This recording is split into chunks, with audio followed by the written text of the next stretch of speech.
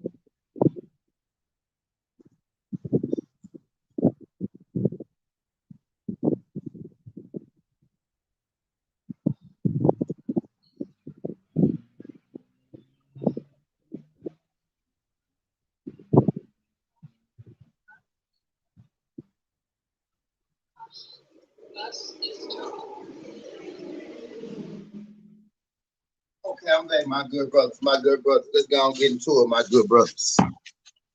Let's go and get into it, my good brother. Shout out to my guy Terry Schmoop Jr. Appreciate you sliding through this, John Terry. Shout out my guy Macadocious, Mac of the South. My guy Alonzo Thacker. My guy MP, what the fuck? My guy Cyree 357. What's good, buddy? My guy Popular shit. You know what's going on. Yep, I'm talking about you, Popular. I'm talking about niggas like you, Popular. I'm talking about niggas like you, Popular. You know, and y'all know where I'm going with it.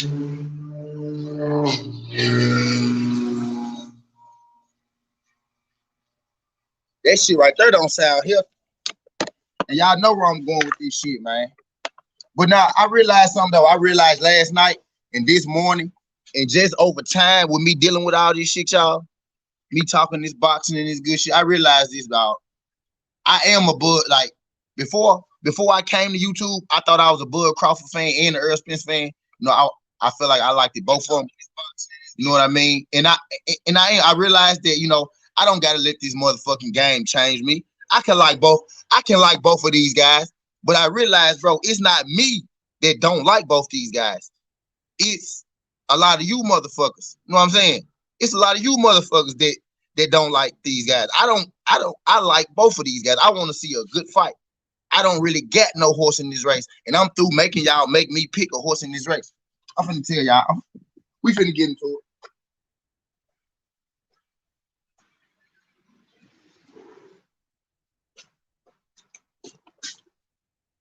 Fuck record though. You get the moving shit on me, man. I hate when niggas get the moving shit on me, man.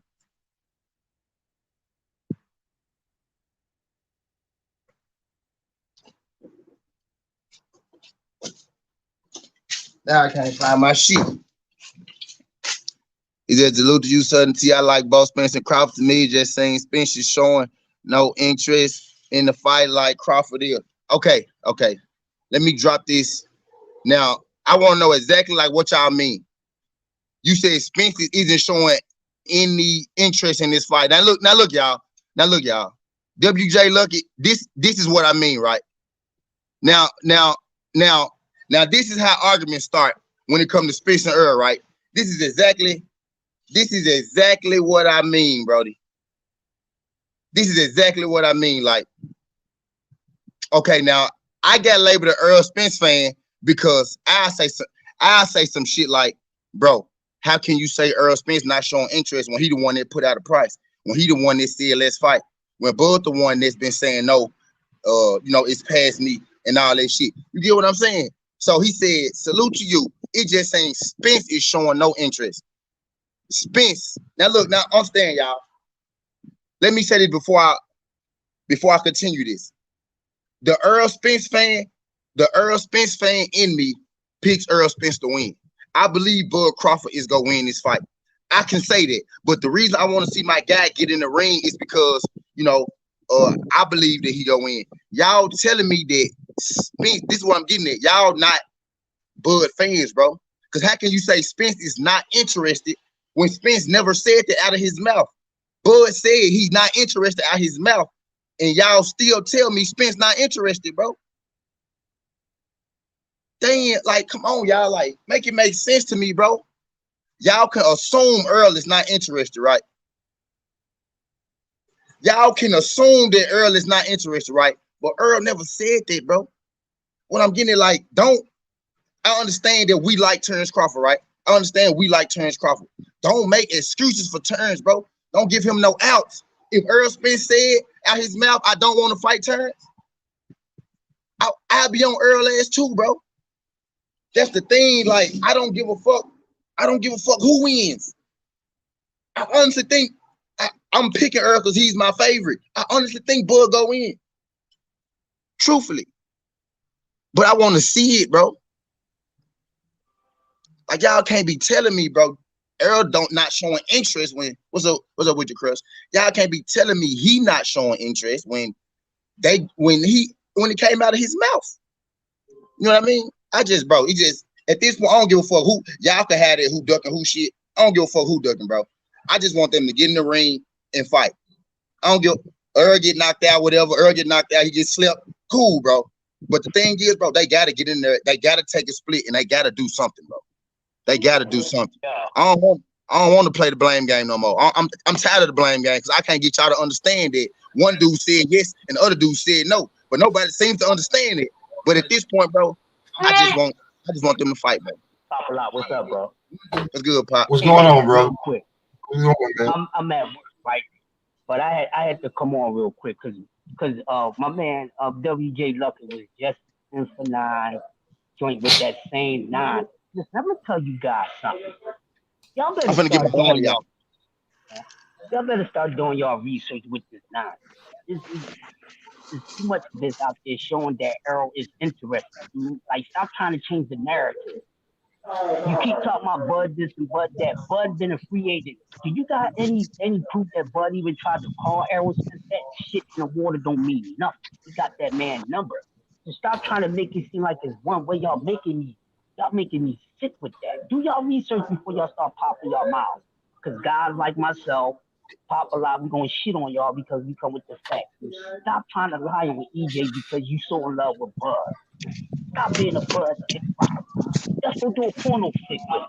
I'm a straight shooter. I'm an Errol fan, but if Errol was moving funny, dog, I would just keep it real. So y'all need to stop that because every time y'all casuals come on that line, I'm on y'all head.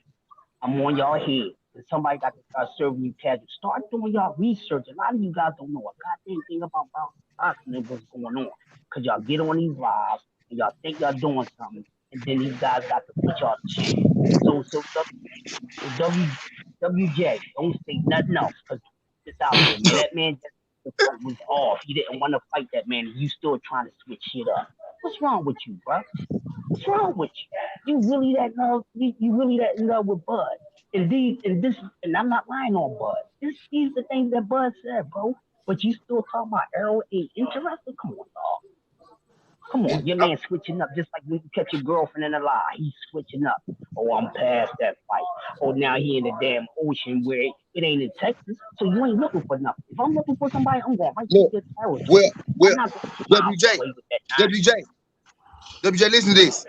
He said Crawford has left Top Rank to make the Spence fight. Now, understand, WJ, we don't know why that man left Top Rank. That's one. Y'all really gotta stop that shit, bro. You get what I'm saying? Y'all gotta stop it. He said why he left Top Rank. He said why. He said Bob can't get in the fights that he want. So right. why I fuck with him? Did he say the Earl fight though? Huh? He said he can't get him the fights that I The fight that want. he won't fight, but he said he left Top Rank because he couldn't get the Spence fight, and he said he Yeah. requested, and he said he be, bro. But he Yeah. said he the one that said he didn't want the Spence fight. Man, listen. No. Let me finish, bro. Let me finish. He said, and he requested to become Spence's mandatory by the WBC. Now we all know that that's Virgil Ortiz. Why would you request to become a mandatory? And the mandatory split is 25%. So you telling me he's saying fuck 40%, but he want to take 25%? Oh, it goes to purse bid. He's 25%. It's 25%, bro. Sean Porter was supposed to get 25%, and they went right. to purse bid. And they switched to what? To what? To what? What they switched it to? What they switched it to? They went to purse bid. What did they switch the numbers to? 60 what? Out of 10, 60. He already got that offer. No, he got offered $1 million to fight. No. I'm talking about Earl and Bud. Earl offered him 60-40. He said he went to the WBC to become his mandatory and first of all, Virgil is already the mandatory, and he get less money. As a mandatory. Bro, come on now, y'all. Like y'all. I need y'all to get with me. Same thing that Earl did. That's what I'm trying to say. I mean, he couldn't do the same thing that Sean did. He couldn't be in the ranking because Sean Porter moved up the ranking. He don't got to do that, Pop. Earl giving him 60-40. He don't got to do that. That nigga, listen, man. That nigga is not about to take 60-40, man. And you know it. If he'll go the mandatory route, y'all. Please listen, y'all. Yeah, okay. Now we get to where y'all. Feel me out, y'all. Just feel me out. If he'll go the mandatory route and take 25%, y'all. Listen to how this sound, bro. He was trying to be his mandatory when we already know Virgil Ortiz the mandatory. The mandatory gives you less money. 75-25. Yes. Right. And he said he'll take a lesser percentage. Spence ain't responded. Bro. Bud said he wanted Spence 2 days ago. Every day before that, he said no fight, right? And Spence did respond after 2 WJ. Why did he say that though? Can we get that out there? After Earl kept talking about the 70-30, the 70-30. He said 60-40. He said 60-40, bro. Hey, he said 60-40, bro. He kept saying 70-30, bro. He said 70-30. No, he didn't, bro. No, he didn't. He said 70-30 one time. Bud keep talking. It's gonna be 70-30. I saw that. Say it again, Pop. My nigga Pop. Say it again, Pop. He said if Bud keep talking. So what is it right now? Then? Out of his mouth, bro. So what is it right now then? What? Right now is what I think it should be. It's 50-40. It's 60-40, bro. Know what I'm saying? He said if you keep talking, it's gonna be 70-30. If you keep talking, you were talking about it last night. He's fought in contract and fighting years, right? We're going through months. He's fought twice in the last 3 years. That's what is going on, right? So inactivity plays a part in boxing because boxing is what have you done for me lately? What, bro? Lately, he's the 2-time champion. Lately, he beat the guy Bud beat. He beat the guy Bud beat last year. Lately, he beat the guy Bud beat 2 years ago. Lately, he beat the guy Bud beat 3 years ago. Kell Brook and Sean Porter. He beat. No, that was last year, bro. That was 2020. Yeah, he beat Sean Porter? No. He beat Danny Garcia. He had a fight last year. And he beat Sean Porter 3 years ago. Okay, 2 years ago. So lately, he hasn't fought. This year, in 1 year. This year. He hasn't fought. And then he had a fight.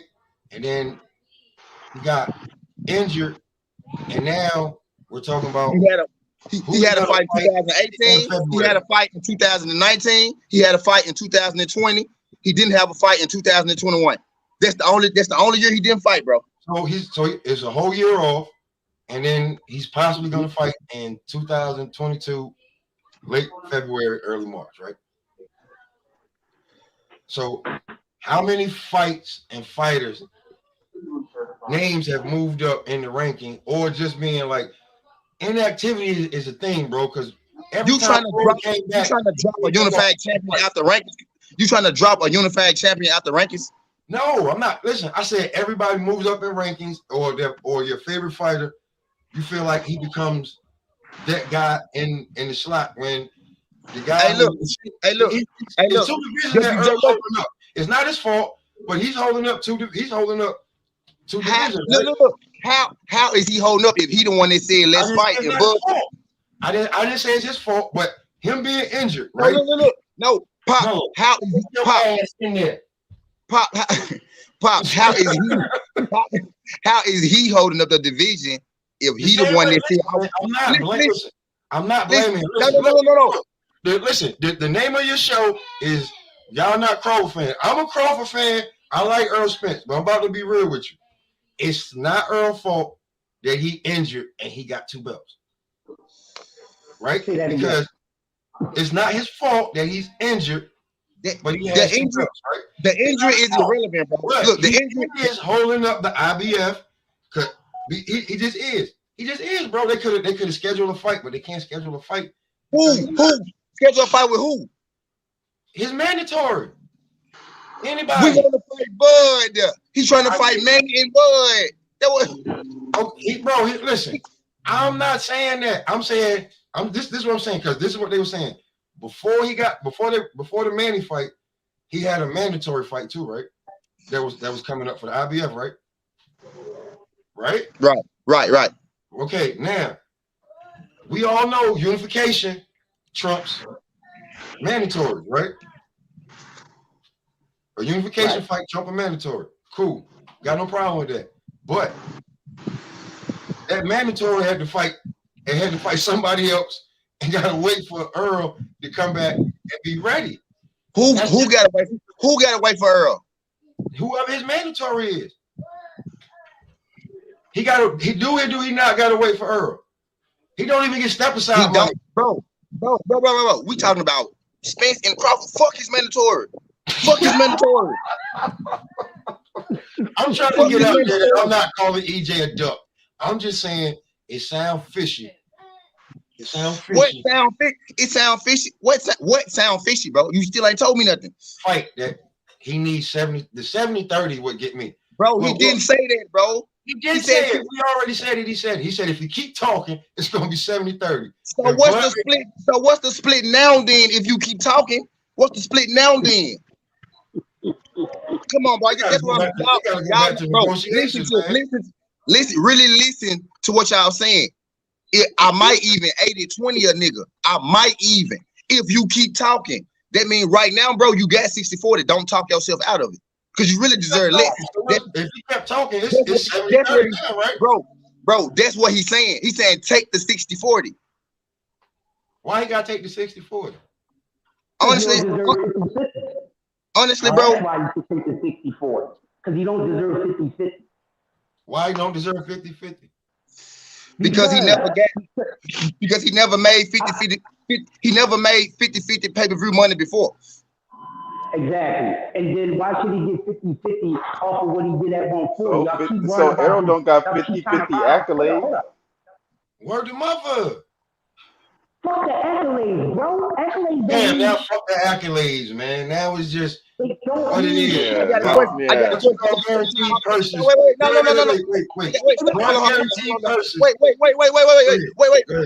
What's 50-50 accolades, bro? Because Florida ain't got no. Because Florida ain't undisputed either. What's 50-50 accolades? I was about to go there. Is he a clear cut? No, bro. Is he clear cut? Is he clear cut? Okay. Yo, pay cut. Is he clear cut? Is he clear cut heads? He clear cut heads and tails ahead of Bud. He just way better than Bud, right? When it comes to the pay-per-view shit, he just way better than Bud, right? Yes, he is. Way better than Bud. 100,000, bro. What are you talking about? He way better. Bud fought nobodies and he fought unified fights and top ranked guys who have a fan base. Bud. Earl. Bud numbers are horrible, bro. Now, when Earl fought that mandatory and what you call stadium, that shit didn't do no numbers. It did gate numbers. It didn't do no numbers. What are you talking about? Was on Fox too, and that was on Fox versus Ocampo. That was versus Ocampo. That was Ocampo. Ocampo did 6 million on television. That was on Fox. On Fox, nigga. Ocampo did 6 Fox million on television. On Fox. He did 6 million on television. How much you get paid for that fight? We don't know. It was a TV fight. We don't know. How you doing? You come out. Maybe $1 million. Because the PBC don't pay nobody but Manny Pacquiao and Canelo and Canelo Alvarez. We getting off subject, bro. We getting off. I don't give a fuck about Earl Pocket. I don't give a fuck about Bud Pocket. What I'm saying is, so how if we talking about let me finish. What I'm saying is 40% will be Bud's biggest pay. 40% of him versus Earl will be Bud's biggest payday, bro. So you want him to take 20 mil? Woo! Hell yeah, I do. Hell yeah, I do. 20 mil less than Earl. He not gonna get 20 million, bro. Fuck Earl. Stop comparing yourself to this man. Worry about your bag, bro. Your bag is not his bag. That's what we getting at, bro. Of course, if you comparing your bag to his bag, you getting less than Earl, but you get more than what you get. Listen. You get more than what you ever made in your life. If I'm the supplier, bro, you not gonna make as much as me, Pop. But you gonna make some money though. You not gonna get my cut, bro. But you ain't the fucking supplier, bro. Earl the supplier. Earl the supplier? Yes. Earl is the baker in town, with pay-per-view and guaranteed purse. I just want to get this with pay-per-view and guaranteed purse. His biggest payday is $8 million. That's Earl. Like you said that last night. That's his damn Bud's biggest payday. Hold on, time out. Time out. I said no. I said his purse was $8 million, not the pay-per-view. I don't know what the pay-per-view was. He got an $8 million purse for that. He got an $8 million purse for that. I went and checked that. I didn't see $8 million purse. Well, I'll show it to you. Pop. You gotta show me that one. I saw $3 million, and then Sanity made $5 on the back end. Oh man. Hey, Pop, listen, though. The reality is this, though. No matter how much you try to go back to the school, more in the system, but that's what it is. You can't change that. It don't matter how much he made, how much he didn't make. That is that he puts more asses in his seat. And that's what makes you the A side, not no damn accolades. Hold on, y'all. Hold on, y'all.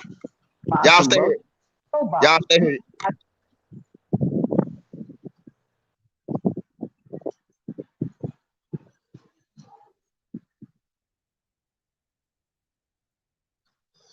Can y'all see that?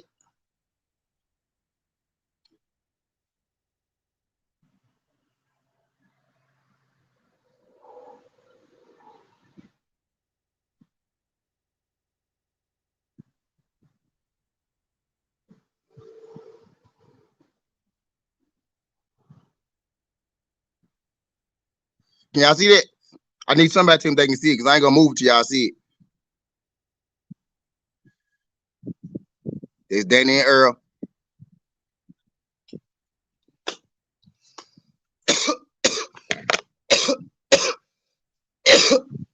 But okay, let's go. Right. You gotta go to school real quick. That's like, but that's the thing, man. It's whoever's put more seats, more asses in the seat. That's boxing. Whoever's the biggest draw. That's 8 million with no back end. Put more asses in the seat. Now imagine that. That's 8 million with no back end, bro. All I'm saying is these people finna get a bag, and Terrence Crawford acting like the bag not good. He acting like the bag not good. He acting like he want more the bag. Ain't nothing wrong with that. What? Hey, look, man. Hey, look. I gotta go take my son to school real quick, man. Keep on it. That's what I'm getting in the end, bro. That's what I'm saying. But the people don't want to accept. People don't want to really state what's the problem with why the fight not being made. The hard part is done. It ain't nothing left but the money, y'all. And Bud acting like 40%, but the nigga finna get about $10-12 million off 40%. I wouldn't take that. I wouldn't want to do it if it's a $40 million fight. You won't. I mean, I get that you want Earl to get all the money he can before he lose, but goddamn, that's what it seemed like, bro. What bro, makes bro. you think Earl? What makes you think Bro, Earl beat Bud, I man? don't care if What Earl makes lose, you bro. think This Bud thing, is gonna beat Earl, man? you gonna be more upset if Bud lose. I'm not gonna give a fuck. I'm not gonna give. I'm truly. That's what I'm trying to get y'all to understand, bro. Look, y'all. I don't give a fuck. I don't know Earl Spence. I don't know Earl. I don't know Bud. I think these the best fighters in the world, bro. I don't give a fuck if he put Earl ass under the mat. I'm gonna come on here and talk about it. I don't give a fuck, bro. I'm mad at Bud for not taking his fucking bag, bro. You finna get the biggest payday of your fucking life, and you acting like that shit ain't what's up, bro. That shit ain't what's up. It's the same. It's the biggest payday for both of them. I don't understand that. Exactly, bro. So why you bullshitting, bro? Why you fucking up the bag? Why So he? it's not Why shouldn't Earl he that's want trying to more make money? He shouldn't want more money. Dude, He shouldn't want more money for a 50-50 fight that he been calling for. That he said there's better meal. 50 fight, man. He has one belt to two, dude. Since you want to go on accolades, this is 147. Man, you just say accolades don't fucking matter, man. Come on, man. Yes, bro. Name the Hall of Famer on Errol Spence record. Name the Hall of Famer on Errol Spence record, because he ain't got one. Terrence is the Hall of Famer. Stop that. Bud got who Hall of Famer? What Hall of Famer Bud? Huh? Bud got a Hall of Famer. Hall of Famer. Bud got a Hall of Famer. Yeah, Gamboa. Gamboa ain't no Now what? goddamn Hall of Fame. Yo, man. Oh, you dumb? If you think that boy, if you think that boy, Gamboa ain't a Hall of Famer. Hey, listen, man. I'll be if you back, think man. that boy Hall of Famer, you don't think Sean Porter Hall of Famer, you a damn fool. You a damn fool. If you think that boy is the Hall of Famer, and so and nigga,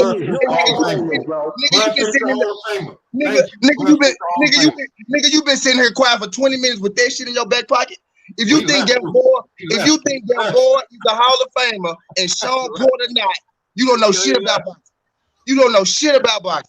Yo, he left me. How many division champs was Gamboa? How many division champs was Gamboa? This nigga argument. This nigga argument. How many divisions? Gamboa. Was Sean Porter even unified? Was Sean Porter even unified? Was Sean Porter even unified? Was Sean Porter even unified? Let's give everybody.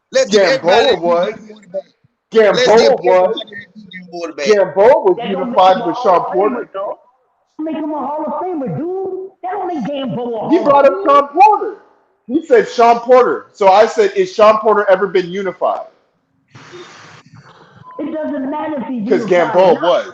This nigga said Gamboa was. This nigga said Bud deserved more money because he beat Gamboa. No, I didn't. I said that. I said name the Hall of Famer. I said name the Hall of Famer that Errol beat. And what was the conversation? 60-40. Why Bud not taking the money? Your ass came in here and said you said accolades don't matter. Because I said accolades. Your ass came in here and said had Earl ever beat accolades at, bro, he ain't got no accolades at 147. Nigga, this fight at 147, crazy ass nigga. Bud don't sell no fight. Bud ain't did shit at Bud ain't did shit at 147. Nigga, y'all I've been a champion at, I've been a reigning champion at 147. The fuck you mean I didn't do shit? I've been a reigning champion at 147. Update your resume, nigga. This fight taking place at 147. He ain't done shit at 147. I've been a champion at 147. Reigning champion. He can't even sell pay-per-views at 147. Reigning champion against what? Get the fuck out of here. He a one belt champion. He a one belt champion. Right now, today, he a one belt champion. They don't sell pay-per-views. Update your resume, my nigga. This ain't 8 years ago. This ain't 8 years ago. Hey, come holler at me when you become undisputed. Until then, when you need a Hall of Famer, you got to pay that way. You were trying to do a Pacquiao. If you try to pay that, you got to pay your way. First of all, pay that way. You got to. First of all, PBC. I thought this is pay for Bud. Don't nobody pay for Bud shit. So you talking about pay your way? We pay for Earl Spence. You pay for Earl Spence, and it shows. Exactly. Pay your way, my nigga. Take your 40%. Beat them, and you might get 60%, bro. That's simple. I mean, shoot. Hey, how bad you want this belt? Like I said, hey, how bad you want this belt? How bad you want this belt? Let me see how bad you want this belt. That sound like how bad loser you want language. This belt? How bad you want this belt? That sound like loser language, bro. Know what they sound like? No, it don't. Hey, what are you trying to do?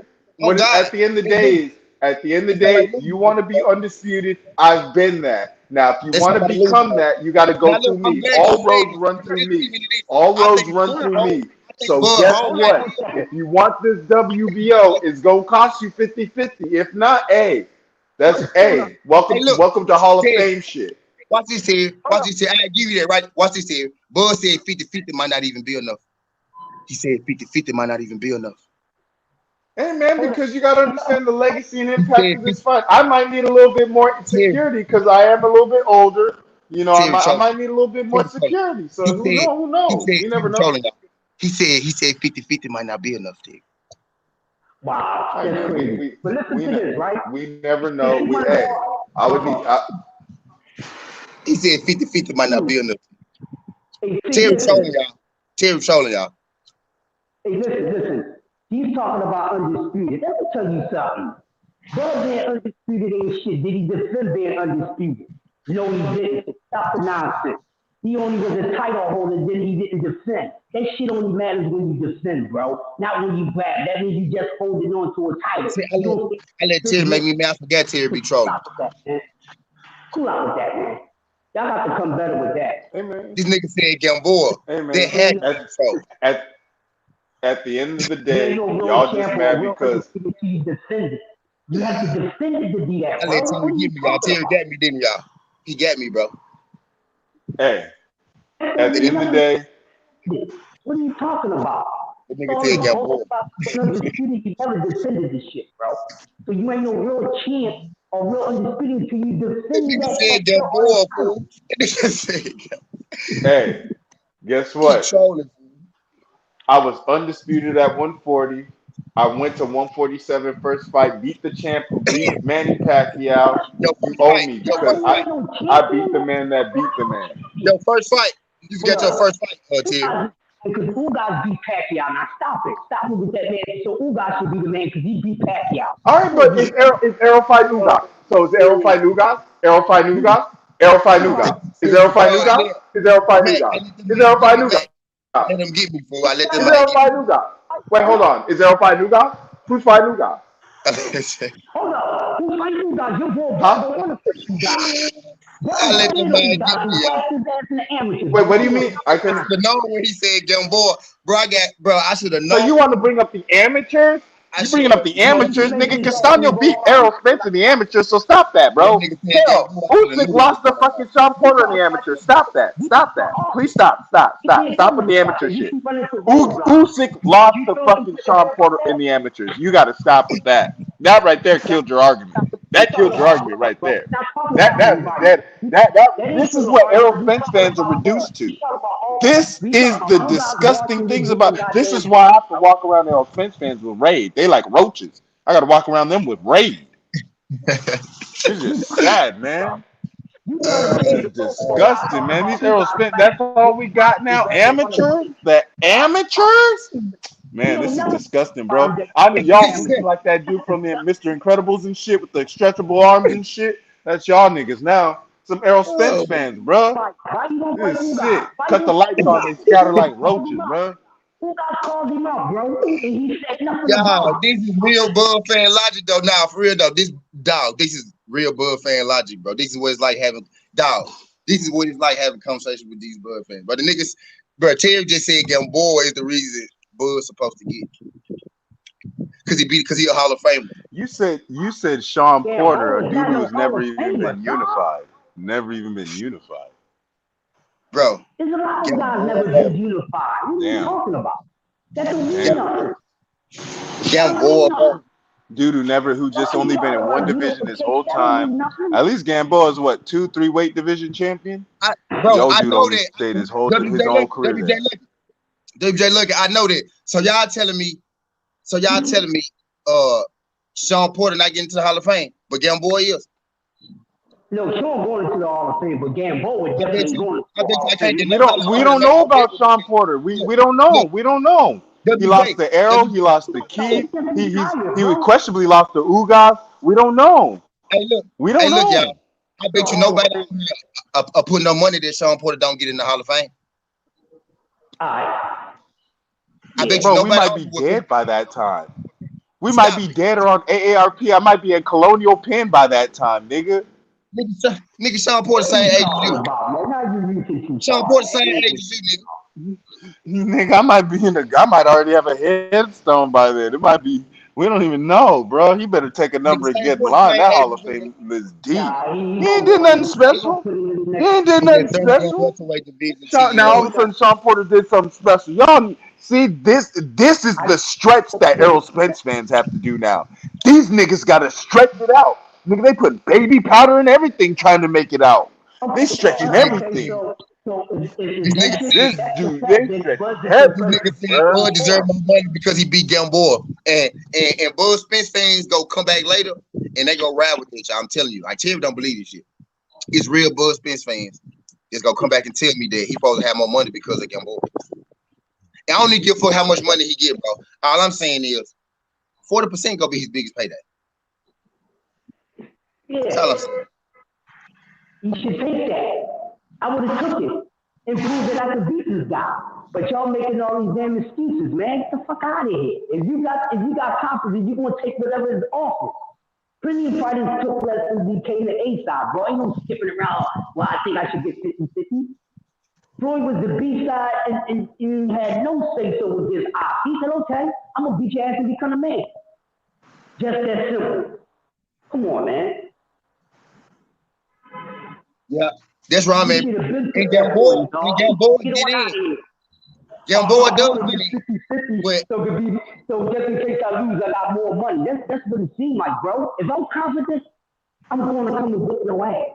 And then I become the man. It's just that simple. But y'all bug things ain't calling your man out on that. Now, if the shoe was on the other foot, I'll be calling my man out. Y'all don't call your man out of nothing. He's perfect. He don't do nothing wrong. When all the evidence is out here that, first is on, then it's not on, this, that. No, y'all act like he never says nothing. Y'all kill me with that. But don't do nothing wrong. When the evidence is out there, y'all act like it ain't out there. Stop that, man. Stop that. And nobody's lying about what Bud is doing and saying. It's out there. Y'all see it, but y'all ignore it. Come on with the nonsense, man. Stop taking up for your man. If you're a real Bud fan, keep it real on the way your man moving. He moving real nutty. And I like Bud, but he moving real nutty. Hey, man, I'm going to say this. I don't know how bad you want my WBO belt, but for this Dragon Ball, it costs 50-50. So you can keep talking all you want to. Big dogs hold on to big dog status. So I'm a big dog. I've been undefeated. I'm in history. You're not. I'm in history. You're not. Have you been one of the six that have been undefeated? Because I am. I've been one of the six that have been undefeated. Have you been, Errol? Tell him Bud going to the Hall of Fame. He was. He undisputed at 147. Tell him he going to the Hall of Fame. Errol never touched that. Errol never even been to that pinnacle. You've never even smelt this kind of air. You've never been to these kind of championships. You got to pay your way. That's why I'm saying. Hold on for a second, y'all. Now he's there undisputed at 140. Get off of that. He's at 47. Hey, you see, hey, SouthernTea, you see I got him? Look, y'all, look. Y'all see how when I ask about like why Bud don't take the 40 line, I think that's cool. I bring up the numbers and say that's his biggest payday. And Terry started telling me all these Gamboa and accolades, and he got belts, and that's the problem right there, y'all. That's the problem. When we ask y'all, bro, why as fans, why we not as a group not more upset that this man won't just take these 40%? That's a good price. He ain't say 20%. Man, the Pacquiao was giving him 20%. He ain't say 20, he said 40. That's less than 40. We should be more upset as a group, not just Earl fans or in-dip. We should like, bro, just make the fight happen, bro. This is a good fight. 40% is cool, bro. This ain't bad. Like, yeah. And then y'all tell PBC to break open that paycheck.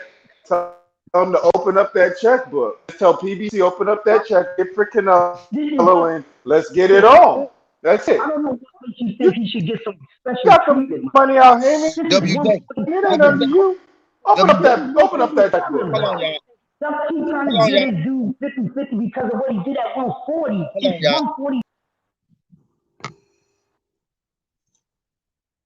WJ. He said at the end of the day, Bud would take the lesser percentage, right? So what's the problem? Why we don't have this fight? Now, WJ, I'm gonna extend you the offer because I just want your input right now, bro.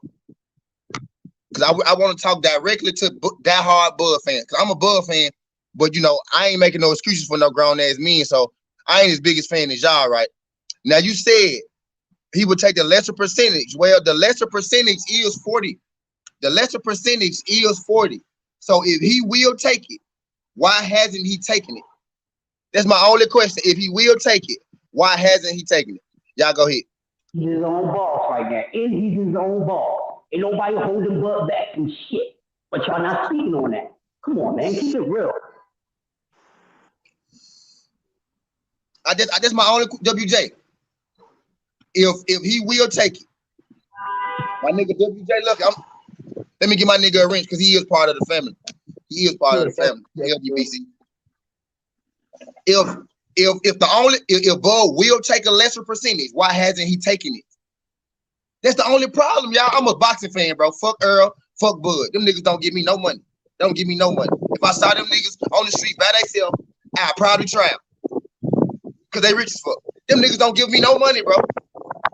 I don't care who wins. I think them the two best fighters in the world. They're the two best fighters in the world, bro. I want to see them folks fight, bro. And Earl is offering you a decent deal. Y'all would be calling me a Bud fan if Earl would have said, if Bud would have said, let's say the shoes are reversed, right? Y'all would be calling me a Bud fan because I'd be saying, Earl Spence, you stupid. Earl, what the fuck you doing, Earl? Why you ain't taking the 40? Bro, what the? Y'all would be on here calling me a Bud sexual, Bud dick rider. You know what I mean? That's how, bro. I'm dead ass, bro. I don't give a fuck about who wins or loses this goddamn fight. Right. But I know that's a good price, bro. That's a good price. 40% of an Earl Spence pay-per-view in 2020-21 with that nigga constantly getting increasing purses and shit. That's a good pay-per-view, bro. You just did 190. He did 300K. Like y'all come together, y'all fuck around here. 600K, 600, 800K, nigga. That's damn near. Nigga, do 800K at $100, my nigga. And you tell me how much money that is. Do 700, do $100 at 700K, nigga. And you tell me how much money that is. Y'all good at math? It's in the millions. 70 million, $80 million, motherfucker. Y'all sell 600,000 pay-per-views at $100 a pay-per-view. 40%, you get 40%. You get 40% of 80 million, nigga. Use your brain, my nigga. That's a good fucking deal, bro. Simple mathematics, bro. Simple mathematics, man. Simple mathematics, bro. I know. So what should happen is Bud should sign this fight-by-fight deal. He'll sign on with PBC, give him the 50-50, make Al Heyman and them promote the fight for around 2 months, press conference, everything. There you go. That is exactly it. Hey, ain't that it right there, Skinny T? Or SouthernTea? Ain't that it right there? Nigga, Al Heyman signed me for this 50-50 fight-by-fight basis on the Canelo contract. Let me get one of them, and then we rocking and rolling. Y'all are the ones that are making it difficult. I don't know why the fuck PBC is making this so difficult. You know what the terms are. They're the ones that are trying to play hardball. I don't know why. If your boy wants to be undisputed, you got to soften up your terms. You need what I got. I don't want what you have. You're trying to get what I have. So I got a question. Remember. Is it Bud will take a lesser percentage, or is it that Bud deserves more? Because I see Shamika saying that Bud should get most because he got, accolades. He got a lot of belts. So she say Bud should get, he had a lot of belts. He don't get those belts no more, y'all. Just to bring y'all up to date, he don't get those. He got one belt right now. Today he had one belt for 4 years. But she said he said and Gary Russell's had one belt for 6. And he get no fights. He get paid $1 million a fight. What I'm saying is, I'm just saying. You said he had one belt for 4 years. I just said Gary Russell had one for 6 years. Right. Hell, Deontay had one for 5. Yeah. Earl had one for 4 too. Errol just got one, like a year ago. He had the IBF already. Yeah, he got that one, and then he got the one. Y'all some haters. We knew about that one. We're talking about the Sean Porter one. You did just sort of kind of get that one, and then defended it once. But guess what? He still got 2 belts and Bud has 1. So what point are you making? It's still his 2 belts. I mean, because you guys are playing because on your side of the street, y'all been playing keep away. Y'all, like they said, when I go get a belt, Keith Thurman said get a belt, and you want to go over here, and Keith Thurman want to go over there. Y'all niggas want to play keep away, and I'm gonna take my basketball and go off the damn court, and you guys doing all this. You guys just doing all this, man. Come on. You forgot the ride horses part. Come on, man. Y'all nonsense, man. He said Bob tried to get 50-50 No, for the fight. That's what you guys did. When Keith Thurman had them belts, he ducked it. Errol, he was talking about, well, he was fighting Mikey because he wanted to fight smaller people because he always wanted to duck competition as usual. He did not call Mikey out, bro. Mikey called him out. What are you talking about? Mikey called Errol out. So what happened? Gary Russell called Terrence out. Should Terrence have took that fight then? He was scared of. Didn't Gary Russell put out that he sucker punched that man? So you mean to tell me Terrence Crawford is scared of Gary Russell? Is this what the hell I just heard? Oh my God! This is the mindset of a Spence fan. I want you guys to hear this, and I'm glad. Hey, we need to promote this. Hey, everybody hit the like button because we need this channel to get promoted. Y'all thought I was saying some wickedness. Bro, this is, oh my God, on some biblical proportions, this is awkward. We never gonna make this fight happen, y'all.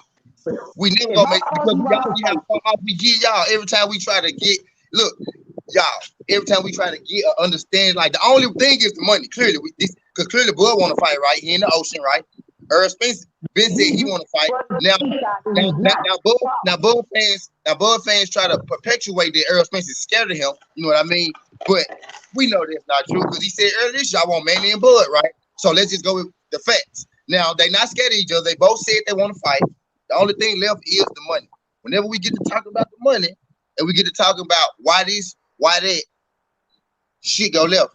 She go way left. But bro, look. And then I say, hold on. Then I say, well, 40% is a nice starting point. Bud didn't even go into negotiations. What Bud said was 40%, and then he said I might not even take 50%. And then people like to say, well, Earl Spence, that's what Earl Spence said. Take the 70-20. I mean, take the 70-30. She talking 80-20. They leave out the part where Bud said, no 60-40 and 50-50 might not work. And that's when Earl responded with that. Oh, well, it might be 70-30. You know what I mean? And I'm glad y'all give me a chance to talk so I can say that. I really want us to see where the disconnect be fucking coming from in these conversations, bro.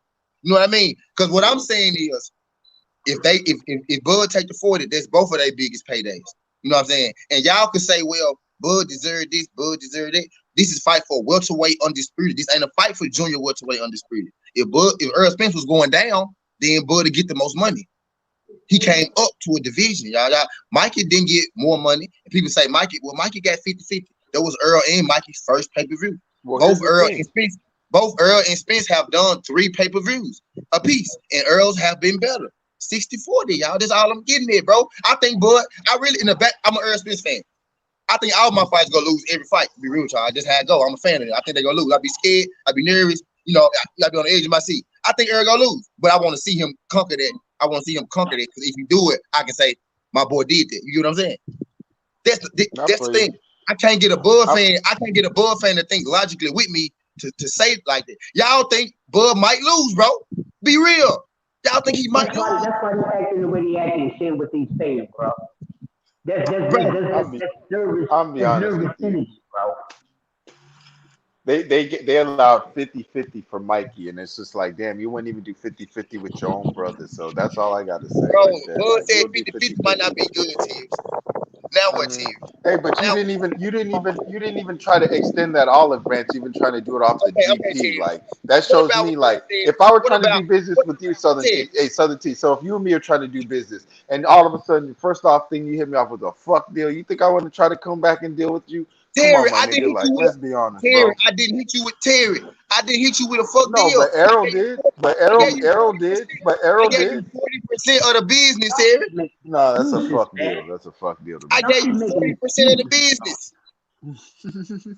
Y'all dudes really don't know shit about boxing in the business, bro. Or y'all just so goddamn naive. Look, Terry, I got you one, Terry. What about when Bud said, okay, what about when Bud said no fight at all? It's past me. What about that one, Bud fan?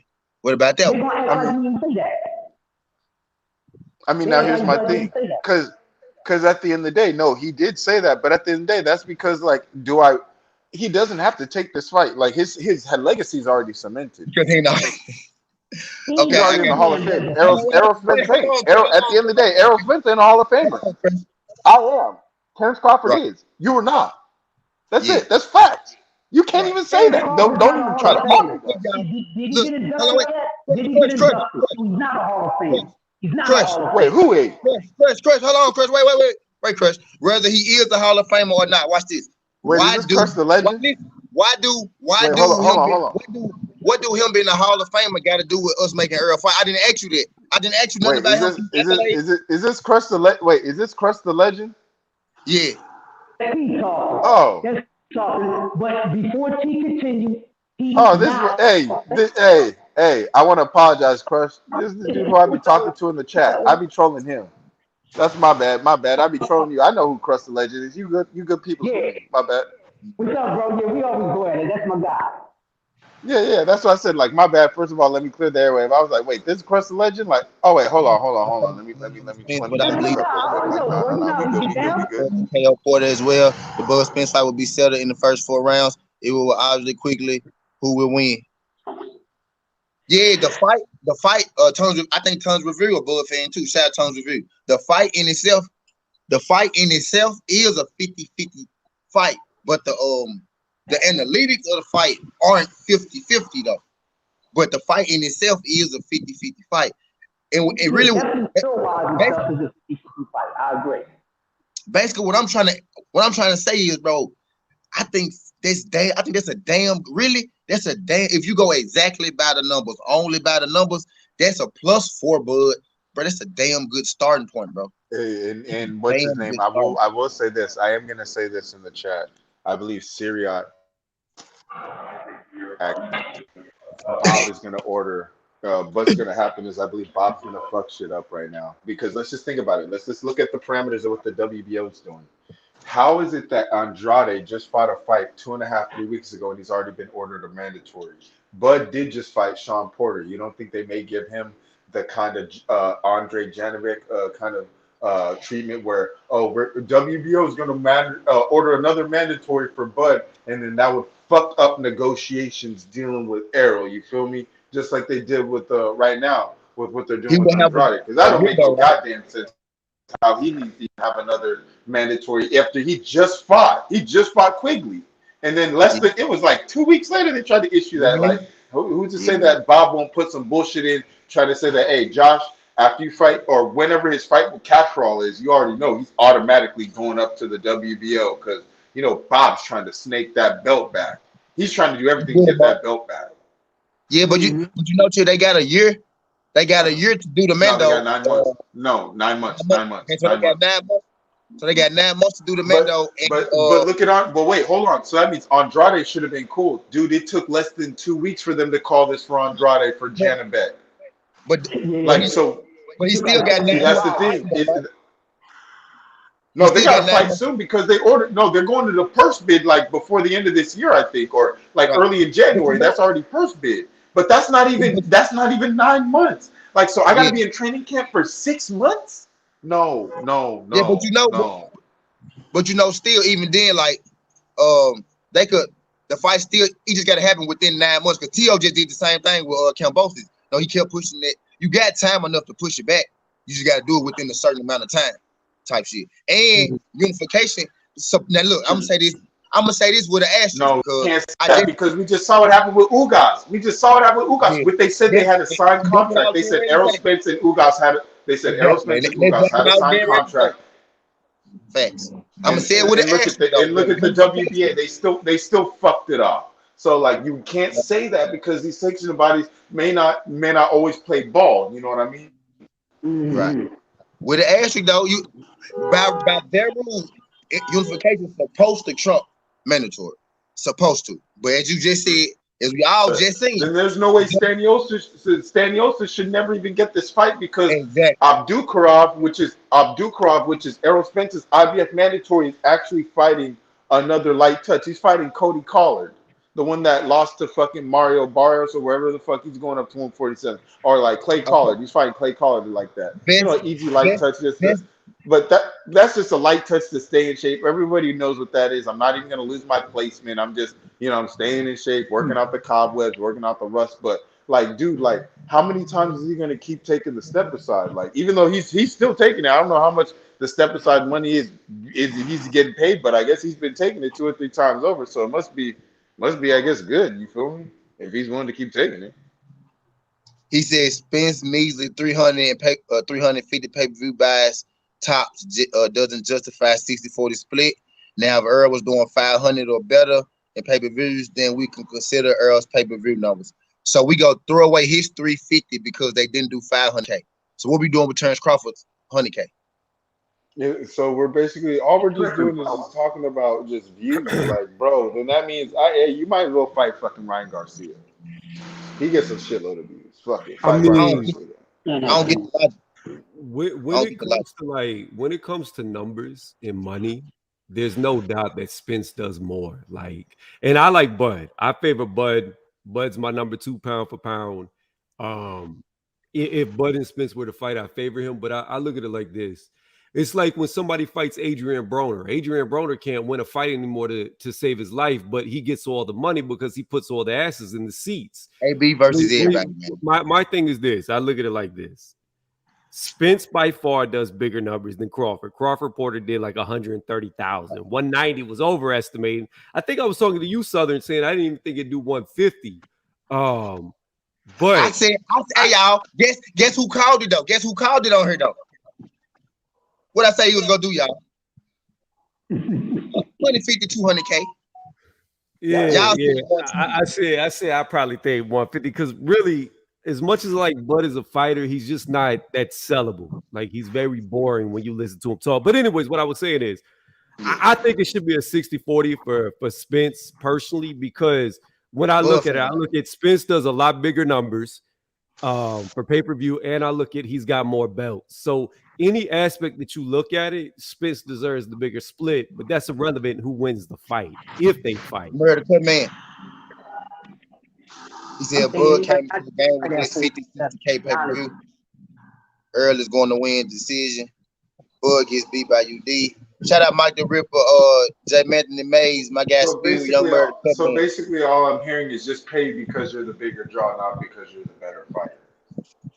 Well, that's how it. We don't know who the better fighter is, Terry. You know what I'm saying? We don't know who the better fighter is. It's a question of who the better fighter, and this guy make way more, sell more. Bud is the better fighter.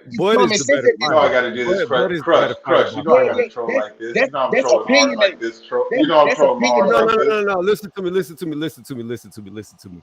Bud may not beat Spence, okay? Bud may not beat Spence, but that doesn't mean he's not the better fighter. What I mean by that is that's your opinion. No, just listen to me. I'll give you another opinion. Let me tell you why. Bro, no, because it's not true. I got you. It's an opinion. It's an opinion. I got you. But let me say the facts. The facts is this: Spence is a 1-division champion against a 3-division champion. Now, another fact is Bud's already been undisputed. Spence hasn't. So when you look at what makes a good fighter off the resume, Bud is a better fighter by what he has done. Now that doesn't mean that doesn't mean he'll beat Spence, but he's just a better fighter going in. No. If Earl fought Otto guys at 135 and 140, he'll eat them folks as alive. Let's throw that shit away. We don't know. Can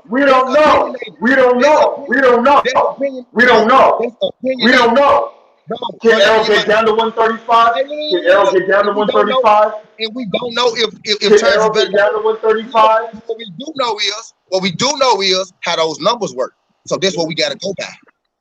Oh my God! See, that's bad, man.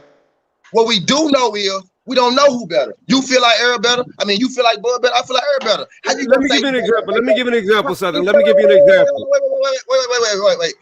Smaller fighters come up and get beat the fuck up all the time, bro. You can't say that they better because they got more divisions, bro. Wait, you said like smaller fighters. Wait. Hold on. So that means Adrian Broner was supposed to get beat up by Paulo Malignaggi. When Adrian Broner left from lightweight to welterweight, he was supposed to lose that fight then, right? According to what you just said, right? Like I said, what the fuck you mean now? No, I want you to clarify that statement. Clarify it right now. Clarify that statement. Let's do this. Clarify that statement right now. Smaller division, because you come from a smaller division with more belts, does not mean you're a better fighter. Okay, listen, Southern. Let me do this. We gonna do apples to apples, okay? Manny Pacquiao fought Jeff Horn and lost to Jeff Horn. We know Manny Pacquiao is a much better fighter than Jeff Horn, even though he lost. Hold on, let me finish. Let me finish. It's your battle, but let me finish. Okay, we know Manny is a better fighter than Jeff Horn, but he lost to Jeff Horn. The fact of the matter is, Manny came up 8 weight classes to fight Jeff Horn. He's still up 8 from where he began. So even though he lost to the bigger man, doesn't mean that the bigger man's a better fighter. Bud and Earl in the same room, bro. It's not that big a gap. Bud came up 3 weight classes. He's supposed to lose to Spence. Because he's bigger. Bud and Earl are not in the same room. I'm not in the same room. If I've been a state champion, there's no way Jeff Horn only won because he is bigger. The reason Earl Spence win is not gonna be because he's only bigger than him, bro. But he is bigger. Barely. He an inch taller and Bud got longer reach. Talk to me. This is Bud's third weight class. This is Earl's only weight class. Inch taller and Bud got longer reach. But he's naturally bigger. They're the same size. He an inch taller and Bud got. Okay. That's like saying. No. I give you. That's like saying if Earl Spence goes up to 160 and fights Triple G, Triple G's not bigger than Spence because they're only an inch difference in height. No, hold on. It's like this. SouthernTea. It's the same thing. Earl would have to go up 2 to be in his third. At 160, Triple G would not be that much bigger than Earl Spence. At 160, he would not be that much bigger than Earl Spence. SouthernTea, can a district champion say they're a state champion? No. So my question is, why would Errol think he's something comparable to Terrence when he's never been undisputed? You've been unified. You're only a district, just a smaller level. Has he been undisputed at 147? Has he been undisputed at 147? It doesn't matter about weight classes, nigga. Errol started his career at 154. Has Errol been undisputed at 154? Was Errol undisputed at 154? Was Errol undisputed at 154? Was Errol undisputed at 154? Was Errol undisputed at 154? He asked me, can a district champion call himself a state champion? I said no. He said, so how can Earl never been undisputed? So how can he get more than Bud? I asked him, has Bud ever been undisputed at 147? He didn't answer my question. Can somebody answer my question? Has Bud ever been undisputed at 147? Hell no. Has Bud ever been unified at 147? Hell no. Where's this fight taking place at? 147. Who has more belts at 147? Man down. Who's the bigger pay-per-view seller? Errol Spence.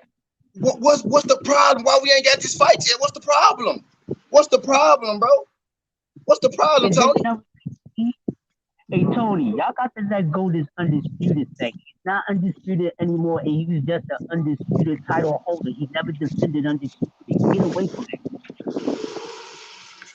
That's all fact. You got to defend it after you claim that he's not that anymore. Let that go. We at 147. He just dropped the facts and all the questions that he's asked. That's an excellent no spot for Bud Crawford. So what are we doing? I'm gonna hit on WJ too. He said Bud left Top Rank because Bob would not make the fights. Bud getting a 40% cut. Now that Bud not with Top Rank, he would take the lesser percentage. The requested mandatory shows that he would take less. And okay, I ain't even gonna rip that apart because I kind of feel like you at this point you just like fuck it, let's see the fight too. But I'm a nitpick with it a little bit because we could say Bob will make the fight. Even Earl said blame Bob. Bob won't make that fight. Earl said that too. But when Bud come out and say out his mouth, no fight is past me, not gonna happen at 154. They kind of make that argument a little. They take a little fire off their argument. Y'all get what I'm saying? And then when you say he requested mandatory, shows he would take less. It was Virgil Ortiz been the mandatory. He been the mandatory, y'all. Like him requesting mandatory for 25% is bullshit. If I'm thinking about it, to me, because you arguing that you don't want 40, but mandatory makes you get even less than 40. Right. So let's get. So I ain't even go. We ain't even talking about that bullshit right now. I feel like they both. I feel like they both want to fight. And I understand the Bud fan argument is, but actually Tony Review just came in here and said, "Nah, Earl should get more." So he don't even feel like that. Don't even feel like that. So he feel like Earl should get to 64. I guess he didn't expect to see me right there. We started arguing about who better and who not type shit, and I really don't even. I think Bud Crawford. I think Bud Crawford is a little better than Earl Spence. I just got back and I heard my name. What happened? I was saying, I was giving you some credit. I was saying, what he do over there? I was saying most Bud fans don't acknowledge that Earl should get to 64. We was arguing about who better. That's what we was arguing about. You know what I mean? We weren't arguing about, and I do believe Bud is a little better than Spence. Yeah, but y'all won. But y'all, you won what? But here's my thing. This is what I'm gonna say. No, wait. But let me get done. But the difference between is, I could say I think Bud better, but I can also say I want my favorite fighter to fight him. Y'all make excuse for y'all favorite fighter because y'all think y'all favorite fighter gonna lose, and y'all don't want y'all so emotionally invested. It's so personal for y'all. It's so personal for y'all. Y'all to make up all kind of bullshit ass excuses to not even get them folks in the ring. So not me. I mean, I already saw Terrence Crawford in the ocean looking for the big fish, so I want to see it happen. You saw him overseas. He should have went to Texas, or you know what he should have did when Earl said 60-40. He should have said yes. Bud fans like the Bud fan who called out the most. Let me explain. Wait. Who called out? He looking for the big fish. He looking for him. Earl, where you at? Who called out the most people but fought the least people in the welterweight division? Y'all gotta stop. Y'all gotta stop some of this shit, bro. Like for real. Y'all gotta stop some of this shit, bro. He called the most. Shit was the easiest road, nigga. You took the easy road, nigga. You took the easy road. Because he fought something that nobody can do with welterweight. Easy road. Can I finish? He calls the most names. He calls the most names. You took the easy road. Hold on, bro. He looking for the big fish. He looking for him. He looking for Keith. He looking for Manny. He looking for Jermell Charlo. He looking for all these niggas, bro. I just want to see him get in the ring with one of these niggas. So check this out. Let me say this first and foremost. When it comes to like purse splits and shit like that, I don't care who the better fighter is. At the end of the day, it's a business. And in my opinion, my personal opinion is whoever puts the most asses in the seats deserves the most money. So it don't matter how many belts you have. It doesn't matter what your accolades are. If nobody comes to see you fight, you don't deserve the most money, in my opinion. Like that's just what it is. Like I'll give you a prime example. Tyson Fury versus Anthony Joshua. If Anthony Joshua can beat Usyk, Joshua is going to get more money because Fury doesn't do what Joshua does. Now Fury has won all the titles. He had every single belt that Joshua has. Fury beat Deontay Wilder, won the WBC belt, which is something that AJ never had. So Fury has done more in heavyweight, in my opinion, but AJ deserves more money because he brings more asses into the seats. He gets more numbers. So that's how I look at like who should get paid the most. Whoever generates the most, and by far that's Spence without a doubt. But the better fighter is Bud. Okay, but in order to make that fight happen, Bud should be taking that 60-40. That's where I'm at. What I want to do is where I'm at is, man, I don't give a fuck who win. Y'all can have all the drunk, all that good shit. Y'all can have that shit, bro. But we need to stop acting like that. We need to stop acting like Bud is right about not taking his fucking money, bro. We giving him the reason he could get out is because people gonna come here and say, well, Bud undisputed. Well, Bud got accolades. Bud don't need Earl. We not asking y'all that, bro. They don't need each other. They millionaires. Don't let one of them need us. They millionaires. You know what I mean? What we need is to see them fight because we boxing fans. We don't We don't know these motherfuckers. Bud does not need Arrow. He can move up right now and fight Castano and fuck up the Charlo plans right now if he wants to. Don't nobody need nobody. Why? That's what I'm getting at. Y'all hate Earl. It's not shout out Terry Smooth. Y'all hate Earl. I'm not even talking about Earl. Don't never one of them need never one of them. Okay, let's say, bro, fuck who you like, bro. We boxing fans, but I want to see them fight. I'm not making he this. Y'all, bro, boxing works on money and names. These are two big names. Right. Now y'all can say Bud better, I can say Earl better. That alone lets you know that these are two even fighters. Because you said it's a 50-50 fight. So these are two even fighters. You know, within that point. Huh? He probably went to the bathroom or something. The only difference is this fighter demands way more. This fighter generates way more. That's the only difference between these two fighters. Yeah, as soon as he come back, he can help him. Hey man, let's talk about this Lomo and Comey fight, man. That's the next big fight coming up, man. Spence and Bud, we could be talking about that. I feel like for another couple years to Spence finally drop his nuts and want to fight Bud, man. I fucking thought so. Thank you for speaking the truth, whoever you are. Thank you for speaking the truth. Look, hold on, man, look. it's Debo, man.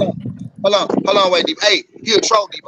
Just to let you know. Hey, but look, y'all see how Debo. So you trying to say I'm the troll? You say I'm speaking the truth. Wait. So you got two trolls on here now. Wait, hold on. I got a troll. Wait, hold on. Who's the real troll? Hold on, bro. Wait, no. Let me get this shit off before I forget it, bro. I'm having my fucking forget this shit. Bro, you got it, SouthernTea. You got it. It's your show anyway. Go ahead. I appreciate y'all. I've been begging to talk on my show for an hour, fool. I don't even talk this much to niggas on this, bro. I forget. Ain't I for fucking get? Oh yeah, my bad. Nigga, remember, go get it. Y'all see how Debo came right on her and said this fight don't happen for 3 years until Spence drop his nuts. Y'all see how Bud fans come right in with that shit. And I've been out here talking about hey man, I used to be a Spence fan for real though. Spence haters, bro. Y'all like I used to fuck with Spence harder than Bud. When you fuck with niggas, you pump them up. You don't gotta shoot shots at nobody else. When you fuck with a nigga, it ain't shit. But you see what it is though, man. It's all right though. You a Spence favorite though. It's cool. No. I've been telling you how it is. You came in here with shots at Earl. You ain't coming here with support. Yeah, because the fight should have been happened, nigga. You ain't coming here with support for Bud, bro. You came here with shots at Earl. Fuck with Bud. I've been telling Bud the realest nigga in the game right there. I've been supporting Bud the whole time. He heard me support Bud. Yo, hate for Earl is blind. What I'm saying, you still not hearing me, bro. I said you did not come in here with support for Bud. You came in with hate for Earl. Man, Spence doing his thing. I can't knock it, but the fight should have been made. The fight should be made, bro. You know, we talked about this early. You know, the ball in Spence court, bro. So it's up to him. Bud want to fight the nigga. Real talk. You can't say that. Okay. You can't come in here and say Bud don't want the fight. You feel me? Did I say that? Man, you came one time, you was like, man, Bud came out and said, and he did come out and say, like, why we talking about the fight, my legacy? Debo, the first thing you said when you came in is Earl don't want to fight, he need to drop his nuts. Now, when did you need to drop? You know this. Hold on, bro. Now, when did you hear me say that Terrence didn't want that fight? The first thing you said when you came in here was, Earl don't want to fight, he need to drop his nuts. That's what you said, bro. That ain't what I said, my nigga. I ain't say that. I've been here an hour, and I want to hear an hour. I feel like I've been here 3 hours because I'm talking to y'all motherfucking Bud fans trying to get y'all to think with logic. That's why I feel like I've been here 3 hours, bro. The first Bud don't even get fans, bro. The first thing you came in here and said was Earl Spence thing. That's the whole purpose of this SouthernTea. Y'all folks, I'm a Bud fan. Y'all folks not Bud fans. Y'all Earl Spence haters, bro. That's a damn lie. I became a Bud fan when I see how much Earl Spence was not the truth like they call him. That made me more of a Bud fan. Then Then Spence That's funny as what I'm. hell. This motherfucker grown ass man trying to kiss another grown man. I know you see him trying to Debo. kiss Yellow Beezy. That's what You made my me brother, Yeah, start brother. liking that hey, nigga. He bro, was that gay ass bro. dude. I'm like, man, You trying to make out with Yellow like for real, Beezy, bro. Spence. bro? Hey, look, I'm gonna keep it 100. I'm You gonna keep it trying to 100 make with you, out with Southern. Hey, hold Yellow on, hold on, hold on. Let Beezy, me talk. Let me talk. bro? Let me Like talk. Let me keep it that's on 100 though some with Southern right Justin quick on Smollett Spence. Bro. Let me shit. talk though. You Let me niggas say. on some Justin Let me land my Smollett plane right quick. shit. Hold on. Let Debo talk. Let You Debo talk. Go niggas ahead. on some Like, Justin not real talk. Hold on. Smollett Let me shit. I talk. Let want me to talk. make Hold out on. with Cause look. niggas. I'm finna Cause write look, this I shit used to down, be a y'all. big I'm time a I'm finna Spence write Justin this fan. shit Like, Smollett. I used to be a down. real You a big time real Spence non fan X nigga. You because he real was doing non his X thing, and nigga. then I had reports. I got reports that he gave my favorite fighter that working sparring. You feel me? Gave Floyd that, so that made me a real big time fan favorite of Spence. But then as I keep seeing the shit he doing with Bud. Man, then what really just was like, man, I can't fuck with Spence like that no more. When I see a nigga trying to kiss on Yellow Beezy and shit, I know niggas talking about, oh, they just bored. Man, I don't play with my boy like that, bro. I ain't never did no suspect shit with none I of my got a niggas. dead, Like, I got a I dead, can't I rock got a no shit dead, like I that, got a bro. dead homie. I got a dead homie. When they put him on their stretcher, I kissed him on the forehead.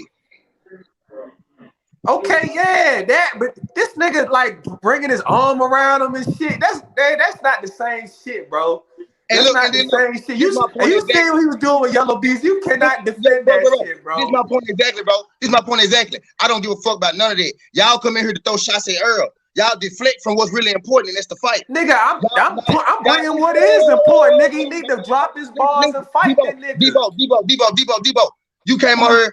You brought up him kissing Yellow Beezy. You brought up him dropping his nuts, bro. You haven't said one good thing about Bud. What you said was listen, bro. What you What you said was mean? I don't need to say nothing good. Bud speak for himself, Debo, nigga. Go Debo, ahead. Debo. What you said was, bro. Her name Listen, Nadira, but don't Alden already put that in the books and them, so they handled that already.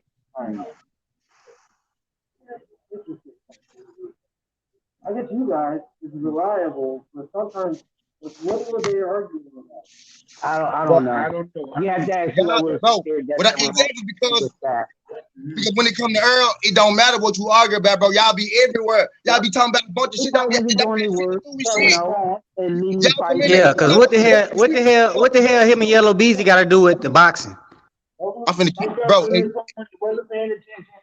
Man, cause look, bro. Cause I ain't finna stretch myself out on my I'm own. glad you said that. Bro. I ain't finna stretch myself out on my own motherfucking shit, bro. That's what I ain't finna do. Like nah. Look, bro. This is the point of this video. What's the title of this video, y'all? Y'all niggas not Bud fans. I am. Y'all niggas Earl Spence hater. The first thing this man came on here and said was that fight ain't gonna happen until Earl drop his nuts and he kiss Yellow Beezy. Bro, what the fuck do they got to do with 64? Right. What the fuck do they got to do with nothing? That don't got nothing to do with boxing.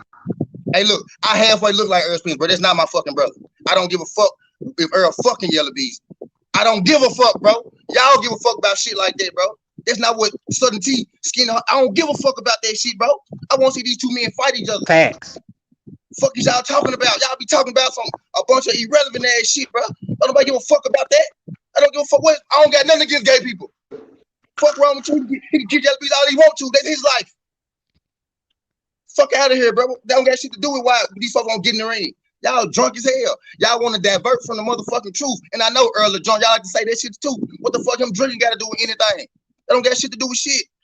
Y'all niggas goofy, dog. That's what I be saying, bro. Y'all niggas not Bud fans, bro.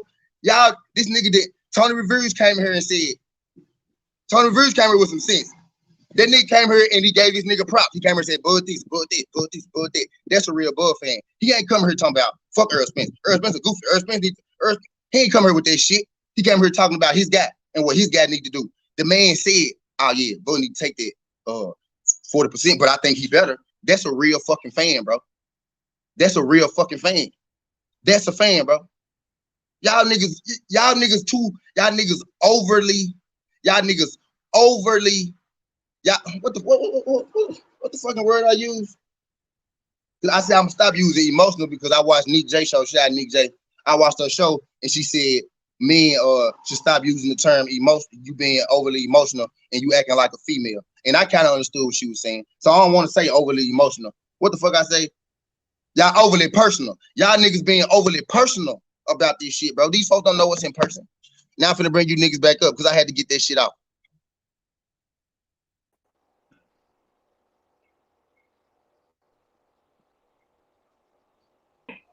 Yeah. Them back, bro. Oh my God. You say I need gotta quiet the room to even get facts off. I'm trying to. Hey. I'm letting y'all pop y'all shit. I'm just bringing facts to what the video is Hey, about. Southern, look, man, it ain't. I just want the niggas to fight, bro. I fuck with both of them. You feel me? I mean, Spence did some shit that was questionable. Like this, I don't know. At the end of the day, I'm still a man. Your character means a lot in the world. We don't know them people. But as a boxer, the motherfuckers a good ass boxer. I just want them niggas to fight, bro. And I just feel like Spence is. I mean, end of the day, it's my opinion on how I feel about this shit. But I just feel like the motherfucker, he don't really want to fight Bud for real, man. He don't want to fight the nigga, and I feel like the reason why, because he know Bud has probably got the best. As all the opponents out there, he's probably got the best chance of taking that 0. Fact. Okay. Now, niggas don't like the fact. And Spence, you can tell Spence don't like the fact. Niggas is putting that pressure on him. He can't even do interviews about Bud no more. Every time they talk about Bud, he walks away like a little bitch. And you see that, bro. You see that, my nigga. Like, that's not even. That's not okay, bro. Listen, bro. Listen. Out here, bitch. You walk away like bitch. Okay, now, when the last time they asked him about Bud, what did he say? Since we know what Earl Spence does now, what did he say the last time he was asked about Bud? When was the last time he was asked about Bud? Do you know, or do I need to tell you? I mean, from what I'm seeing on my recollection, it was he had an interview with some guy with like some weird look, like some real flashy ass attire, flashy suit, and the dude asked him about Bud and he left. It seemed like he was interested in the interview and everything, but as soon as dude brought Bud name up, he did an about face and left. Like he don't want to answer no questions. Like I never seen that interview you talking about. I never seen that one, but the last interview I could you know what I'm saying? I could put that in the room. Bro, the last interview that I seen, he said, yeah, I don't know, that fight probably gonna happen. We go see, because Bud was saying he don't want to fight. Now look, let me ask you a question. How many times? Listen, bro. Just knocked out Sean Porter and was like, yo. Listen, bro. He didn't knock out Sean Porter. How many times have you seen Earl Spence? That shit was a TKO. Stop that shit. That's a TKO. Stop that. Not your opinion. Not your opinion. How many times have you heard Earl Spence say, I don't want to fight Bud? Not your opinion. Not how you felt about the situation that he did. Not how you felt about something. When have you heard him say that out of his mouth? Because y'all niggas ain't gonna be quiet and let me talk. So go ahead. Answer my question. But nah, you right. He said that, but it was a reason why. Like, the reason why he said that. Bro, I just told him. I just said please to a grown man, dog. Bro, please answer my question, bro. Bro, when have you heard Earl Spence say that he didn't want to fight? Never. When have you ever heard Bud say he didn't want to fight? Once.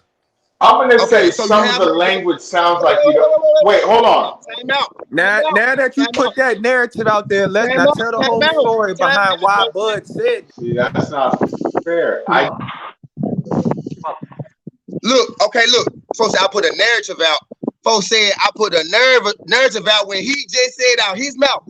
Listen to me now, y'all. We get to the end of this shit today. Listen to me, y'all. He said I put a narrative out. I just asked him. So did I put a narrative out? If he called it a narrative, who put it out there? I asked this man, have you ever heard Earl say he didn't want to fight? He said no. I asked this man, have you ever heard Bud say he didn't want to fight? He said once. And then I said, and then he said, you putting the narrative out there. Bro, you just said that, my nigga. You answer my questions, bro. That's why y'all want to yell over me, so y'all have to answer my questions. But when I sit here and do this, we can get shit out. We can have dialogue back and forth. Not y'all come in here and tell me Earl keeps Yellow Beezy 100 times. Not y'all to come here and tell me that shit. Now, I don't want to hear that, bro. I'm talking about what's really going on, the facts. I'm not overly personal with these fighters, bro. You know what I mean? I asked you a question, and he said I'm throwing out a narrative. But that's what you answered. We just answered these questions together. How's it a narrative, bro? We just answered these questions together, y'all. What I'm trying to do, bro, I'm trying to really get to the bare bone of this shit. And the bare bone is, bro, a lot of you niggas just don't like Earl. Because I like Bud Crawford. I like Bud Crawford. And I like Earl. I'm an Earl Spence fan. In the back of my mind, I think Bud beat him. But I want to see it. And I know 60-40 is cool. It's both of they has paydays, bro. We don't even know if it's Earl has payday. We don't know. Because it probably is going to be Earl has payday. I'm guessing he would do his biggest number with turns Bud Crawford. I'm guessing he would do. Bro, but it's Bud biggest payday for sure. Southern. What's up? Hey, Southern. Hey, man, you ain't got to goddamn kick me down to get your point across. I know how to be quiet, bro. I ain't one of these bro, y'all fucking niggas ain't gonna let me get my shit out, bro. Nah, yeah, for y'all sure. Niggas ain't gonna let me get my shit out, fool. Y'all not gonna let me get my shit out, bro. Yeah, but nah, I just be telling you, like, I understand where you coming from, but you know what the context Bud was saying that shit in. Cause Spence taking forever to make the damn fight. Now can I ask you a question though? Go ahead. Can I ask you a question? You seem like you're a realist in this shit. Yes, sir. Do you think they should have been fought already? Do I think they should have been fought? Yeah. I think the time is now. That's what I think. That's why I'm so passionate about it. I think the time is now. Okay, all right. Now I'm glad you said that. Now you said the time is now. I feel like we all feel the same way, but it's gonna go, like I said, the ball's in Spence court. Now, do you think it's rightfully fair for him to throw a 60-40 offer at Bud right now? Now, can I answer this without you cutting me off, Debo? Because I know you're gonna want to cut me off when I start talking. So can I answer this without you cutting me off? All right, go ahead. I ain't gonna say nothing. I'm gonna hold it. I'm gonna hold my thoughts. Appreciate that, man. Just Debo. don't be all day with that shit. I got Debo. I know you gonna say some shit. I'm gonna probably piggyback off of. But yeah, go ahead, bro. Wendell Jackson said Spence was supposed to fight Bud before Porter. When was they supposed to fight? Okay, look. Well, these people that say so much, they don't know much. They don't do no research. Y'all killing me. Like the only person who has said no fight is Bud, bro. We want to put this illusion out there. Bud been chasing him, and Bud hasn't, bro. Bud has called out a lot of names, bro. He called out a lot of names. And I think Earl deserves 60-40 because he's the much bigger pay-per-view seller. He got 2 belts at the 147-pound division where the fight is taking place. Welterweight, Earl Spence is the best welterweight. He got 2 belts in the welterweight division. He's the highest selling pay-per-view guy in the welterweight division. You know what I mean? He deserves 60-40. 40. If you was about to take 20 from Manny and you was willing to go to and your fans say you went to WBC to get a mandatory, that's 25%. So if you was willing to take 25%, why don't you take 40%? I think 40 is more than generous. To be real, if we going only by their numbers, I think that shit is a little more than what Bud is worth, realistically. But I think it's more than generous to give 40%. With Earl having 2 belts and being the #1 ranked welterweight. And you said he was supposed to fight him before Bud. I missed that. I missed when they were signing the fight before Porter.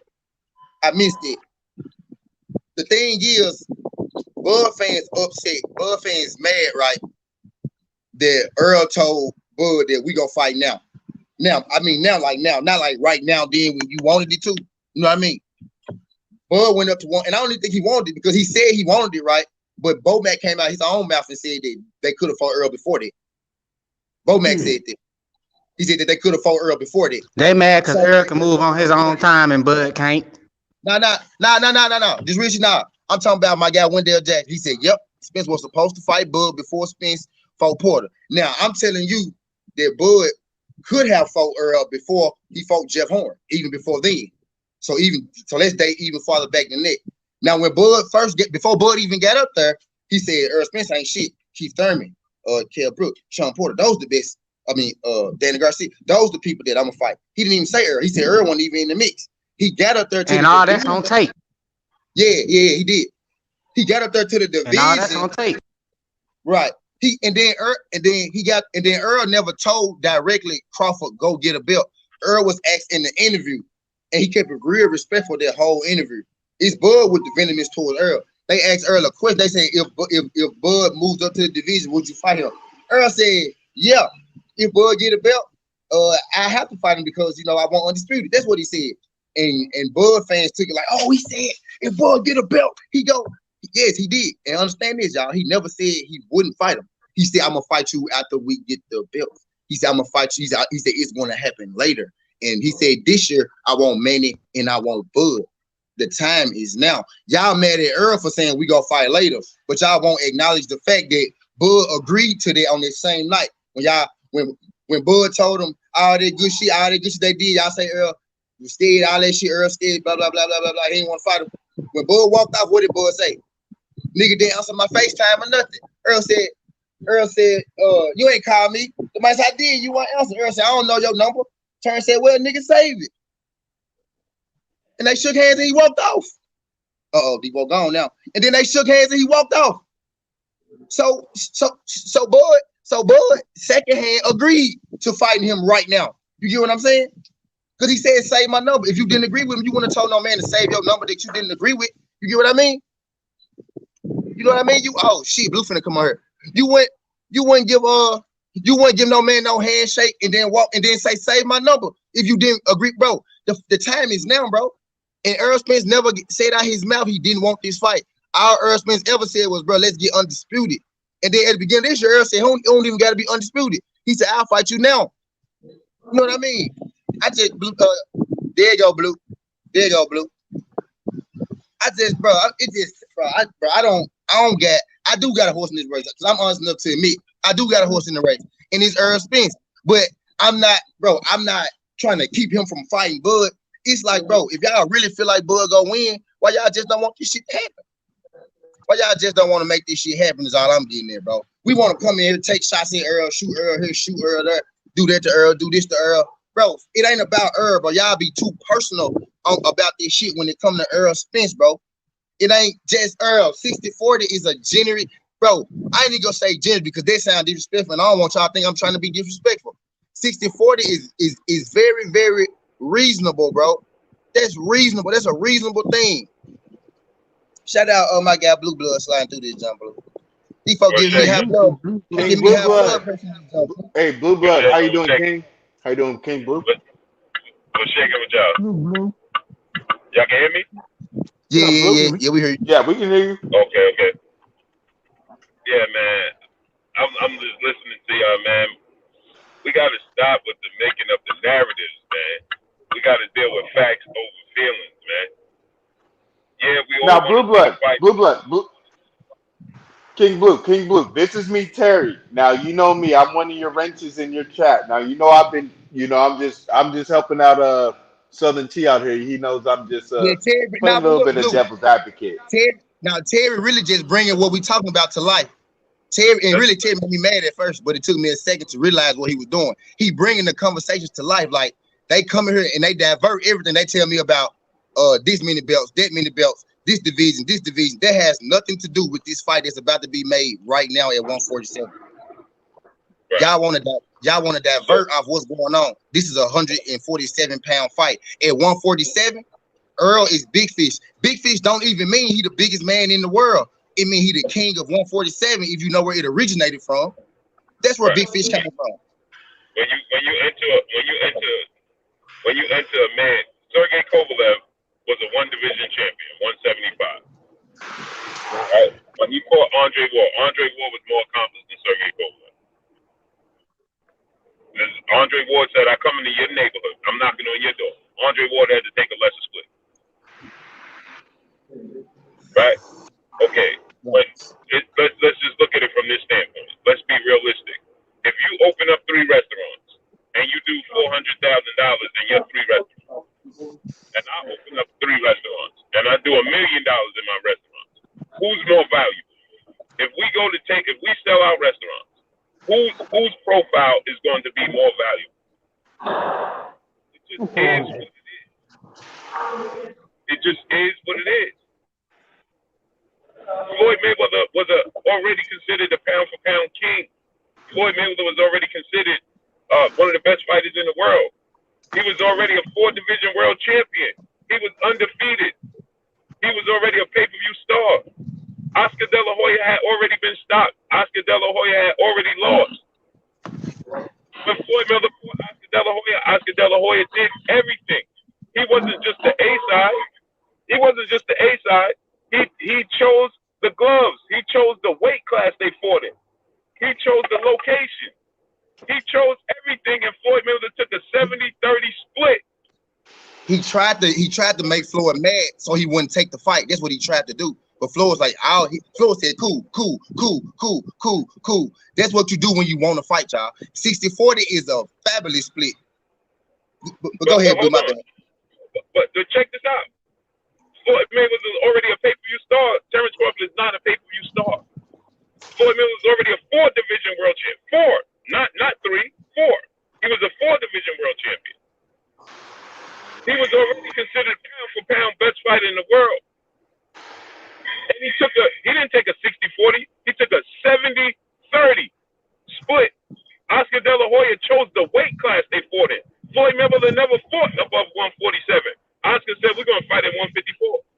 And Oscar made him wear heavyweight gloves. They wore gloves that wasn't even the normal size gloves for. They wore heavyweight gloves. If you don't believe me, go look at the receipts. But Floyd Mayweather understood. Hey, once I beat you, he already had losses. Errol Spence don't even have losses. Oscar De La Hoya already had losses. And I know people going to say, well, Errol Spence ain't Oscar De La Hoya. We're using his example as for what is taking place today's time. He's doing the bigger numbers. He's the biggest star. It's not even a debate. This is not even a question. It's not a debate. It's not an argument. And everybody wants to say that Errol Spence ain't saying this. Terrence Crawford is the one that said the fight is in my rearview mirror. The fight is behind me. Why does that get dismissed? Terrence Crawford is the one that said it got to be 60-40 in my favor. I don't hear nobody saying, well, why did Terrence Crawford say it got to be 60-40 in my favor? But you'll run with the narrative that Errol Spence said 60-40 in his favor. Terrence Crawford said it got to be 50-50 or 60-40 in my. He's new to the division. You the new kid on the block, not Errol Spence. And Terrence Crawford came in the division talking about the man to beat at welterweight wasn't Errol Spence. It was Keith Thurman. His number one objective was securing the fight with Manny Pacquiao. We got to be realistic here. That's the problem. As boxing fans, we got to start being realistic. And we got to deal with facts over feelings. The proof in the pudding, like Errol Spence said. I don't mind making the fight. I feel like my brand is bigger. No, he don't have to feel like his brand is bigger. His brand is bigger. Right. Blue, he's still trying to. Terrence Crawford stated that the reason that Sean Porter, this is Terrence Crawford, the reason that Sean Porter and Errol Spence fight did so big numbers is because it was Sean Porter. Okay, so now you had a neutral opponent. And you do less than them. You do 190. Well, now we got another reason as to why he didn't do big numbers. Well, because it was on the app. But nobody told.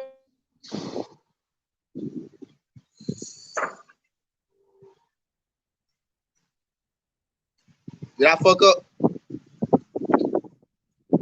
You paused. I paused. What happened? He's moving the goalposts.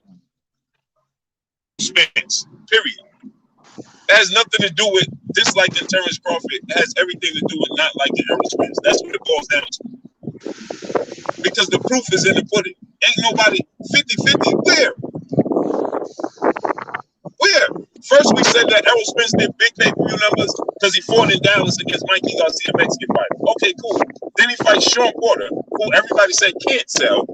He fights him in LA, not in Dallas, in the Staples Center. Sells out. I was there. Not a seat in the house. Standing room only. Sells out the Staples Center. Right? Does 325,000 pay-per-view buys. Well, that was because of Sean Porter. Like we gotta knock it off already, and start just being realistic and dealing with facts over feelings, so we can get the fights we want. Period. The fan base, he was going to take a small split to fight Manny Pacquiao. Then he tells the world that, well, Manny Pacquiao, he been seeking a fight with Manny Pacquiao for the better part of 5 years. Okay, cool. Then he tells the world, after a year of conversation with Errol Spence, oh, that fight is in my rearview mirror.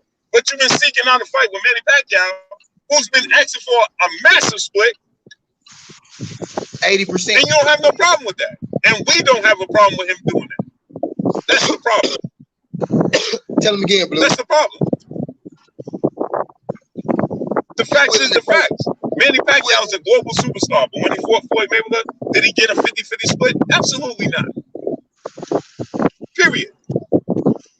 Terrence Crawford is a superstar within the sport of boxing. The proof is in the pudding. So then we say, check this out. Oh, well, he only did a certain amount of pay-per-views because it was on the app. But then we look at it from this standpoint. He did his biggest numbers on the app than when he wasn't on the app. What about when he fought on pay-per-view on regular format? He did bigger pay-per-view numbers on the app than he did on the regular format. So nobody's taking anything away from Terrence Crawford's skill set. He's a great fighter. But he's not being realistic as far as demands. And so instead of us dealing with facts over feelings, what we're doing is saying, well, Errol Spence needs to lower his standards. Why? Because Terrence Crawford decided to sign with Bob Arum. And then we tell the world, well, Bob Arum didn't want to promote him. That's Errol Spence's fault that Bob Arum didn't promote Terrence Crawford? No. He had the same opportunity like everybody else. He could have signed with somebody else. He chose to stay there. And this ain't nothing that I'm just telling y'all. This is what I told his team. I told Bomac this. I told Red this when we had a conversation. That's not Errol Spence's fault. Why are we trying to fault Errol Spence for him staying with Bob Arum? That's not Errol Spence's fault at all. That's on him. We got to hold everybody accountable for their own decisions. His decision was to stay with Bob Arum and Top Rank, and they didn't. I'm with them. They didn't uphold their end of the bargain, what they promised them. Cool, we understand that. But you have to identify. Listen, that was on me. That's a decision I made. I signed with Top Rank. That's why I'm not getting the opportunities I got. That's like right now, Shakur Stevenson saying, "Why don't I get the same amount of money Devin Haney did?" Well, Devin Haney didn't sign with Top Rank. He bet on himself. So Devin Haney gets millions upon millions of dollars. He bet on himself. He didn't go the route of signing with Top Rank. And we know that Top Rank was seeking him out. That's why Bob Arum told the world that Devin Haney signed with the wrong people. He should have signed with us. That's why he's not getting a Lomachenko fight. Right. Well, Devin Haney's making $3 million. And Shakur Stevenson is not making that. And then we can't say, well, Devin Haney ain't getting fights. Well, Shakur ain't getting the fights he wants either. So what are we talking about? Shakur can't say, well, man, this is why Devin making this and I'm doing it. Because you chose to be with Top Rank and I chose to bet on myself. Errol Spence chose to bet on himself and have to promote himself. See, that's what you have to do with the BBC. Because Al Heyman is an advisor. He's not a promoter. So Sean Porter has to promote the fight. Errol Spence has to promote the fight. Terrence Crawford wanted the promotional company to do what they're supposed to do, but they didn't do it. But you knew they wasn't going to do it because of the history of Top Rank, the history of Bob Arum. We knew they weren't going to do it. This is no surprise. He didn't do it with Floyd Mayweather. He didn't do it with Oscar De La Hoya. He didn't do it with Mikey Garcia, who sat on the shelf for a couple of years until he got out of the situation with Top Rank. So what are we talking about here? Let's stop. Don't ignore the facts. The facts are the facts. This is a fight that we all want to see. I want to see it. Y'all want to see it. Everybody want to see it. But the fact is, just like Bob Arum said yesterday, he's not being realistic with his negotiation, with his money demands, and he doesn't want to promote himself. Cool. Bob said that. But you can't blame everybody else for it. It Bob just is said what it is. Oh, facts, my brother Blue. Blue that laid the law down. Shout out Dennis. Shout out my guy Money Brown TV sliding through this. Glad y'all folks can make it on this. I got Money Brown. Appreciate you coming through this, money. Go ahead, pop this shit, man. And don't forget to mention, Blue. Earl could have signed with Bob Herm, but he didn't do it because he knew what it's gonna be. His daddy told him, man, you want this little shit right now, this little petty $700,000 right now, or you want to stay here for the long haul? You know what I mean? And then when it come to Bud, y'all can hear me? This my only thing with the. Yeah, we hear you, Blue. What's going on? That's what it come down to, SouthernTea, bro, with the Bud fanatics, bro. Because I'm a Bud fan too. I fuck with Bud heavy, right? The only situation with Bud is, bro, and the Bud fanatics is. Yeah, we hear you, Blue. You're off. You can't hear us, Blue?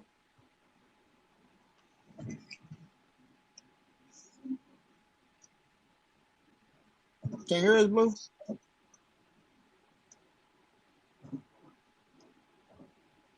Southern. Damn, I don't know what happened to my sound. Man, I think SouthernTea man outside probably with the connection. My man even out of that bitch.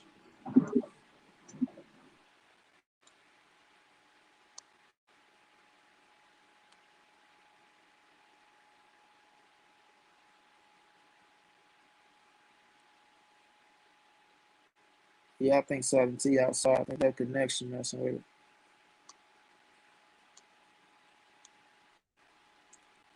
Crush, what's going down? Crush is all love, fam. Can you hear me, Southern? Yeah, I'm back. Yeah, okay. I think Blue, that's probably why Blue outside too, though. But the thing is this, bro, when it comes to the Bud fanatics, bro, right? And I see my man put a comment out there that said the people need to quit the narrative saying Bud fans don't like Spence. Listen, if you know you one of the if you know you are one of the people that's a Bud fan and that you fuck with Spence, kudos, bro. You have to speak for yourself, bro. Because there's some Bud fans out here that say some nasty shit, bro. Some nasty shit about. I'm talking about even Bud family, Trevion Crawford, Tyrell. Like, we know the family, bro. We know the team. We heard even Bo Mack himself. So when they say that shit, it trickled down to the fans. So if you're not one of them, bro, salute to you. You stand up on your own too. Because if you really rocking out here, you see what's going on. You see them talking that shit, bro. You see them talking that shit. Yeah, but my thing is, when it comes to the situation, like last night, I was on some homies podcast, and everybody will agree, son. Everybody say, okay, Earl Spence the bigger draw. Yeah, Earl Spence pulling in the most money, right? Yeah, Earl Spence got the better numbers. But as soon as we say, should he get 60-40? No. It's still a 50-50 split. How can y'all sit up here and agree, bro, that it's the man pulling the bigger numbers, the man is the bigger draw, right? He bringing in all this, and y'all still won't agree that the man get the 60-40, bro. All it is an extra 10%. So that's what they don't see. If you got 50, I got 50, right? It's 50-50 on the table. I get an extra 10%. The man is deserving an extra 10%, bro. From 350,000 pay-per-view sales to $1 million plus, bro. They don't do the numbers once they add that up, $85 a pop. But they'll sit up here and they'll bring up, oh, well, Mayweather, this, all that shit. They'll bring up all that shit. Man, listen, we on the block, bro, and that man over there clocking more than me. And when they put all the money in the pot, ain't no way in hell me and you finna walk away with 50-50, bro. You know what I'm saying? People putting in the work, bro. These dudes are putting in the work. They're in the same fucking field, the same profession. Bro, if you feel like you go beat his ass, like people are saying, oh, he gonna go on there, he gonna walk through him, he gonna knock him out, because people get disrespectful even with the fight. I like the fight. It's a beautiful fight. We all want the fight. This shit gonna be a motherfucking, might be one of the greatest fights of all time. Might be the greatest fight of all time. We never know. But the thing is, when it comes to the business side, bro, we know one man business is better than the other. This is just fact. This is common sense. This shouldn't even be a debate, bro. That's like if Floyd go to the table with somebody, people know Floyd getting the majority of the money. It should be that type of shit right now, bro, to where we know, all right, Earl Spence getting the majority of the money. Just off of common sense, we know that man pulling in more numbers. But because they feel like motherfuckers trying to step on Bud or make Bud look like a little man, this and that don't have nothing to do with nothing. The facts are the facts. Or where, Bud would accept the 60-40 if it was behind closed doors. You know what I'm saying? If it wasn't in the public like that, what does it matter? It's going to get to the public anyway. You feel me? It's going to get to the public anyway, bro. It doesn't matter how man say he wanted 60-40. If I'm deserving, I want my shit. If Southern deserves 60-40, like, yeah, fuck that bitch ass nigga money, nigga. I'm getting my 60% off that bitch ass nigga. It doesn't matter because he said I'm getting my 60% off that bitch ass nigga. If he's deserving the 60-40, he getting Facts, it. bro. You know what I'm saying? I want mine regardless. But it just comes down to that standpoint, bro, to where people feel like Earl Spence is little man that turns Bud Crawford, and they feel like, oh man, he trying to treat Bud like a bitch and this, that. Bro, he ain't trying to treat Bud like no bitch and none of that, bro. The facts are the facts, man. You just seen Bud walking to the ocean, call Earl all type of bitch ass niggas and hoes, this, that, and all that, man. You know what I mean? But we all want the fight, bro. We are deserving of the fight. Bud is a free agent now. We're closer to the fight than ever before. I don't give a damn what nobody say. That fight wasn't even realistic when they get to talking about, oh man, 4 years here and 4 years. The man spent the whole Facts, year. man. Yeah, the man spent almost a whole year recuperating from a motherfucking car crash. They still out there, you're on Southern. Oh yeah, so you want to fight the man from the fucking hospital bed? And not only that, Bud say he didn't want the man coming off the car crash when he fought Danny Garcia. So do you want him coming off the eye injury? You know what I'm saying? It's a lot that go into it, bro. That you can break down and pinpoint and show them time frames. So like they always like, oh, he said get a belt or easy roll, all that shit. But you can, when you break that shit down really and show the time frames of when the fight was really realistic, right? And then show now that we're closer than ever. And one man really saying he wants to fight Earl Spence, and Bud backtracking. I don't know why he had my fight. Now he on vacation in the ocean. Where you at, Earl? Like, come on, man. We gotta make this shit make sense. You know, I don't want to be long-winded, but at the end of the day, man, this is the fight that we need, bro. This is the fight that we want, bro. It's going to come down. Ain't no fight getting made without business at the end of the day. I don't care what y'all say. If the business ain't right, you ain't getting no fight. I don't give a fuck about back in the days. Oh, they used to fight. Everybody fought. Yeah, look back in the days and look who was the A side and watch that motherfucker get the majority of the money. Sugar Ray Leonard always got the majority of the money for all you motherfuckers. But that's because the other fighters knew they position and they took their shit and they went out there and did what they had to do. So if Bud Crawford knows what the fuck he's deserving, take the 40%. You talking about you go knock him out, Bo Mac, you know what I'm saying? Bo mad at me right now, but I don't give a damn, right? But if you're saying you go out there and beat his ass and do this, well, go do that and put it in. I'm quite sure Earl will have a rematch clause in that bitch. And in the rematch, nigga, you get the majority of the motherfucking pie. But right now, man, get that man what he's worth, bro, and make the fight happen. See, look, Bud fans revert to saying stuff like this. Why Earl don't have energy toward this fight, and we clearly sitting here talking about the 60-40 that he threw out on the table. You know what I'm saying? Mm-hmm. Yeah. Now imagine this. Now this is a lot of. I really need to stop calling them Bud fans because I'm a Bud fan too. I'm an Earl fan. Bro. I got Earl in the fight. You know what I'm saying? But I like Bud too. You know what I mean? So I need to stop calling them that. But look at this logic. Earl Spence has never actually said he don't want to fight, and they tell you that Earl Spence's energy is he don't want to fight. Bud actually said he don't want on multiple occasions, and they say Earl Spence is ducking Bud. By that logic alone, y'all gotta, come on, ask yourself that question. Listen to yourself. Y'all could take Earl Spence's words and do this with him, and be like, oh yeah, Earl said this, but Bud can tell you straight up and down what it is, and y'all be like, well, he meant it this way, and he meant it that way. But Earl Spence could say the same thing. Oh yeah, we go fight 640. He keep talking. It's gonna be, y'all like to pick it. If he keep talking, it's gonna be 70-30, 80-20. If he keep talking, that means it's 60-40 still. Y'all get what I'm saying? Right. Y'all just it's like Bud sexuals, because I'm gonna stop calling y'all Bud fans because I'm a Bud fan. You know what this SouthernTea about? I'm a Bud fan. I'm through talking to Bud sexuals, really. And you can quickly tell people who, bro, it's just easy logic, bro. This shit should have been already happened. We mad at Bud, we mad at Spence, right? Y'all mad at Spence, right, for the fight not happening. When I feel like shit, when he said 60-40, it's supposed to happen right then. He was fed up with it. The nigga had a plan, but the fans was on his fucking wife's Instagram, and and that man threw out numbers on his wife's shit. He was so fed up with this shit. Come on, man.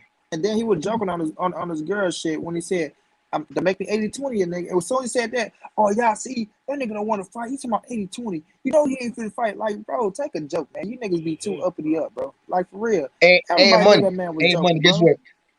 And guess what, money? He really took 80-20 from Pacquiao.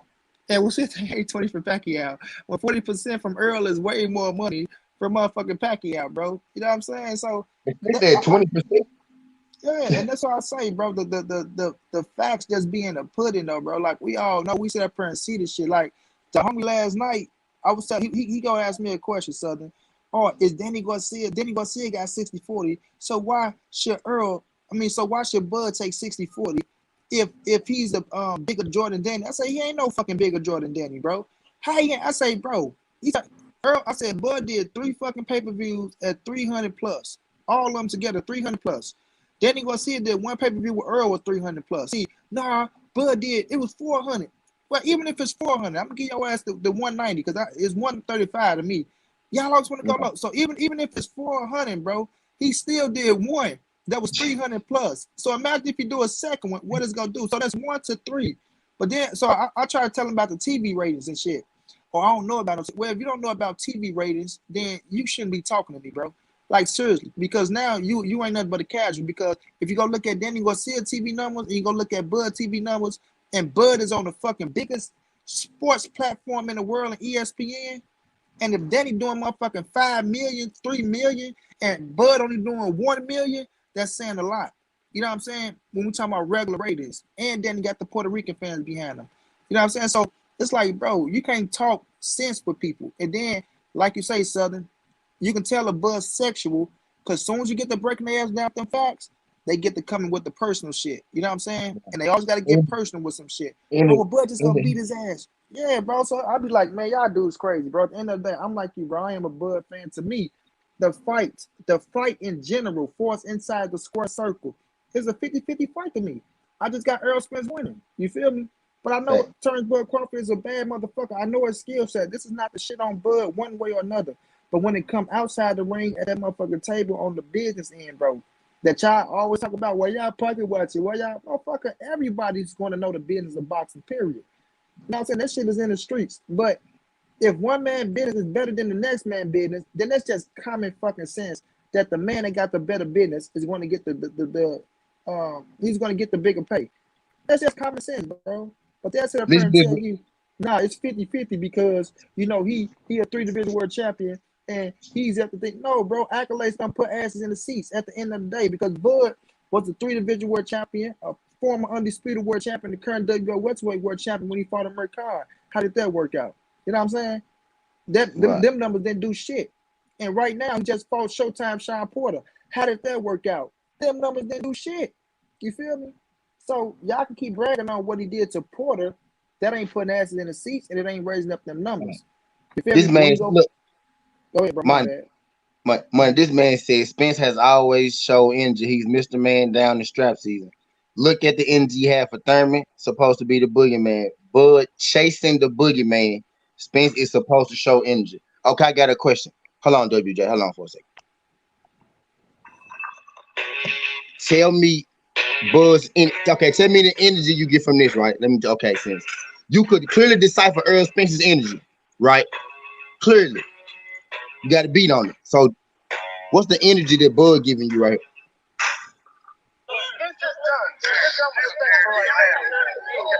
So that's just not. So you don't think Spence will be this year, maybe next year? Never. Really? Why say never? What about 154, Tim? What about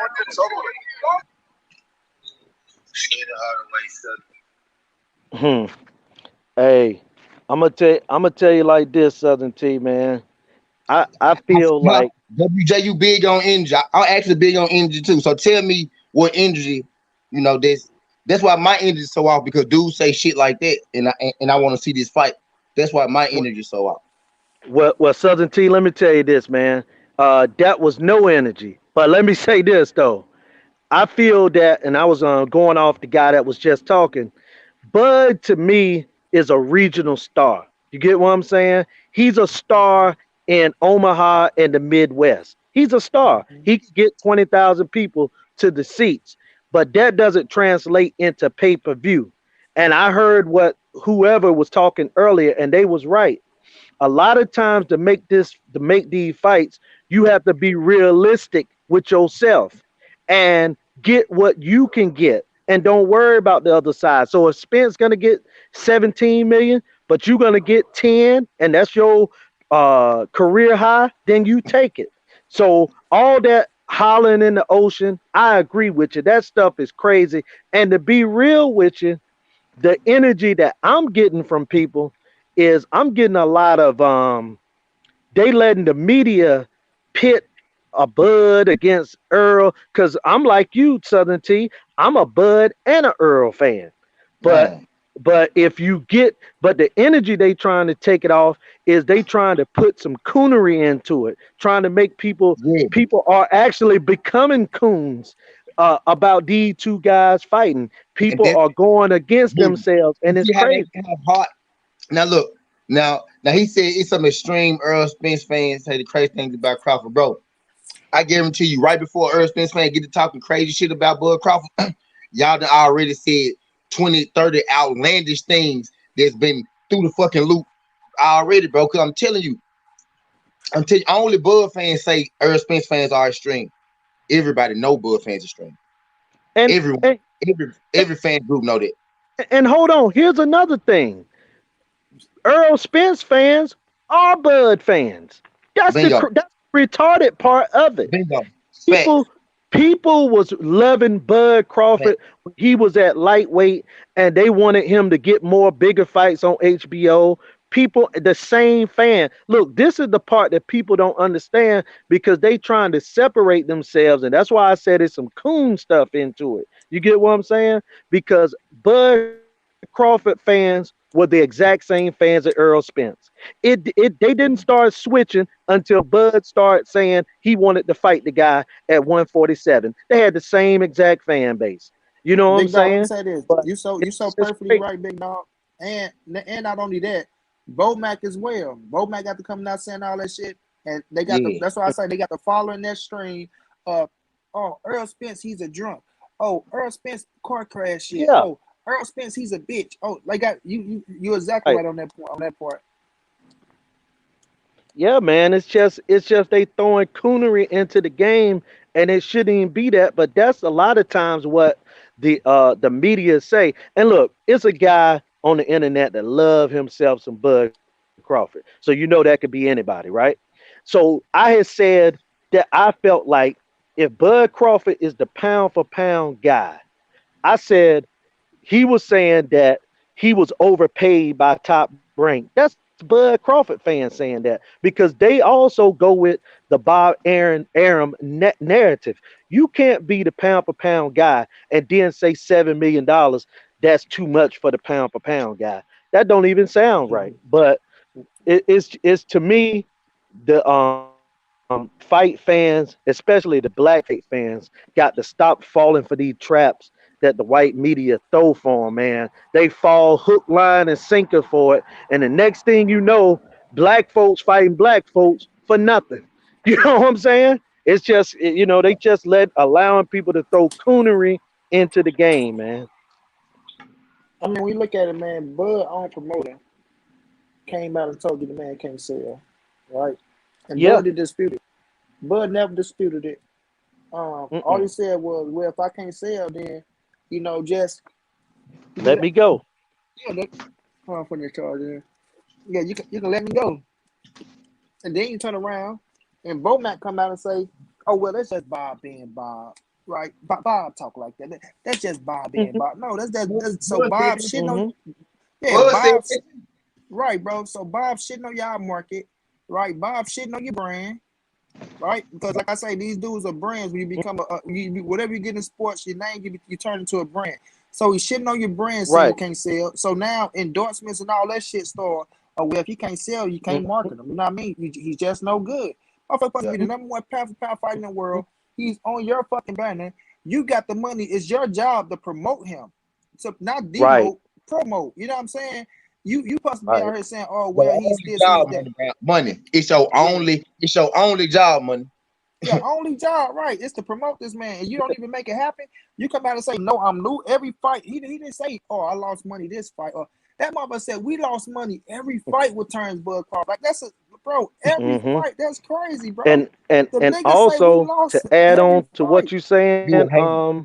Here go the biggest Spence hater right here, y'all. Destiny Black. Y'all see on the screen. She said, cut the fuckery. See, here go the biggest Spence hater right here. Say, hey, Destiny. Destiny, there she go right there. Destiny Black. I'll keep going. What Destiny said about that 50-50? She said She 50-50? said, this what Destiny say, money. Look, this what Destiny say. Y'all know we love Destiny, but you know, I'm gonna talk about it. This what Destiny say. She be like, well, I don't want to talk about that because we not getting no money. We not in their pockets. We not getting nothing. That was Destiny. I know That's what Destiny be saying. But that's the big. That's what they all say. I be trying to tell you that's the biggest problem we got right now, Destiny. Yeah, It's and that's the money. a fact. Yeah, let me say this. That's a fact. We not Destiny, getting what's none of up? the money, right? We not getting none of the money, and actually, we actually giving the money because we gonna be the motherfuckers paying for the pay-per-view and this, that, and the third. Money. But the thing is, it's just to get these fights, bro. The business gotta be right. It don't, like I said, it don't matter what fight. It can be the biggest fight. It don't even gotta be Earl and Bud. It can be motherfucking Joshua Wild. It can be fucking anybody. You know what I'm saying? If the business ain't right, bro, them niggas walking away from the table. Caleb Plant said, if I don't get my 10 million, fuck you, Canelo. I'm gone. You feel me? Get my 10 million. He got it, bro. Yep. But it's the business. Hey, let me add on something to what you had said, Money Brown.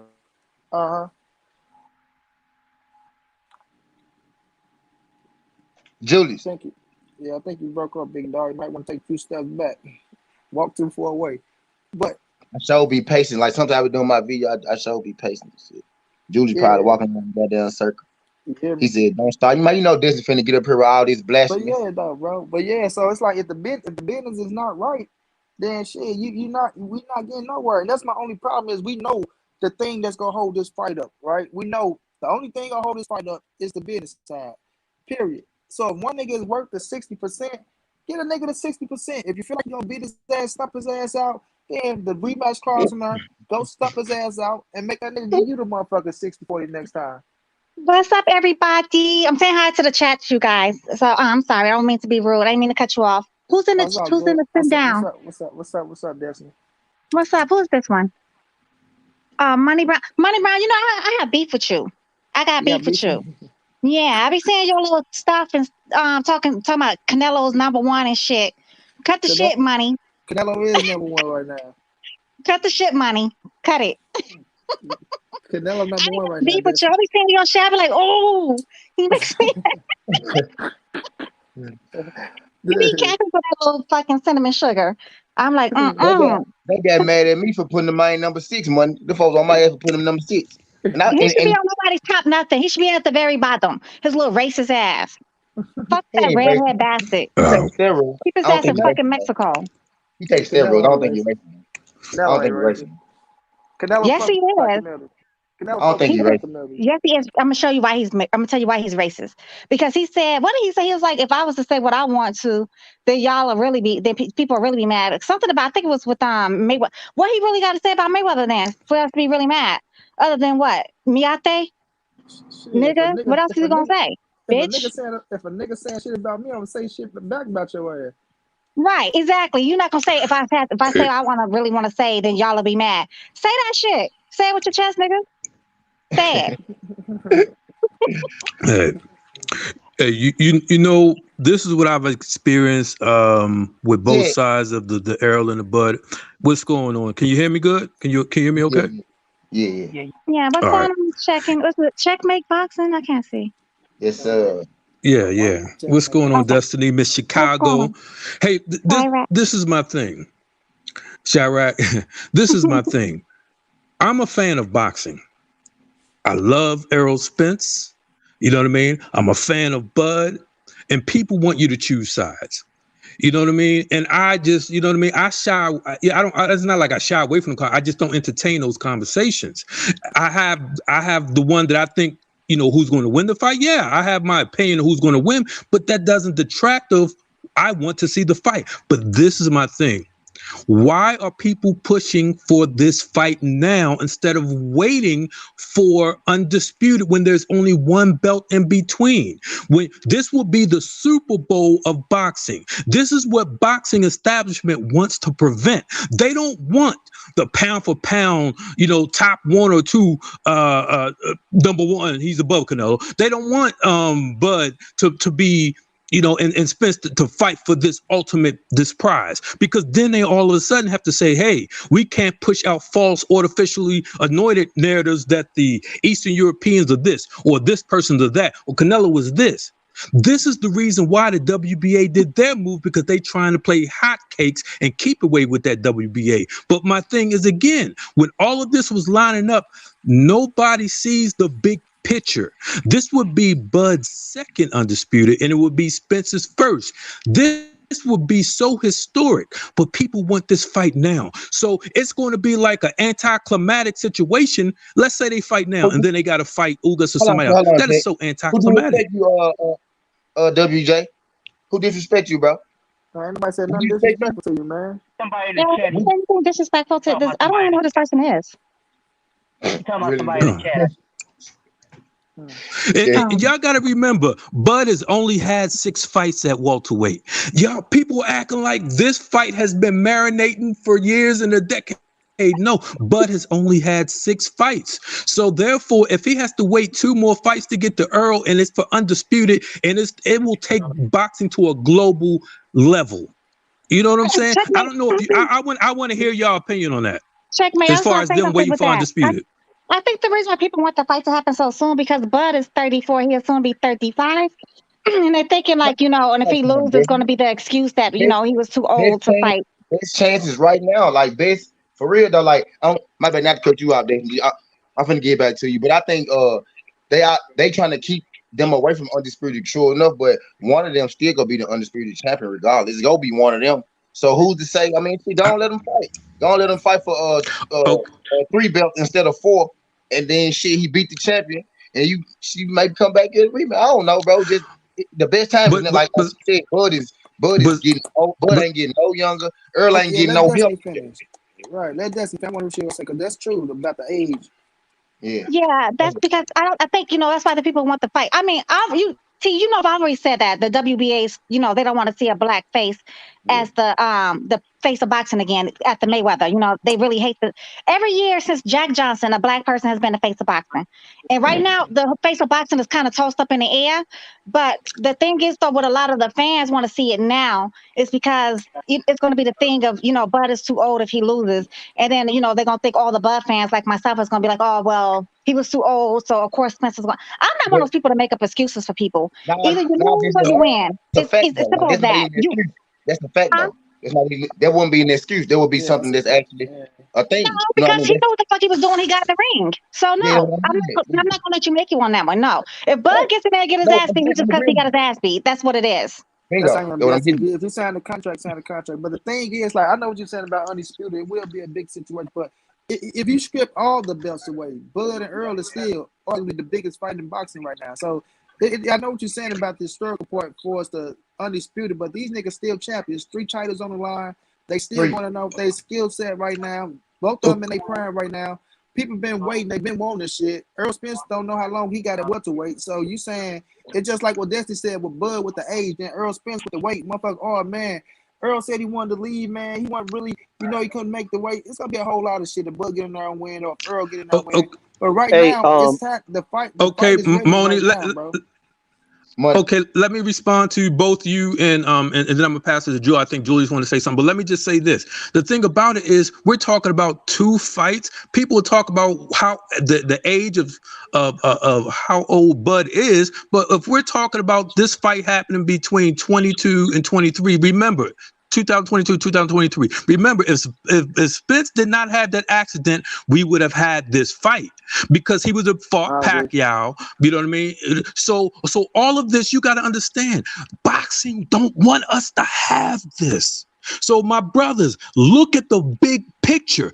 Right now, Black American fighters are fighting against the establishment. They looking at Al Heyman and Floyd Mayweather as busting the union. So therefore, this is the reason why you got the Monteros and the people at Ring and all these other idiots being paid top dollar to tell people how bad this product is, how bad PPC is, how bad pay-per-view is, because that's the whole thing, to put a negative narrative. When you got the top 2 welterweights, number 1 and number 2, fighting for undisputed, you can't deny it anymore. So I feel you, my brother. We want this fight now, but when you fight for something so historic, welterweight, Undisputed, number one versus number two. You cannot deny it. You can't put a Loma up there. You can't put a Inouye up there. You can't put any of these bodies because this is how Floyd broke the backs of them. So this is the way black fighters get to break the back of the establishment by having them say, you know what, we'll fight for Undisputed. I don't care if they drop the belts afterwards. But the fact of the matter is, for history, for historic purposes, you can't take that away. You know why? How many of y'all think about Bud's Undisputed fight with Ndongo? Nobody. Because it was a trash opponent. It was a Floyd was never undisputed. Yeah, Floyd wasn't undisputed, but Floyd broke the back of the establishment, what I'm saying, by the things that he did, because he became his own boss. He commanded the most money. He did it without the establishment. We know Bob Arum and Bob Muff. Yeah, so I'm saying I want y'all to look at that. What would the value of that fight be for Undisputed as opposed to now? The whole world, I'm talking about Russia, China, it will be worldwide top news. Errol Spence and Bud fighting Undisputed. It will be the Super Bowl of boxing. We have not had that in quite some time. So this is my thing. You guys are talking about Bud's age. Bud is 34. Floyd beat the shit out of Canelo when he was 36. You know what I'm saying? So if Bud will fight Errol for Undisputed at 35, Spence is in his 30s too. I look at Bud as a supreme athlete. He didn't have a lot of wear and tear because Top Rank was sabotaging his career by putting him in with fluffies. So I'm just saying, I want you guys to pose this thought and think about the value. It will triple, quadruple in value if it's for Undisputed. Everybody's acknowledging that. Checkmate. What you were talking about the fans just want to see the fight now. And the reason why the fans really want to see the fight now is because, one, it's Bud's age. Two, like you mentioned, Spencer's weight. Like, I don't think, he's going to hold off at 147 too much longer anyway, too. So we're not talking about what the WBA is trying to do. The fans don't really give a fuck at this point. They just want to see the fight because they don't want to prolong it until it's like, it's going to be useless. You know what I mean? Spence coming there, overweight or whatever. Bud coming there with bad knees and a bad back. You know what I'm saying? Like, nobody wants to see that. All right, we're talking I'm about gonna add this two to fights. what you were saying. Oh, yeah. Go ahead, Jules. Oh, I was gonna say this, checkmate. In my honest opinion, man, I am not about those titles, and I'm gonna tell you why. I hear what you're saying about the historical value of an undisputed fight, but we talking about undisputed, and we gonna give them value. Those corrupt organizations, we give them value by saying putting them involved in the Bud and Spence fight is going to make it bigger. That's giving them value. Also, it's paying them sanctioning fees. And let me say this, man, go throughout any history of major fights, and I'm talking about super fights. No, go back to the crib. They only wanted the fight. And in my opinion, I just want the fights. And I'm gonna be honest with you, man. The PBC can make a belt, and who's to say that the PBC title isn't as historic? They make the Ring magazine belt like it means something. So why the PBC? Or why we can't just come out with a ABC belt? We can make our own titles. To me, it's the fighters that make those belts. And if Bud and first of all, what you saying is Don King did is that Don King made events bigger than what they was. So you remember the when we hear about the Rumble in the Jungle, we don't know if it was for the WBC title, the WBA title. All we know is the Rumble in the Jungle. So if Spence and Bud would get together, if a promoter, if someone promotes the event as the Super Bowl, that's what it will be. It won't be because of 4 belts on the line. And I understand what you're saying. And it got what you're saying got some truth to it. But at the same time, it's up to the people to make it the super fight, the Super Bowl of this or that, not the belts. Yeah, he's saying it's the names over the belts. The names bigger than the belts. Right, but my point is, if there's only one belt that's standing in between, y'all got to remember, Errol Spence has already said this a couple years ago. He told Bud, once I get Pacquiao belt, then we're gonna fight. That was for undisputed. Listen, we're fighting against the establishment. So the only way that we can beat the establishment is to grab the worldwide headlines. And when you got a Super Bowl of boxing, I'm talking about maybe the fight is worth 100 million without the undisputed. Maybe it's worth 300 million with undisputed, because it's going to be that Super Bowl. When you talk about Bud saying I got my second undisputed, or Spence I got my first, but you have, again, it sells itself. So I know, Julius, I know exactly what you're saying. I hope PBC come out with a belt, because I don't acknowledge the ring bullshit. I don't acknowledge any of that. You know what I'm saying? And remember, growing up, listen, I came to Twitter in 2018. Before Twitter, I didn't know really about the crookedness of the business. So I would say the best thing I've learned since I've been on Twitter in 2018 was about the business. The worst thing I've learned since 2018 is about the boxing business. You know what I'm saying? So regardless of that, there are a lot of casuals who don't know what we know. Everybody on this panel right now, we're very knowledgeable about the BS that goes on. But when we're talking about the record books, when we're talking about our kids and our grandkids talking about boxing historics, we're not talking about right now. We got to think about what's happening 10 years from now when they look at those record books. Errol Spence versus Bud for undisputed. So you guys saying, oh, he getting his age. Checkmate. Let me ask you a question real fast. Okay, so when yes. Pacquiao and Mayweather had the fight of the century, right? What belts was on the line when they fought? Well, but again, you're talking about Pacquiao. But that fight is already in the record book. We more so remember the fight, Checkmate. But guess what? Neither one. We remember the fight. We remember the fight, but guess what? Can anybody agree that neither Bud or Earl has the cachet that Manny and Floyd had? But they don't need the cash. We love Bud and we love Earl, but they don't. But they don't. Yeah, we love Manny and Earl. The names right now, Checkmate. It's hot. Like the fight is ready now, bro. We talking about 2 years later. Okay. After this fight, we'll get a Manny Pacquiao or Floyd Mayweather shit. One of them, but check. Or both of them might be that. You know what I mean? Okay, Manny was making 20. Manny was making 25 million a fight. I ain't talking about that money, check. Like you got to get there though. You know what I'm saying? You got to get to that. Manny didn't make 25. This is check. But that's my point, T. If they break out 3 fights right now, they shutting down all the boxing. Ain't nobody gonna give a fuck about nothing else going on. Right. If they break out a 3 fight, we're not gonna give a fuck about that other belt. And plus, we're not trying to wait no 2 more years. I ain't gonna cut you, my brother. We ain't trying to wait no 2 more years for this shit. People feel like but they've been saying that the last couple years as well. Remember, Bud only has 6 fights at 147. This is so historic. I can't. For me, I'm sorry. I understand y'all don't see it the way I see it, but to have that the Super Bowl of boxing, which we haven't had. I mean to respect you, but my bad, bro. Go ahead, y'all. Hey, I'm gonna say this too. Another scenario. Oh, I was gonna say another scenario that a lot of us haven't looked at that could also happen is this right here.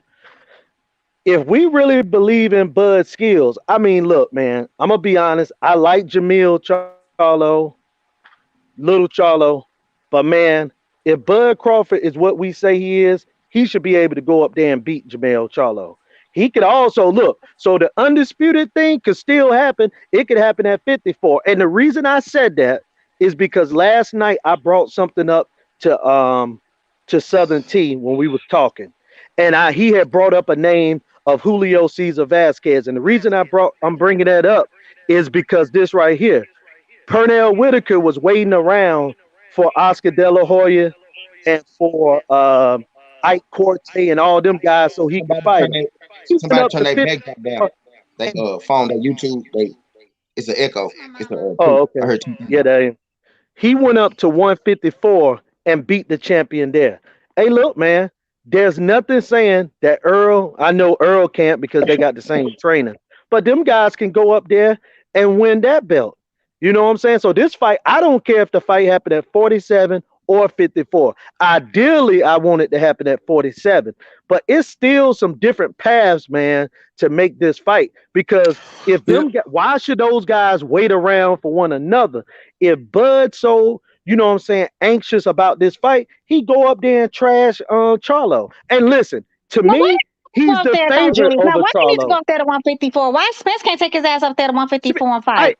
I just said that Spence would, except they got the same trainer. And listen to this right here. Wait, hold on, y'all. Now, wait. Spence said that he won 2 fights and he going to 154. He also said that he ain't talked to Jermell Charlo about nothing. And he said when he go up, he want the title fight. But right. And look, and here's my thing. It don't matter either fighter. They both going there. I think they both going there. Bud don't have to go to 50. Yeah, there you go. Bud don't have to go to 54, bro. Bud did what he did already. 3 divisions. Yeah, if Bud get 3 more titles at the welterweight division, he solidified. I don't think the fight for Bud is Earl Spence, man. He got right. Yeah, his. But what I'm saying though. Yeah. No, I know 54 is just more to add on to his accolades, though. But I don't want Bud don't have to put. If he go to 54, that's just Bud wanting to show his greatness. But he don't have to go to 54. You know what I mean? I agree, and that's what I was saying. Money Brown is there's no reason to, like, for example, man, if somebody shut the door on you here, if you feel the door is shut, is what I'm saying. I'm saying you can always go a different avenue to get in the door. Like, let's say if Spence get hurt again, or if Spence get in an accident, you can't just keep waiting around a year to see if Spence is going to get himself together. Go and make your other super fight. Charlo versus Bud is a super fight. But you got fights at 47, they can be super fights too. And let me say this: they 7 pounds apart, right? Yeah. Yeah, but who else he gonna fight besides Spence that we want to see? Except Julius, is because Bud is already he's a smaller welterweight already. Right. I think he fights at his walking around weight. He'll go up to 154 when they rehydrate. They rehydrate to like maybe 170. 165, 170. He's a small person. Huh? But see, that's why I brought up Pernell Whitaker. That's why I'm gonna bring up Floyd Mayweather. Those guys are the same size or smaller than Bud. Let me say this. Did they say skills pay the bill? I believe that. Now, I ain't saying he could go up to super middleweight and start beating champions.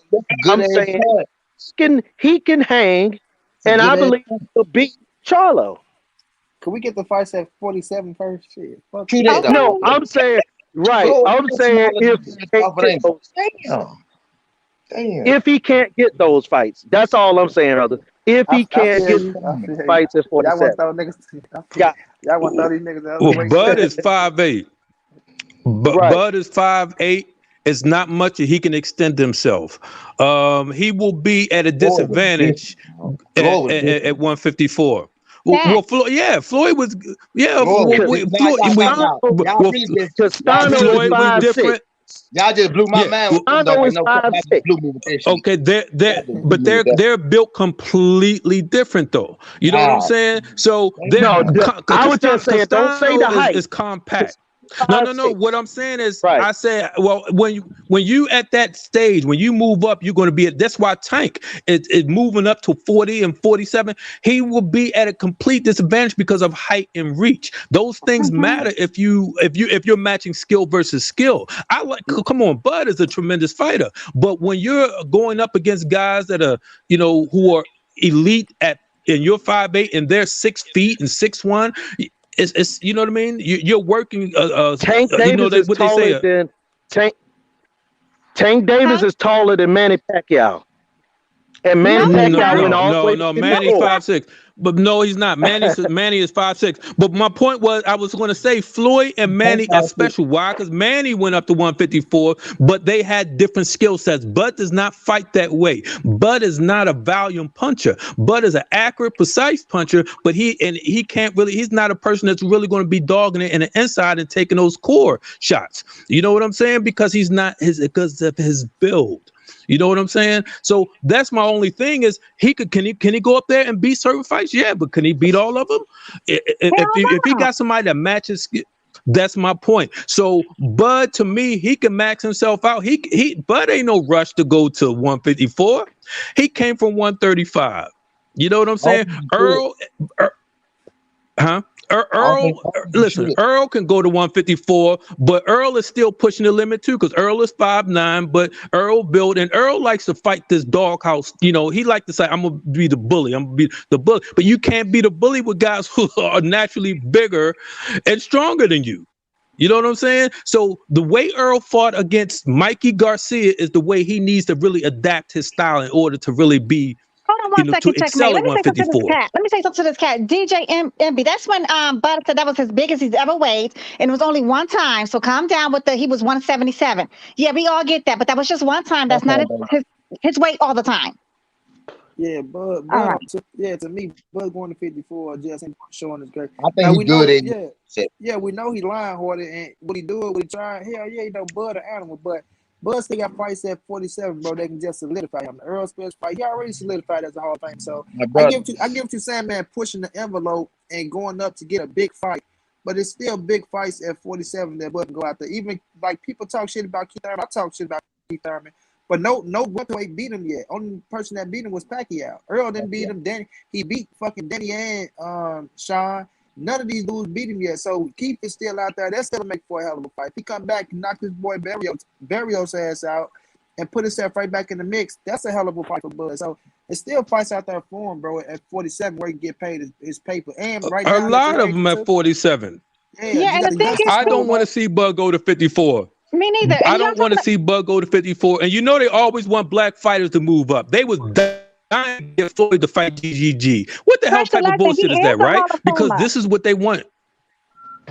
He's saying, Fresh is saying that Bud is not a Hall of Fame. Yes, he is, because he was the first one to become undisputed at light welterweight. That's going to solidify him in the Hall of Fame automatically. Who said Bud ain't a Hall of Famer? Emmanuel Fresh, H, the legend. Who said Bud not a Hall of Famer? Fresh, the legend. Bud is Hall of Fame. Bud Hall of Fame card is already punched. Yeah, that's why he said that's the reason why he said he needs Spence. That's why he said he did not need Spence. Bud is already the Hall of Famer. One of them need each other. Spence is on the cusp. We need to fight. Spence is on the cusp, but yeah, Spence is on the cusp. He's not a solidified Hall of Famer yet, though. He's not. Because Bud is solidified. Spence is on the cusp. Bud is solidified. Spence is on the cusp. That's why Bud said Spence needs him. Until y'all know I'm not gonna let this shit fly. Until y'all got it is in the Hall of Fame. Spence already unified twice. Until y'all got it, never won a big fight. If Earl Spence retired today, dude in the Hall of Fame. Yeah, no, he's not. Yeah, and can I add why I think? I'm gonna add why I think Earl Spence Spence. Going up, though. He still got ways to not ways. He got more to do. He going to 54. He going up. So he when his career is over with, he will be solidified as a Hall of Famer. So no, I do agree. But once his career is over, right. Yeah, but now, if he had Hall of Famer. If he he's just a legend. But he's not a Hall of Famer as of now. But once he does beat Bud, that's why Bud said he does not need Spence, because he is solidified as a Hall of Famer. Spence needs him more because Spence needs his marquee fight to put him in the Hall of Fame. I mean, Spence beat Justin, y'all talking about Hall of Famers. Bud is the Hall of Fame off this accolade word. We gonna remember Bud versus Tom Porter. We not gonna remember none of the dude fights. He not fight nobody. I'm not disagree with that, but he is solidified. When we go back 20, but the undisputed. Hold on a second. The undisputed just punched that ticket. That's all I'm saying. So I gotta say, man. Yeah, he Hall of Fame. Yeah, for sure. Look, I'm gonna say this. I They think both Earl is though, don't Spence they? is a Hall of Famer because you got to go by what a guy do in that era, not just about belts, but in that era. Spencer beat at their best in their primes. He beat Garcia and both Garcias. Danny, Context, man. You because got Danny a two context. You division can't champ, just look on the surface. unified. Yeah, he beat 3 He Hall of beat Famers. Kell Brook. You can't just look on the You know surface. what I'm saying? You got to He beat Hall of Famers Yeah, I'm What's gonna on say up, top Mikey. of the Leon Sean I'm Buster? gonna say Porter fight. Mikey 4 division, 2 division, and 2 division, and Danny. Then Sean. I think Sean Porter Hall of Fame as well. Just off his resume, him being a 2-time world champion at welterweight. But some people feel like Spencer ain't a Hall of Famer right now. I can see their point with the situation. We just got to see what the criteria is going in. But I just feel like when he finished, though, he will be. But he got to continue to work. He got to continue to work. facts But though. that's all We I'm can't. saying. We I'm can't. not Yeah, confused. and we Nobody's can't saying disagree. that Spence is trash because Yeah. he's not trash. I don't like his Sometimes style of fighting. I've never liked what was that dude's name? Because I say he fights just like him. The one Frazier. He fights too much like Joe Frazier for me. I don't like that style. sometimes But Nah, I mean Frazier. he does what he does when he gets in that damn ring. Yeah, nobody What's can up, deny David? Bud as Hall of Forget, Fame. I get Bud his credit. Even though don't Tennessee forget said nobody gonna Spence beat remember him Lamont for his Peterson. fights. Don't Yeah, go forget ahead, money. Go about ahead, money. Go ahead, Spence money. nah. beat Lamont Peterson. Let money say Lamont what he Peterson, Peterson, a saying. come on, man. Hall of Everybody done Famer beat too. Lamont Peterson. Everybody beat Lamont But Peterson. Stop. Are like you who? That dumb? don't count. He Lamont only lost Peterson, to Chris three Algieri do people. not count. I'm not gonna let you He make only with Chris lost three Algieri and fights. fucking Lamont Peterson. Let Hold Julie on, tell her who Lamont he lost Peterson to. only lost Let three Julie tell her fights. who he lost to. Let Julie tell her who he lost to. Who he lose Yeah, to, Julie? he lost to Earl Spence. He lost to Danny Garcia by split decision, and he lost his last fight to he He lost lost to Lucas Matisse, And he He and lost the got knocked the last to fuck fight Tim he out. Bradley. lost to His lipping it. first huh? loss to Tim Bradley. You gotta say Tim Bradley, lipping it. And Tim Bradley, a Hall of Tim Bradley Famer. was the He first only loss. Yeah, lost to Tim Hall was of the first Famer. loss. And Yeah, Yeah, yeah, yeah. ain't no Also, only he reason lost why. to lost. Hall of He Fame. actually lost to Laura. He lost to Laura, but they gave him that fight. Some people He Laura, feel like lost to some Laura. Okay. people feel like I, what some Laura people feel now? like Phyllis Laura. Sedale beat Andy's him. there's only one Laura. Andy's Laura. No. Nah, When not you talking Lamont, about a not different Lamont fighter, Peterson. you Not talking about a Lamont. different fighter. Lamont Peterson fight at 140 and 47. And okay. 47. He Laura fought. And always I been at No, he 54. You might be talking fought. about Paul Williams. Oh, Paul Yeah, you Williams. talking That's about right. I'm Paul sorry. Williams. That's what. Yeah, Laura beat the shit out of Paul Williams. That's why that's what you call yeah. a robbery. Yeah, that I was Yeah, an fought Al that's what Heyman I'm talking about. decision. I'm sorry. That's what I'm talking about. I was. Yeah. Why You talking about do Paul you get Williams. that mixed up? Yeah, Yeah. because Oh, Lamont Paul. Peterson the one that beat Amir Khan. He beat Amir Khan. No, Yeah, I Yeah. thought Amir Khan won that fight though. I did. I thought Amir Khan won that fight. that was a close I fight, man. That could have No, went either had, yeah, way. that was close. I had Yeah. Lamont. I had Lamont though. I I thought also have Lamont. that No, I one. really thought Lamont won, but I thought it could have went either way though. But Yo, Lamont got the yeah, it dog could in his have. ass. Though. He got the I ain't going gonna say. forward. I ain't gonna. Yeah, it That's could what. have. Yeah, I ain't arguing with nobody that said Amir won though. But when they gave Lamont that motherfucker, I said, bro, man. Me and what? my cousin was watching What? that You fight. My little know, cousin, John, read man. what the fuck David said. Now he said Bud is Joe Frazier and ESG is Ali. Now let's be realistic. Now who fights You more like mean Joe trilogy? Frazier? Huh? Who fights more like Joe Man, Frazier? hold If on, you, hold on. Let I me think say you mean. this. I Let think me he say mean in this. the trilogy See, sense. He's saying this is the stuff I'm talking about. This is the stuff I'm talking about. People, black folks, we saying stuff about fighters as if it's there's something wrong with calling somebody Bingo, Joe exactly. Frazier. Like wrong Because being if Joe I'm not Frazier. mistaken, Right. Joe Frazier was the first one to beat Ali, right? Yeah, no, So, you're right. And Yeah, I'm so not yeah. saying anything wrong they with should that, but I'm stop saying that, who man. fights They more both like Hall him? of Famers and all-time greats. Yeah, I got what you're saying, but they shouldn't even say it like that because they both are But Hall of Famers, and that's trying to low rate. And that's what that's I've the been fact. talking about. That the white media doing Bud or with Earl. I'm not dissing either one of them to uplift somebody. That's crazy. He does not fight like. I mean, but he fights nothing like Joe Frazier. Um, Spencer's a pressure fighter, just like Joe Frazier. He comes forward just like Joe Frazier. He has that hook just like Joe Frazier. He is more of a Joe Frazier stylistically fighter than Bud is. Bud is not even close to Muhammad Ali in no kind of way. Bud got his Truth, own thing going on. none of them guys fight like either one of those Hall of Shit in Fame me. fighters. Shit in You me. know what Shit I'm in saying? me. Shit in me. Earl Spence is a boxer puncher. He got one of the best jabs in the business. Joe Frazier wasn't known for that but the left hook. See what I'm saying? So So But I'm there, talking there. about the pressure. He's more Frazier What the esque. fuck you do? Yeah, right. T. He's more Frazier-esque than Earl Bud got got his own damn thing going on. Earl got a straight up base. Earl plot towards you like that. Yeah, just like Joe Frazier used to do. Now Joe Frazier be like this. Yeah, cause Joe was always, he was only 5'8", so he had Yeah, to get inside yeah, and he was Oh, so okay. dope. Sorry, left. Davis. Yeah, Yeah. Yeah, I mean, Oh, but smoking John. Earl Spence Spence is a is nigga, y'all like. He ain't. 5'9". Yeah, 5'9". But he fight at 5'9". Yeah. welterweight, not heavyweight though. He fight at welterweight. Yeah, but He fight at Spence, welterweight, not heavyweight. yeah, Spence work off range and hey, distance though. He do work off a lot of range and distance, but he'll get an inside and try to mock your ass down. So I You get what know, you're saying but though. like Right, people But when you forget look that at dude Joe, is an Olympian. People forget dude is he ain't win, but he's an Olympian. You know what I'm saying? Dude got skills. You know what I'm saying? Yeah, His he got skills are skills. stepped on. Fact, you He gotta got bring it skills. out. But if you coming for Spence will be a come for a fighter, try to walk your ass down though. He gonna walk you down. Especially if he see that he can get you. If he can walk you down, you getting walked down for sure. Yeah, if he see that he can get you coming for Hey, your ass. Hey T, I just wanted to nail down what I was talking before I had got disconnected regarding Bud had punched his ticket to Hall of Fame.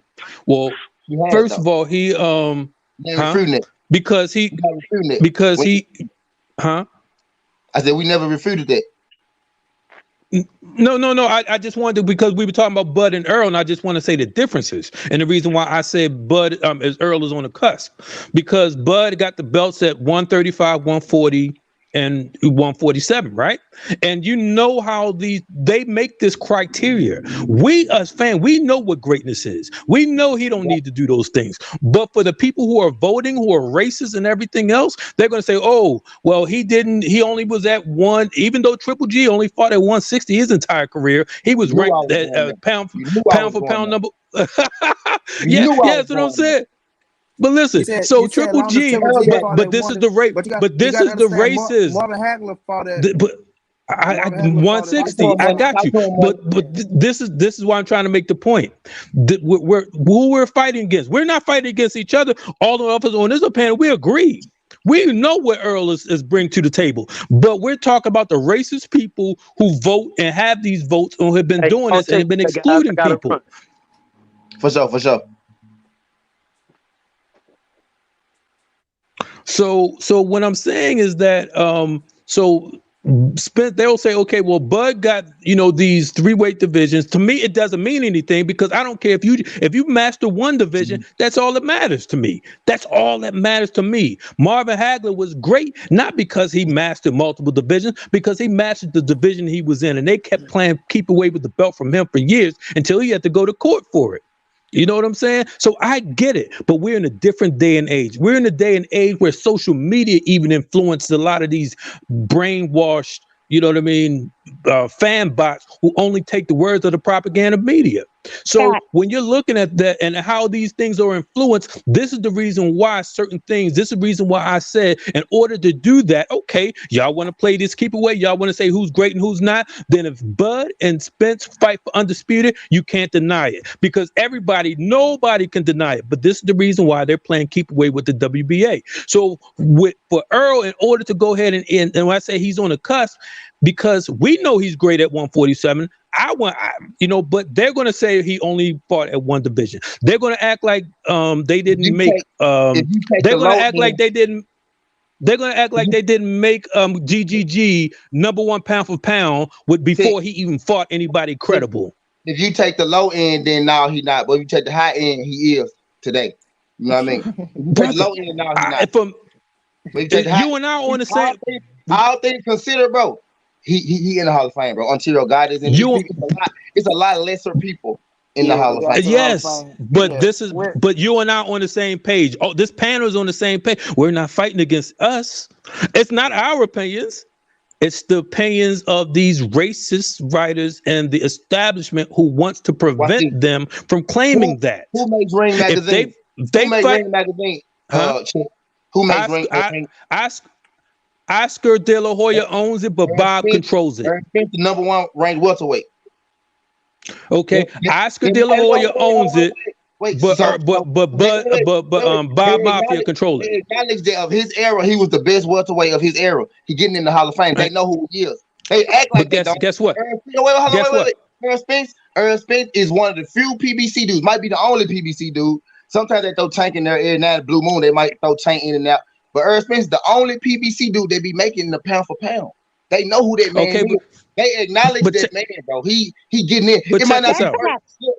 But check this out. But check this out.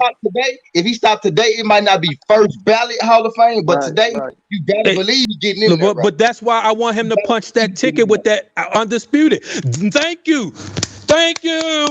That's why I want him to punch that ticket. I don't want no. I don't. T. Read the super chat. Thank you, Zena 360. Read the super chat. If you keep saying undisputed, if you get Bud Crawford on your resume, thank you, Macadocious. If you get Bud Crawford on the resume, bro, that's still like punching your ticket to the Hall of Fame because you just beat another Hall of Fame fighter in terms of Bud Crawford, and you got 3 times. I get what you're saying with the undisputed.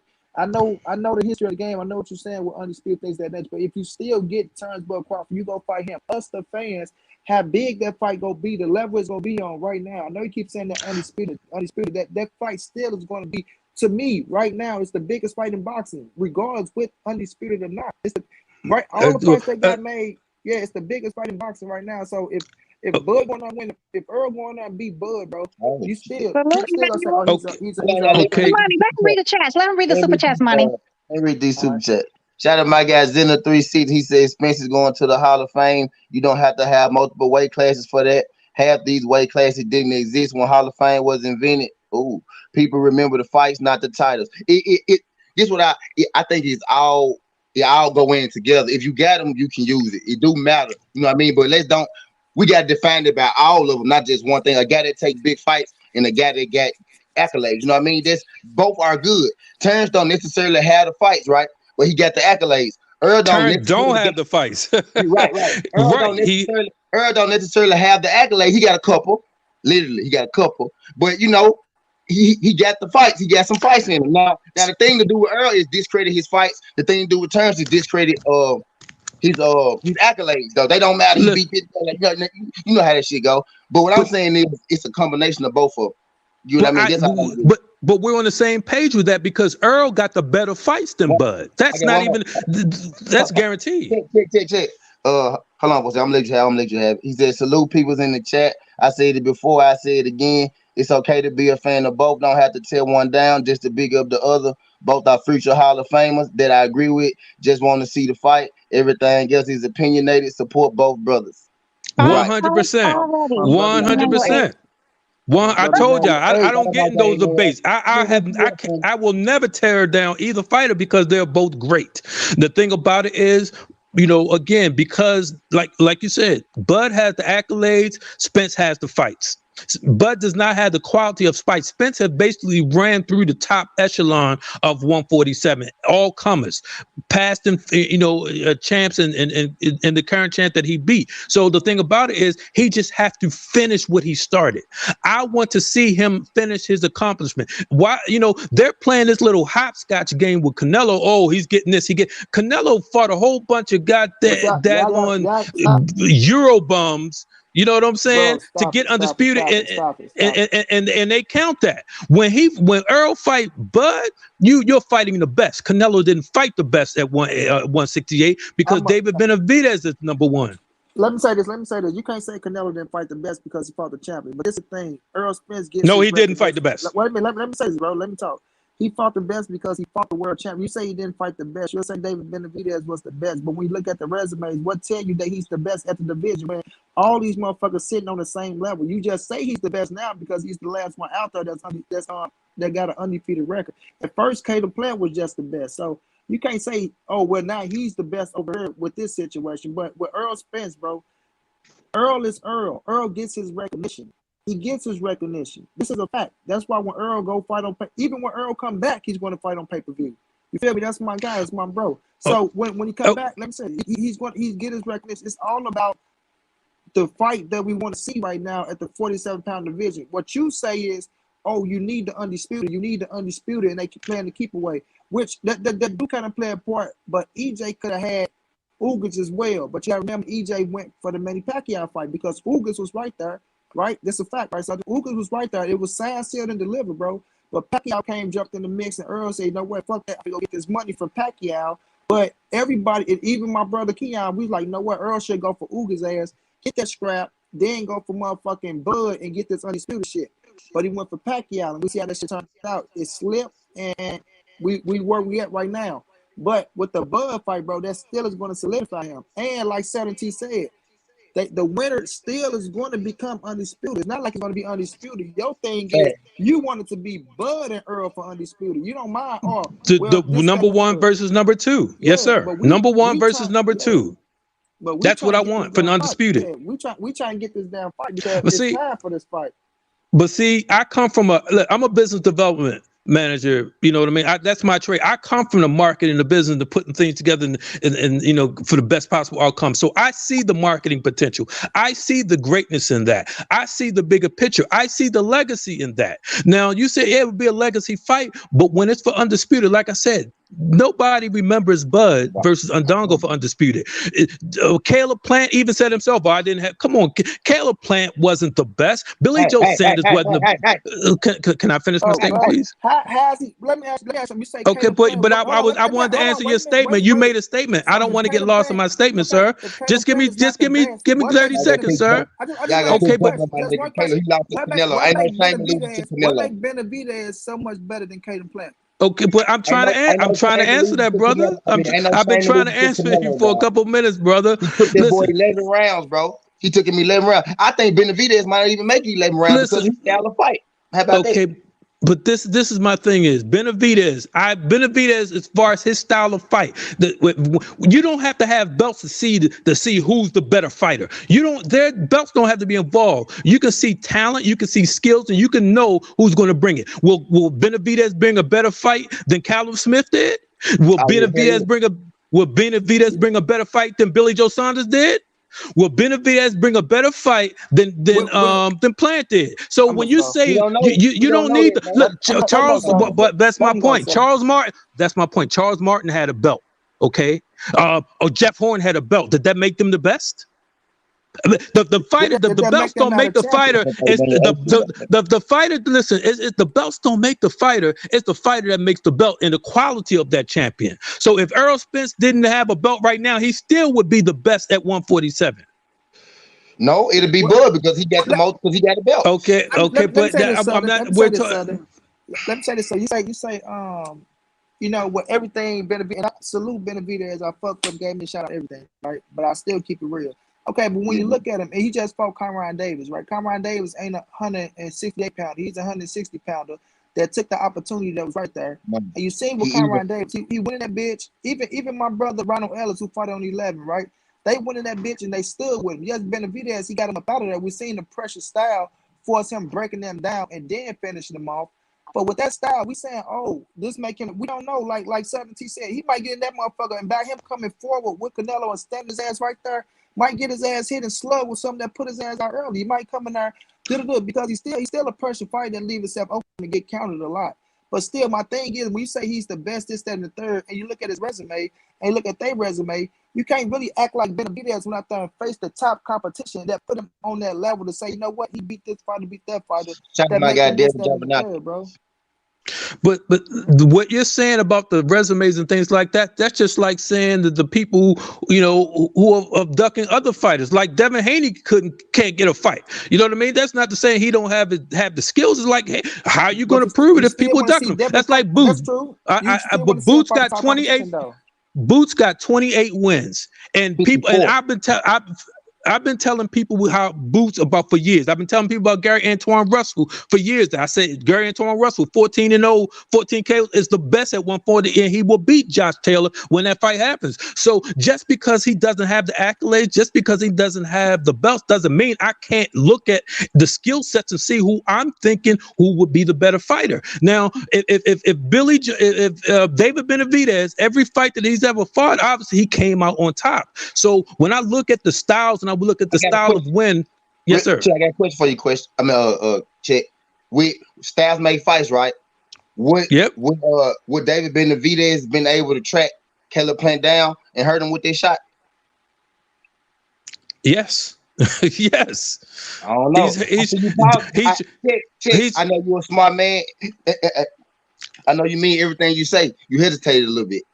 No, because you know why? When you asked me that, I was like, did he really listen? If you saw my, I was like, huh? Did he really ask me that? Listen, That's a good thing. Listen, the thing about listen, I like Caleb Plant. I still think he's still green in some aspects. And even though I said he was going to outbox Canelo, and he was winning at the time of the stoppage, Billy Joe Saunders was winning at this time of the stoppage. You know what I mean? Hey, real talk, Billy Joe wasn't doing too much of shit. Caleb Plant gave Canelo the best fight he had in a minute. I say that, but he don't even get credit for that. Most folks feel like he just got stumped. Most folks feel like he just got stumped. Bro, Caleb Plant wasn't winning at no time with the stop it, bro. He wasn't winning, but he was in the fight. Caleb Plant was definitely winning. He was was money. Cut the shit. Hey, yes, you know what? We would have. Winning, but let's do a rewatch fight. Let's rewatch the fight. If you have to knock that motherfucker out because the scorecards is always gonna go in his ugly ass face. Yes. Way anyway. That's why David Benavidez is the only one. He has enough power to keep that little redhead bitch honest. That's the only. He gonna knock David Benavidez's ass out. I'm telling y'all. Okay. Well, you know what? I think so. We will never know because he never fought him. We will never know because he ain't gonna fight him. He gonna go to damn heavy. I mean, cruiserweight to fight a goddamn tomato can nobody's ever heard of. That's also true. There's two things can be true. It's also true. Hey, Money. Let me tell you how my odds test works. Yeah, Cruz that just fought Tank, right? Couple weeks before the fight. What did I say, T? I said that Cruz. I said y'all be sleeping on Cruz because he's better than Riley. He's better than Ryan. He's more skilled. You know what I mean? He's more aggressive. And I also said he's going to be the Castaño. He's going to be the Castaño to Tank. And I also said before the fight, I said this probably going to go the distance because of what I judge Styles, and he got this little turtle shell. He does this little Mike Tyson, and also I knew that people. But my point is, Monty. But my point is, I called this before anybody knew it. I called this before anybody. People, I ain't watching. I'm like y'all, and I will send you the tweet. I tweeted this right because my whole thing is I knew based on Styles what was coming. He's low, he's compact, you know what I mean? He dips low, and so Tank already low. So Tank is always 90%, 99% of his fight. He used to punching up. So all of a sudden he got to readjust. You got to talk about muscle memory. You talk about whole thing. Now, if Tank didn't break his hand, he probably would have got him out of there. But my point is this. No, he wouldn't have. He wouldn't have gotten us out of there. But I said I actually tweeted before. I said this is going to go to this. I said this is probably going to go to distance. This before the fight started. So my whole thing is because of the styles, because of what he brought, because this guy, only way he leaves himself open is when he throw his wide hooks. But other than that, this man defense is turtle shell. He's so tiny. Like, what are you going to hit? What is exposed? Now Tank, when he does that, Tank next fight, every time he had that body waiting, his body was exposed. So Tank is going to hit that body when he do that turtle shell, when because he was ready for that uppercut. But guess what? The most effective punch had was that right hook. Nobody expected Tank right hook to be doing that work that it was doing in that fight. But my point is this: so there's holes in his game that Tank's going to exploit. Now, just like Barrios, I expect the Tank to be kind of wait until the 6th round, break him down a little bit, and then go in his offensive. When Tank started backing him down, what was he doing? He was backing up, and you could see it was an obvious discomfort. But my point is this: I acknowledge his skill sets before anybody even said anything about it. I never saw the guy fight. I said, whoa, I saw some clips, and I was like, this guy is better than what you guys think. And I also said that. And I also said that Tio was going to lose to Kambosos. Didn't I say that, T? Yeah, I thought Tio would have knocked out Kambosos. I thought it, but I never thought that neither. Checkmate. I never thought Tio was going to beat Kambosos just because. Are you on Twitter? That's my point. That's my point. Kambosos was super focused, and Tio had this thing like, I made it. I'm this. And he was unfocused. He was smoking hookah. He was doing all these things. He thought he was over one Loma win, and Loma dominated back after the fight. So I was like, you know what? There's no way this unfocused guy who has still got talent, but he's raw. He is unpolished. He's unrefined. He has not reached his peak. Even the Nakatani fight, 2 fights before, shouts out to my brother Vote UK. Last time you could like the video, subscribe to the channel. Really appreciate that, bro. Shout out my guy King.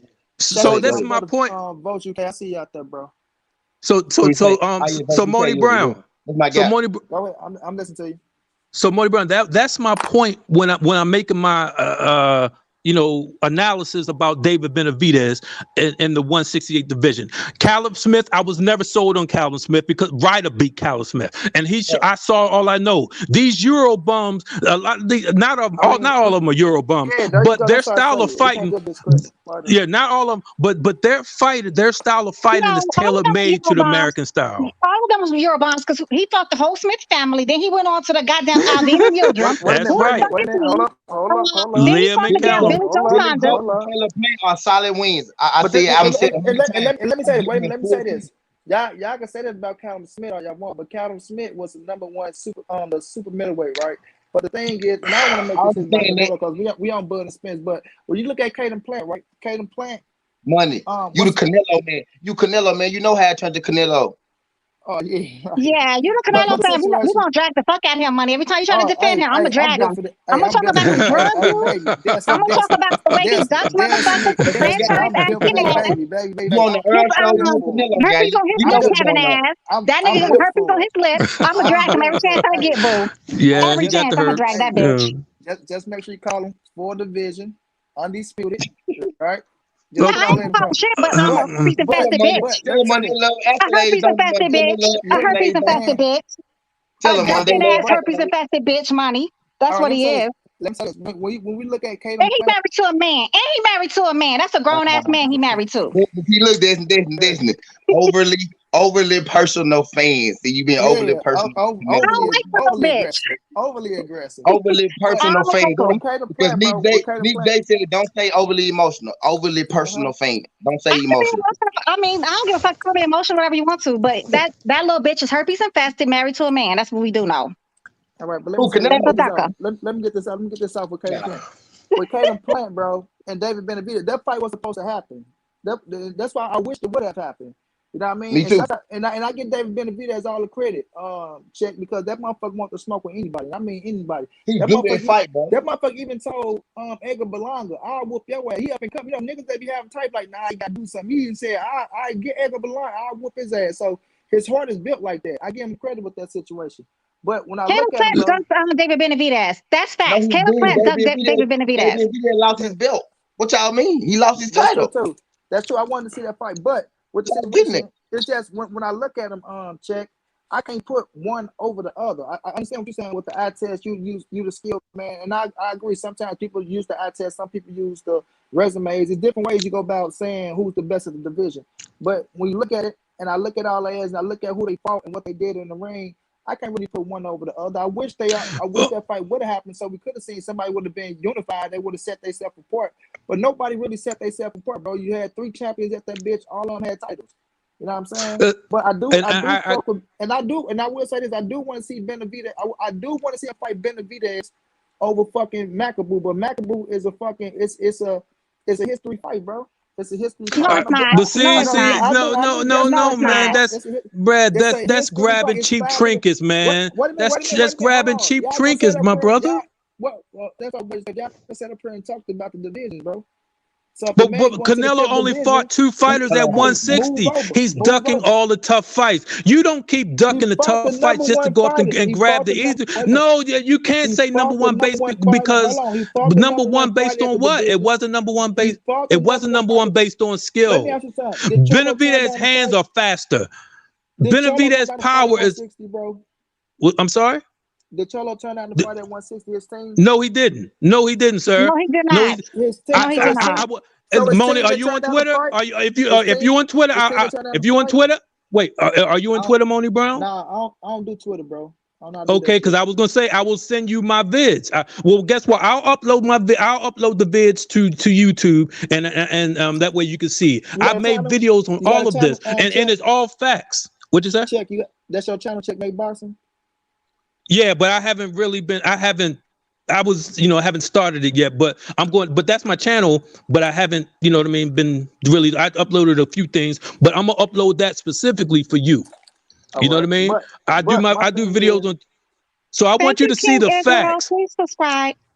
Yeah. I want you to see the facts. When people say that he ducked the fight, first of all, he was WBC mandatory. When you have mandatory, if Canelo side made an offer and the offer is rejected, it goes to purse bid. The fight never went to purse bid. It never went to. They never even negotiated. When they make a public say, "Oh, we want to make this fight," and they turned it down. No, what they were trying to do is trying to get Charlo on a multi-year deal over to the zone. That wasn't you don't have a mandatory talk about we're trying to get you on a deal. No. So that never made it to Charlo, and that was never solidified. You know why? Because if it went to purse bid, then guess what? Then you could say but it never did that. So who ducked? So you cannot fight. You wait, Money. Let me finish. Let me 30 seconds, sir. You cannot fight two fighters, GGG and Jacobs, and at 160, and then duck your IBF mandatory, which is Devchenko, your WBC mandatory, which was Charlo, and your WBO Andre for undisputed.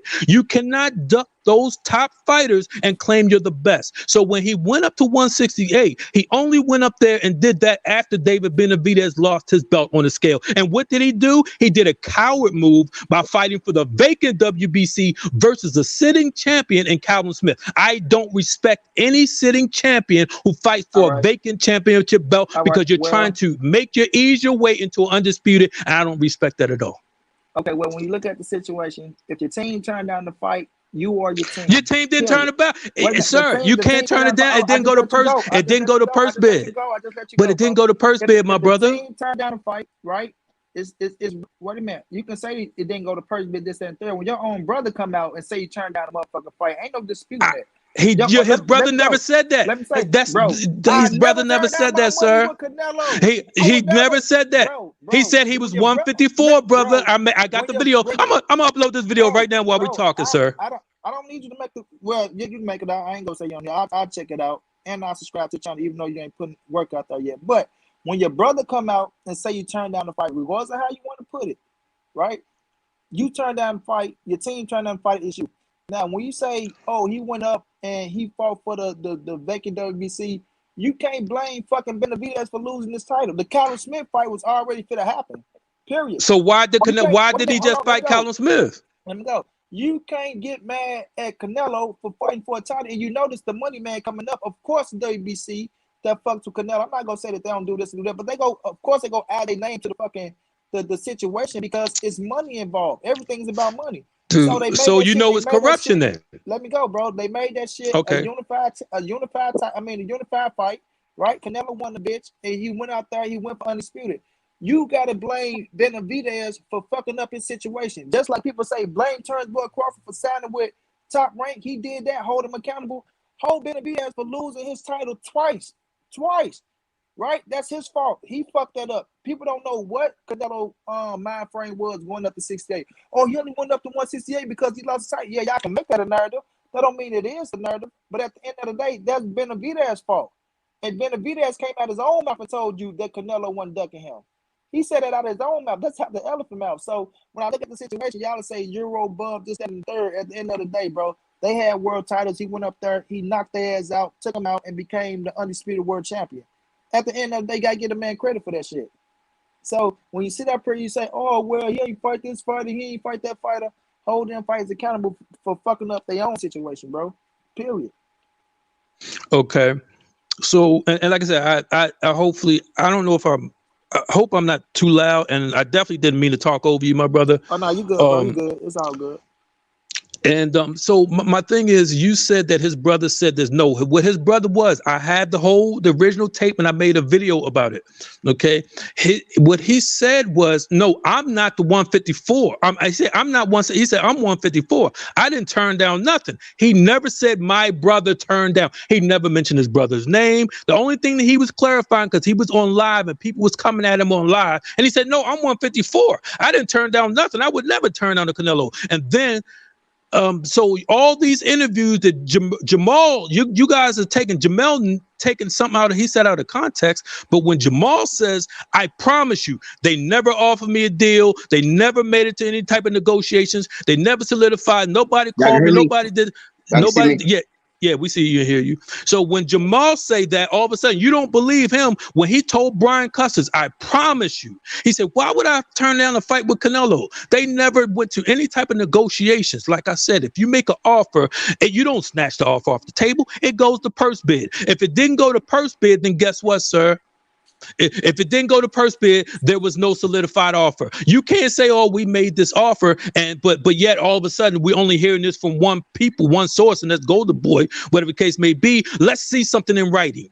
Let's see something in writing. Oh, he made a call. It's never the person who made the call who says, it's always somebody who's speaking about the third person who made the call. So you can't believe that. You really think Charlo, who's been begging for a Canelo fight since 154, do you really think that he would turn down a fight with Canelo, my brother? I ain't gonna say begging for a fight, but like I said, he's been begging since 154. Let me tell you the situation. This situation, bro, when they say they offered a fight, right, it was a lucrative deal for him to come over to the zone. First of all, the first thing I said with that situation was, we know that Al and PBC probably wasn't even looking to let Jamal go over there at that time, right? Right, so that could have been a factor. So you can't sit up here and just make it out. Or no, they didn't. You can't say that they didn't make an offer. You can't say that. You saying, oh well, didn't go to purse bid, so that means the offer was never on the table. You just can't refute that the offer was never on the table just because it didn't go to purse bid, bro. Offer was never on the table. Wait a minute. When they make the offer, you talking to the team. They say the team they specifically said it out their own mouth. Jamal didn't turn it down personally, but his team turned it down. And I said, if your team turned it down, you are your team. You are your team. So I said it out my mouth. You are your team. Okay, but Oscar De La Hoya said, he said, I know Jamal Charlo did not turn it down. He said, I don't know who to turn. He said, I know Jamal didn't turn it down. So Oscar himself said Jamal didn't turn it down. My point is this, listen, but let me finish this train of thought, my brother. When you have a mandatory and the offer is made, okay, all of that goes to the WBC and everything else because it has to be solidified. Why? Because it has to go through WBC mandatory guidelines. Okay, no offer was officially made. There's nothing on the WBC books that said this offer was made and it was rejected. None, 0, 0, 0. You don't. Yeah, so if that's the case, like I said, every other fight that the Deverenchenko, they made the offer to Deverenchenko, went to the IBF. Okay, Deverenchenko's side turned it down. Okay, Oscar, they had 3 different extensions. They were granted 3 different extensions to come up with something before he was stripped. That's how it works. You don't just say, oh well, he didn't accept the fight, so we're moving on. It doesn't work like that, because if it didn't go to purse bid, there wouldn't be a fight because he would be stripped. Okay, so if he refused to go to purse bid, we stripped. But you know what happened? He was franchise protected. That's all I'm saying. Listen, Charlo said himself, I would fight him on. I expect Charlo to fight Canelo on the zone when at the time. Let's say this. So he always said, I will go to the zone to fight him. So it was never issued that, because why? Because Canelo was the marquee fighter. So I had no problem if he would have fought Charlo. Nobody has an issue with that. He said he would fight them on the zone. So my saying is, Moni brother, but I did a lot of research on this. I got a lot of information I would love to share with you. And the only thing that I hear you speaking, those are the propaganda talking points that have been out, that I've dragged guys on Twitter, for the last few years. So I would love to update you and update you with this information so you can have it, because we're all about educating each other. I can learn a lot from you. You know what I mean? And you guys, so anything that I have, T, you've used a video of mine before. Anytime you need a video and you got some information, you say, all you gotta do is hit me up. You got some information on this, brother? I say, take this video. That's how I am. I share the information. You know what I'm saying? So I'm always open-minded to everything, bro. Like it's never personal with me. Like I said, when we talk, you say you talk like, I don't mind you talk a lot, because I know the way you come off, I can tell you don't mean no disrespect, and you ain't in here with no argument. We having it out. Oh no, not at all. Yeah, but when I look at the situation though, but this is the same Charlo, right? That told Canelo, or if you go fight me, you gonna have to come down to 160. But then it's the same Charlo that also said we need to make the fight happen. Let's do it. I come to 168, and also the same Charlo that said, he'll fight David Benavidez as well at 168. But then I'm not a 68 pounder, so we do got to hold him accountable for him saying things and backtracking on his words as well. And me, myself, I think Charlo, to me, is the tougher fight for Canelo. That's me, and I fuck with Charlo. Me too. Especially after the Derevchenko fight, the way he worked that jab. You know what I'm saying? That boy got that strong shotgun jab. You know what I'm saying? But it's just when the opportunity presents itself, I feel like you should take it. I know what you're saying. I'm gonna look at your information, and I do study, and if the information is valid, I'm gonna say, you know what, that's some valid shit. You know what I mean? But right now, I know what you're saying. Go ahead, bro. I will tell you this. No one, all the information I use is never my opinion. It's always the facts. It's always the words of the person, of the targeted.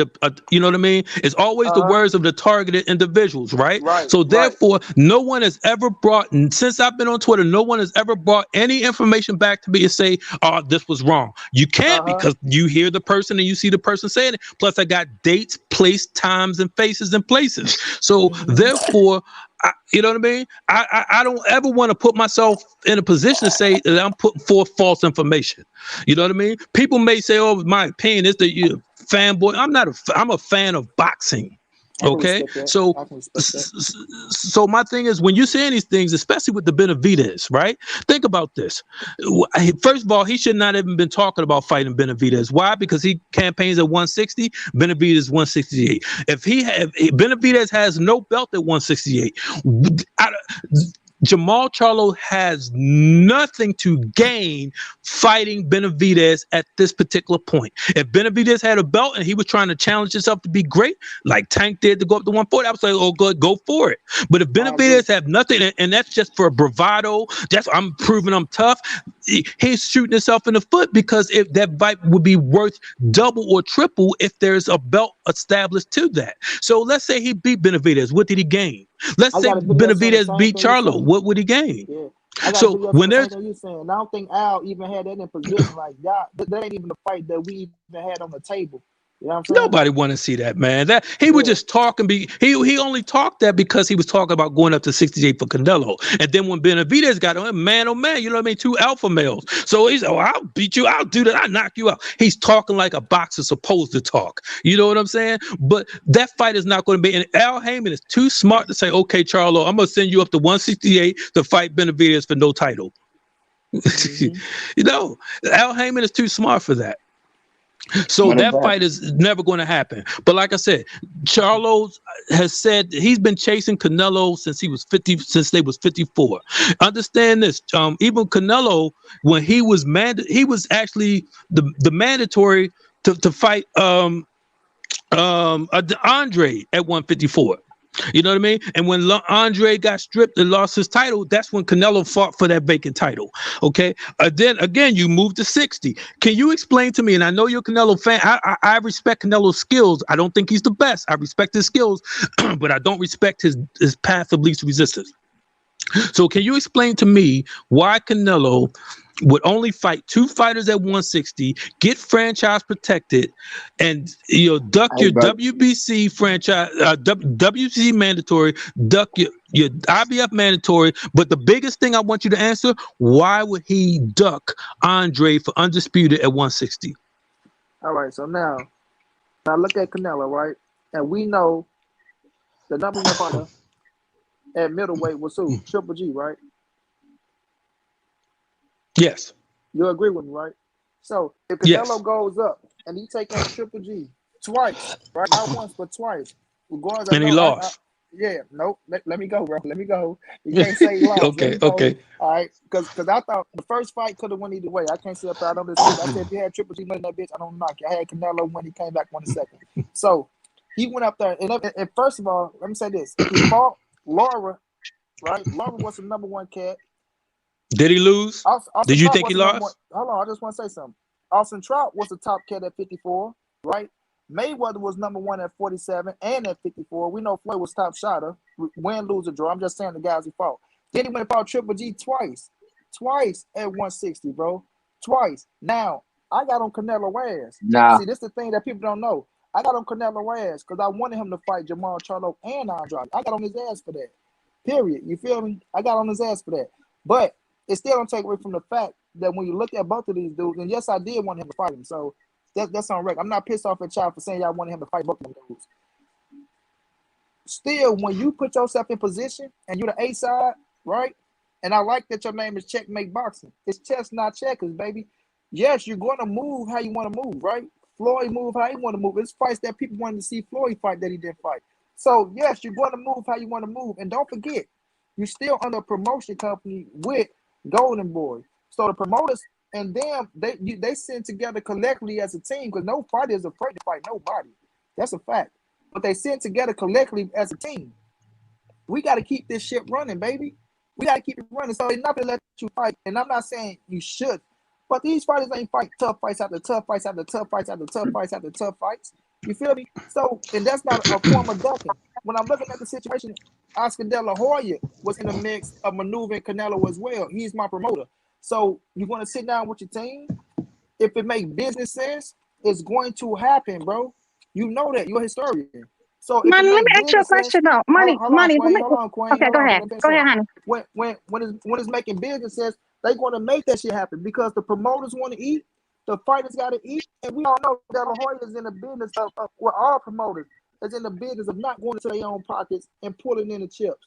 So it ain't that you just gonna say, oh, why did Canelo didn't fight this fighter, that fighter, that fighter? That's just boxing in general. You feel me? But it still don't take away that he still went up to the middleweight division and fought the number one motherfucker out there in Triple G. He fought that motherfucker twice. Then went to 168 and took out the number one cat. You feel me? So when you say why would he duck this fighter and duck that fighter? Yes, I wanted to see him fight them boys, and I don't agree with the franchise shit. So when y'all talk about the franchise, fuck the franchise. I don't agree with the franchise. There's only one WBC scrap. You feel me? There you go. We agree. That's why I said Jamal is the real champion. That's why I said Devin Haney is the real champion. I don't agree with no franchise shit. I don't fuck with no franchise. You feel me? So let's get that out the way. So I don't know if y'all think I'm coming here saying, oh, well, he should have done this. He can do this. But at the same time, when you in the game, bro, it's still business. Okay, the Andre. There's not the golden era. The Andre you haven't touched on Andre. The Andrade fight, I wanted the Andrade fight. So do you think? Hold on, let me go. So do you think he ducked it? I ain't gonna say duck, but shouldn't he have? It was for undisputed. Let me say this: it's something about Andrade that rubbed that man the wrong way to where, right? Because like I say, it's the business era now. So nowadays they don't just look at it as I'm fighting this fighter. It's like, okay, I'm putting a payday in his pocket. I'm giving him money. Some fighters like, fuck you, I'm not giving you no money. Look at Earl Spence and Keith Thurman. Earl is something about Keith Thurman now. To where Earl like, fuck you, I'm not fighting you. So it'd be something about these fighters that rub these fighters like the fighters of the old days. But it's like, fuck you, I'm not putting a fucking paycheck in your pocket. So duck and maneuvering, I ain't gonna say duck or maneuver. I just think Canelo don't like the man, bro. I think he just don't like the man. Should he have fought him though? Wait a minute. Should he have fought him? I got a video out saying Canelo, I got on his ass for not fighting Andrade because I still think, to me, when they say him and Cholo, when they say Andrade is a horrible fighter, fuck no, Andrade is not a horrible fighter. And I always praise Andrade, just like I always praise Devin Haney, like I always praise David Benavidez. Those are three dudes out there that's trying to get the smoke with everybody, and they pulling up. Andrade went to Cholo shit, Canelo shit, Triple G shit, trying to make the fights happen. I do believe he deserved the fights. You feel me? Okay, so I agree with that Andrade point. So Andrade is very crafty.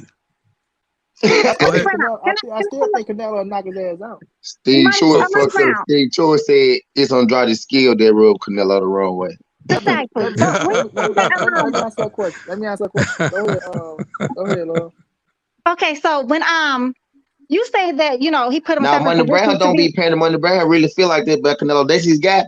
Like how I see. Now that's his guy for real. Like now he ain't up here lying. He ain't bullshitting up here. We know, he ain't bullshitting up here. That's how you feel. That's his guy. Same way I feel about Earl. That's how that nigga feel about his guy. Just like how people feel about Bud. That's how that's his guy. But Earl is my number one guy. That's record. That's my brother. Oh, okay. After you go ahead, Destiny, I'm gonna go ahead and finish up what I was going to say to Monty after Destiny. When you said that Canelo put himself in position to be the A side, that's all lies. Mayweather and now put that nigga in position to be the A side. Mayweather was the one said he was passing the fucking torch to that redhead motherfucker. That was not him doing, because his doing was not that. His heard me? was not selling like that. Yeah, we hear you. I ain't saying nothing. I'm letting them cook. Hold on, I can't hear Destiny. Go ahead, Destiny. Yeah, so that's what I'm saying. He did not put himself on the A side. That was Mayweather dumbass doing that stupid shit. I see Now her he mad. thing moving. Hold on, wait. Hold on, maybe. Now, let me answer that for Destiny. Destiny, did you not know that Canelo was coming anyway, right? On the Huh? simple fact, Canelo was coming anyway. Let me tell you why. Canelo came with Mexico. Canelo, that motherfucker turned professional at 15. He was already a pro. I interviewed Richard Schaefer, right? You know, Richard Schaefer the one Mm-hmm. that discovered. He the one that discovered Canelo, not Oscar De La Hoya. Richard Schaefer discovered Canelo Alvarez. Richard Schaefer the one that built Golden Boy up. So he the one that discovered Canelo. They knew what he was going to be already. So when you listen to Floyd Mayweather say when he was with Showtime and the fight with Robert Guerrero didn't do the numbers that they was looking for. Now credit. You got to remember Golden Boy. Where I'm gonna say Richard Schaefer and Al and Floyd was always doing business. That's why Floyd was fighting the Golden Boy fighters. But you know they was always putting Canelo on the undercard. So they was building Canelo off there. Okay, we'll put Canelo here. Make sure he gets seen. Put him in there because they know that shit works. You put him on the Floyd Mayweather undercard, every motherfucker watching. That's the strategic. That's the way Floyd. We getting money with Floyd, but we also capitalizing off this shit. So Canelo was already coming regardless. But what Floyd said, okay, we know that with Robert Guerrero that we didn't get the numbers. What Floyd said, I know we're gonna get the numbers with. Go ahead and put me in the ring with that motherfucker. But Richard Schaefer already said Canelo wanted Floyd as well. That's the only fight he wanted. He came out there, he said, I don't want nothing but Floyd Mayweather. Richard never didn't even want to put Canelo in the ring with. I mean, they didn't want to put Canelo in the ring with. They like, man, you know we can get you another fight, right? Like, you sure, like, motherfucker, you going in there with Floyd. But he like, Canelo was staying fast, like, nah, fuck it, I want to fight. But that's that young blood energy coming up. Boots coming up, Earl coming up, they ass want the best. They feel like they're the best. So Canelo went in there. But you And must be out your fucking mind and you think wait a Canelo's minute, going to generate the kind of money fucking Wait a minute, Canelo got. I mean, Mayweather got. No, wait a this minute, nigga just let me made tell his you something. first biggest, not you, man. I'm talking to this votes person. He just made his very first big payday with 40 million with that damn Caleb Plant bitch. So no, he's nowhere near close to fucking Mayweather's money. Sit your dumb ass down. So the situation was Floyd knew that with Canelo being that Mexican star that was up and coming, that everybody was fucking with Canelo, and that's why they hold a pay-per-view, right? They hold the third most highest pay-per-view in boxing history. You know what I mean? So Canelo came back after that, and you still got to come back and win. So he came back and he still put himself in position to be the A side. That's why right now he's the A side when he fight, and that's why motherfuckers want to see him fight everybody. That's why y'all got this long ass list of Canelo. You got to fight this nigga, this nigga for you to be great. And then we start knocking motherfuckers off. Oh, that nigga don't mean shit. That nigga don't mean shit. He don't mean shit. You got to fight him. Okay, that nigga don't mean shit. You got to fight him. I mean, it's the game, bro. It's the game. Okay, ahead, but bro. you said it's the game, right? But what I was asking you regarding the 160, he only fought 2 fighters. And then when you say, okay, well, did he fight Jibba G's? Number one, when you clear out a division, you clear out a division. That's when you, on some King of the Hill shit, establish that you are the best. That's what Earl Spence has been trying to do. I got. Right, so we have to also acknowledge that was a genuine duck. You don't duck these fighters and go up to 168 to fight Rocky Fielding, and all of a sudden, is that because he's fighting Rocky Fielding for a 168 belt over his WBC mandatory Charlo? And Charlo, remember, Charlo was also GGG's mandatory, and that's how he got transferred and grandfathered into Canelo's mandatory, and Canelo still didn't take the fight. Okay, so when you're saying he don't need to fight all these people, but he needs to clear out a division. Has he proved that he was the best at 154? No, he didn't. Why? Because he was ducking Andre, and he ducked Charlo, and he lost to Floyd. And if you saw the Lara fight and you scored correctly, he lost to Lara. And Trout gave him some work as well. He beat Lara. Okay. No, the hell he didn't. He got his ass beat from the rooter to the tutor. Okay. Y'all gonna say that. Y'all gonna say that. Okay. But remember, I told you I respect Canelo's skill. I was a Canelo. Let me get this. Go ahead, bro. Right. So listen, I respect Canelo's skills, and I was a fan of Canelo up until he's in 2018.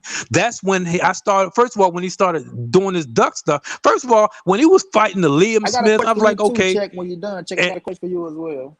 Yes, sir. Yes, sir. So my thing is, I asked you about the Andre fight. You said, well, I agreed he should have fought him. Well, you don't fight two fighters at 160. You have the opportunity to fight for the undisputed versus Andre and then duck out of that division, sir. You can't call yourself the best at 160 because when you say, oh, GGG was number one, but GGG was number one based off of beating who? His biggest win was Jacobs. So they had GGG at number one even before he fought Jacobs. So my whole thing is this. He beat GGG. He brought excitement because everybody was looking for the knockouts. The same thing Wilder was bringing, but they don't want to give him that credit, right? So my point is, GGG never had that type of resume to say, "Oh, he fought the best," but because it was weak. You know what I mean? But when the fighters did come around where he was supposed to fight him, then that's the reason why we want to see Charlo, because GGG and Canelo are still the legacy fights at 160. So when he fought Derevin Chico, he lost. I don't care when anybody say he lost that fight. I thought Derevchenko won as well. Okay, so Derevchenko won, and then we saw what Charlo did to Derevchenko, right? So when we see what Charlo did, people don't like the triangle theories unless it's in their favor, right? My whole thing is I just want to see the best fight the best. If Charlo lose to Canelo, so be it. If Andre lose to Canelo, so be it. If Benavidez loses to Canelo, so be it. But we need to see that. You just can't be on a pedestal claiming this superiority when you are ducking the people who say that I'm better than you. Okay, now, if they lose, they lose. But we need to get these great fights, sir. You admitted that you wanted Canelo to fight these fights at 160, and he did. So you also have to tell me, admit that it was a duck. Okay, I'm done. Can I hop in? All right, let me do this, knockout. You can go away, my bro. So you said that, okay, Triple G don't have a resume, but you also said that you looked at Benavidez and said, okay, Monty Brown, we don't need to talk about the resume. We can look at the fight and say that they the number one. I said skills, sir. So okay, I said skills, sir. It doesn't matter, but you said you took away from the resume. So your resume. No, I said. I agree with you. GGG was number one, though. I just listened to you, bro. But you're misquoting me. I don't want you to misquote me, my brother. But you're misquoting me, my brother. I said GGG was number one. I just let you go. Okay, so but you're misquoting me, my brother. Okay, but I'm just saying you said about the resume situation. But you're misquoting me, bro. David Benavidez don't have the resume. But you're going to. But if you go down a road that you're misquoting me, then you're going down a wrong road. What was your quote so I can quote you the right? My quote that GGG was number one, but nobody wasn't. About Benavidez. Okay. And the resume in it. How can you tell that he's the best? Okay. Because I said we can't say that he's the best. Okay. Benavidez don't have the best resume because he haven't fought the best fighters. But as far as his skill set is concerned, at 168, he had the best skill set to me that will to be the best at 168. That's what I said, sir. I never said anything about his resume. Division. But 168 is the weakest division. It is the weakest. It is the. Okay, now go ahead. It is.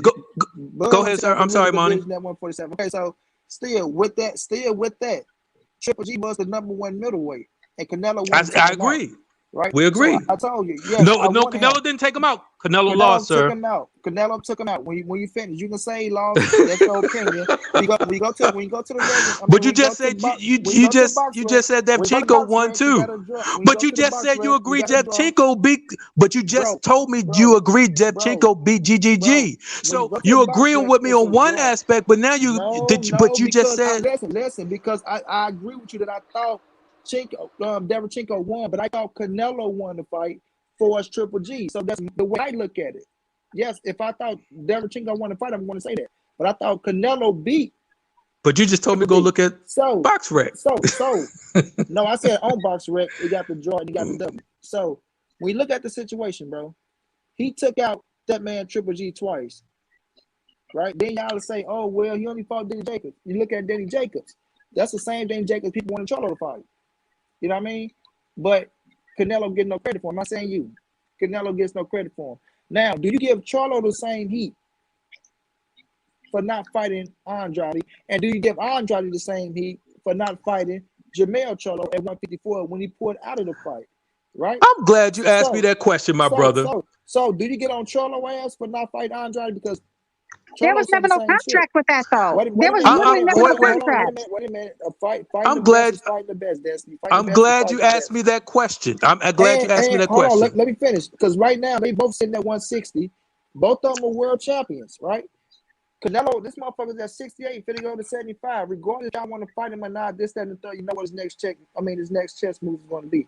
Now, both of y'all sitting at 160 with world titles, and I don't see no energy pointing towards Charlo to fight Andrade. So I want to answer that. at 160 pounds.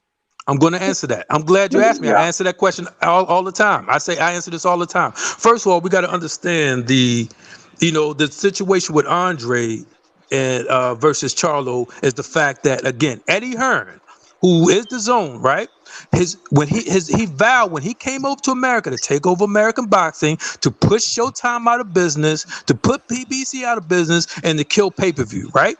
So they have done nothing to help Andre get any of those champions over at on the Zone. Eddie Hearn says, let me finish my let me finish. So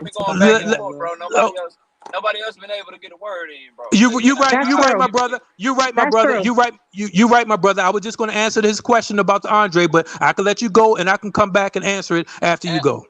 Answer the question, but Eddie Hearn has been working on Andrade's behalf. But go ahead and then let me hop in, bro. Please. Okay, and I appreciate and I apologize. Man, You're right. You're right. Mighty quiet. Yeah, and I just wanted to answer this question about, first of all, Eddie Hearn.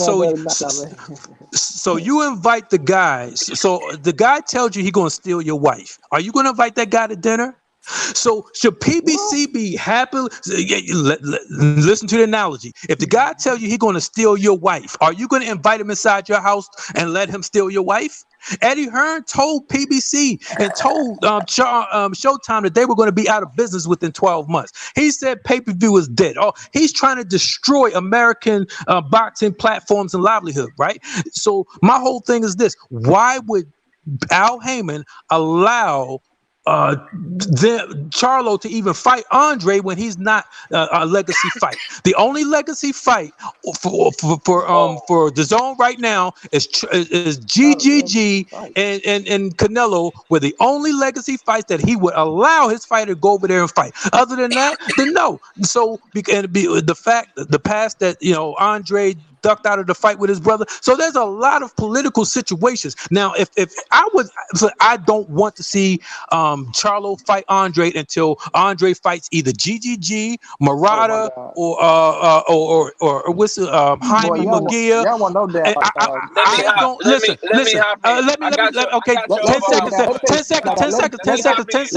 Let me start. You got let me dismount, sir. Let me dismount. I don't want to see Charlo fight any of those guys until Andre fight one of those top 160s at the Zone, and then after he fight them, then he proves something as far as that getting a belt or something and is worthy. Then but don't let Andre build his name off of Charlo. A whole bunch of nothing. That's not what happened. Okay, there was never no contract. Let me hop in. Let me hop in, bro. Please, you let me hop in. Salute to Destiny, Money, the homie Checkmate Boxing, and the homie Skinny for putting on this great platform. Let me first say this. People that follow my channel, they know how I give it up. Canelo, I agree with everything about like Laguna Beach, macadamia nut, and all that shit. Like I ain't for that fight, and I've criticized him for that. So let's get that out the way. I ain't on no Canelo fanboy shit. But here's where I'm getting lost, bro, because we can't say this shit about the PBC and not letting Charlo go. Ain't the PBC supposed to act in the best interest of their fighters, bro? And ain't it in the best interest of Jamal Charlo to be unifying and fighting the biggest possible fights? That's my first thing with this whole situation. Then secondly, all these dudes and all these fans, like, we cannot just make their careers about getting the Canelo Alvarez fight, bro. And this is the point that I was trying to make the last time that I was on here. Like, it seems like all we care about is Charlo getting the Canelo fight or Andrade getting the Canelo fight. When in reality, these brothers could put on with each other. They will make a damn big fight for each other, and you already got Triple G and Murata unifying. That's what we should be pushing for. Canelo is long gone, bro. He ain't coming down to 160. Neither one of them brothers. Then he need to drop that 160 franchise belt. Let him go, bro. Let him go. Neither one of these brothers have made any inclination or said anything that they gonna move up to 168. So why are we still pushing this Canelo shit when and he fighting that cruiser in his next fight, bro? By the time they get around to getting the Canelo fight, these brothers gonna be 34, 35 years old, bro. They gonna be old as shit. You know what I'm saying? So why are we still on that shit? Canelo is just holding their career in the palm of his hand with the way that it seems like some want them to behave. When in reality, if you Jamal Charlo, we gotta give him the history with Andrade and his brother. Excuse me, bro. I don't know how y'all give it up. I got little brothers and shit. But if you screw my little brother out some money and then you call my phone and say, knockout, I want to fight you. Bro, where you meeting at? So if you Jamal Charlo, bro, and this man Andrade, he calling you out, he want to fight you. And he screwed your little brother out some money, bro. And you don't want that smoke. Oh, and you get to get millions of dollars for it. And I look at it differently. What we talking about, bro? You missing the big picture, brother. On that little point, I agree with everything you said, and I got said that little point about the little brother part. It's bigger than that because Jamal Charlo, will bring the bigger dollar, right? So by him fucking his little brother out some money, by him fucking the little brother out some money, the big brother like, I'm not putting no money in your pocket. I get what you're saying, but really what it is you fuck around, put out a fight against me. You put out a fight against him. Selfishly though, why do you care about what Andrade's getting? If you getting your biggest bag and you adding an extra belt to your collection and you building your legacy, why the hell you care about what Andrade getting? All you should want to do is beat his ass and you get paid for it. That's some shit that you should beat him up for free for. Number one, and then number two, if you Andrade, hold on, bro. And then if you Andrade, I like what he doing because I heard Checkmate say Eddie Hearn ain't did shit. Well, Eddie Hearn and Andrade, they petitioned the WBC to try to fight Charlo. Just now. Right? And then, that's bullshit. Later, hold on. And then a day later, the WBO is trying to enforce a mandatory on it. So if you Andrade, your next move should be as a WBO champion, you drop your belt at 160 and you immediately become the mandatory for Canelo's belt at 168. And then Canelo got a decision to make. He either got to drop his belt or he gonna have to fight you. So it's shit that they could be doing other than just calling the name Canelo.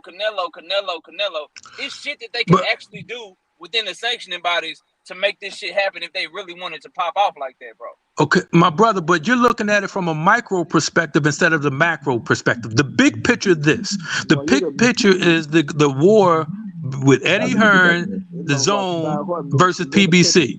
The big picture. Wait, can I get this out? Let me get this out. But I'm trying to sell.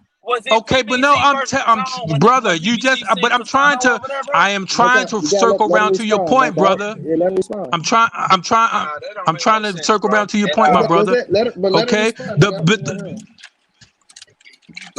big picture. Okay, the big picture is that Eddie Hearn, PBC tried to make Wilder Fury for Undisputed, right? Not Wilder Fury, excuse me, Wilder AJ for Undisputed, right? They offered him $50 million. We know how that went. That didn't work out, right? They tried to make Tevin Farmer versus Tank for unification, right? They rejected the $2 million. Didn't work out. So we're talking about this platform cost PBC hundreds of millions of dollars, right? Because think about this. It would have been the biggest fight in the world for heavyweight undisputed, and then they would have had a rematch. You talk about hundreds of millions of dollars, right? So now you dig them, and then you want them to actually, because your goal is to destroy your platform. You already said that no fights for Charlo unless he joins the Zone. No fights for any middleweight in the 160 unless they join the Zone. You're not getting our big fight. So you guys act like Eddie Hearn didn't say that. So you're thinking like a fan, which you're supposed to. But for me, I look at the big picture. I see what's going on behind the back door.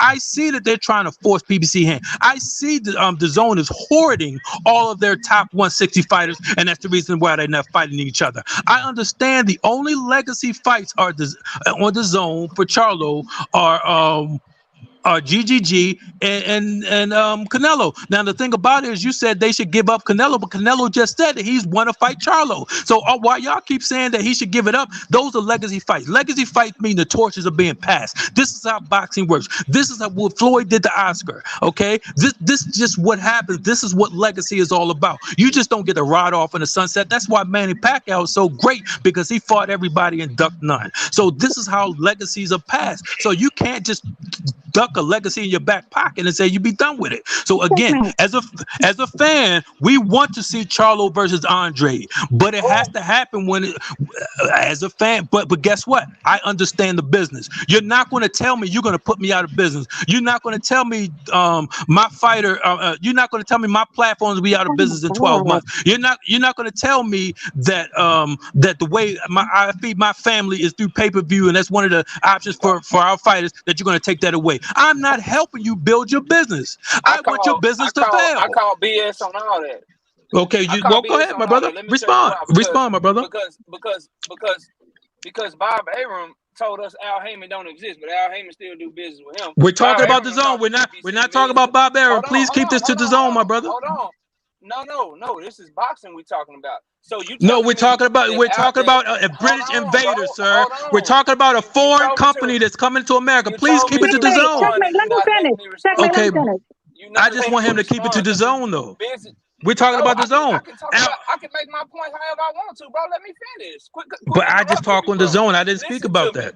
Checkmate, just let him finish. Listen, I know, but you should have. It's an overall thing, because you talk as about a whole different subject. As a business, hold on, bro. As a businessman, you mean to tell me that this one businessman can tell me I don't exist, can cost me millions and millions of dollars, and I'll still do business with him? I still send Castano over there to fight Teixeira. I still do Wilder and Fury. I do all that shit. I do business with him. But this other man, he just rubbed me so the wrong way. I'm not gonna act in the best interest of my fighter. That's where the fighters gotta stand up. And if you Jamal Charlo, the same way that Sean Porter's like, nah, bro, I need that Bud Crawford fight. That's the fight that I need. Boxing ain't a team sport. Al Heyman is Jamal Charlo advisor. Jamal Charlo shouldn't be like, yeah, bro, you right. Since you got something going on with the zone, and you got something going on with them, and you at a war with them, I don't really want my legacy fight. I don't really want the biggest fights, because, my biggest fights over there, and I'm a team player, Al Heyman. This is a team sport. We playing football or basketball or some shit. Man, miss me with that shit, bro. Miss me with that shit. They can do you're business talking with like a fan. They can do business with the zone, bro. You're speaking like a fan, but you're speaking like a fan. I expect that. If I'm a fan, if I'm thinking about the fan, about the best fighting the best, then obviously I'm going to think that way as well. But am I tripping? I don't know. Is it me? I hear big feedback. But the thing Brother, is, Andre's fight was never going to happen with Charlo, because there was never no contract. Y'all talking in fucking circles that makes no sense. I don't care about none of that. There was never a goddamn contract. That's why they didn't fight. That's the end of it. Now, what's going on? Like, I kind of agree with you, 86. They need to start fighting each other and just let Canelo go be great in La La Land or whatever. But Triple G is still out there. Morante is still out there, and they both fight on goddamn the zone. Andre could fight one of them. And then Mongia was his goddamn mandatory, but they've been ducking him. He done fought 4 eliminators and still ain't fought Andre yet. That is trash. They need to make sure the mandatories are fighting who they're supposed to. Instead, they upgraded some damn random ass Russian nobody's ever even heard of. Like, who is this dude? No, we agree mandatory. They have interim titles and shit that they be doing, bro. You right about that shit. They ain't fighting, but Munguia ain't fighting Charlo either. That's why they. Are you on Twitter? Y'all hit that like button and subscribe. Appreciate that, great people. If y'all haven't subscribed, make sure y'all hit that like button and you subscribe. If this your first time, don't make it your last time. Greatly appreciate y'all folks coming through this time. Go ahead. Are you on Twitter, my brother? We got some great boxing minds up here right now too, y'all. We got some great I can't say his name because this tag is over his name. What's his name? What is his name? Am I on Twitter? Yeah, I'm on. He got a YouTube. I'm on Twitter. Yeah, he is on Twitter too. Okay, knockout. Okay, just based on the conversation we just had, is this your Twitter name? D-Lo 404 boxing. I can't. Can you type it and then can you highlight it once he type it? I got.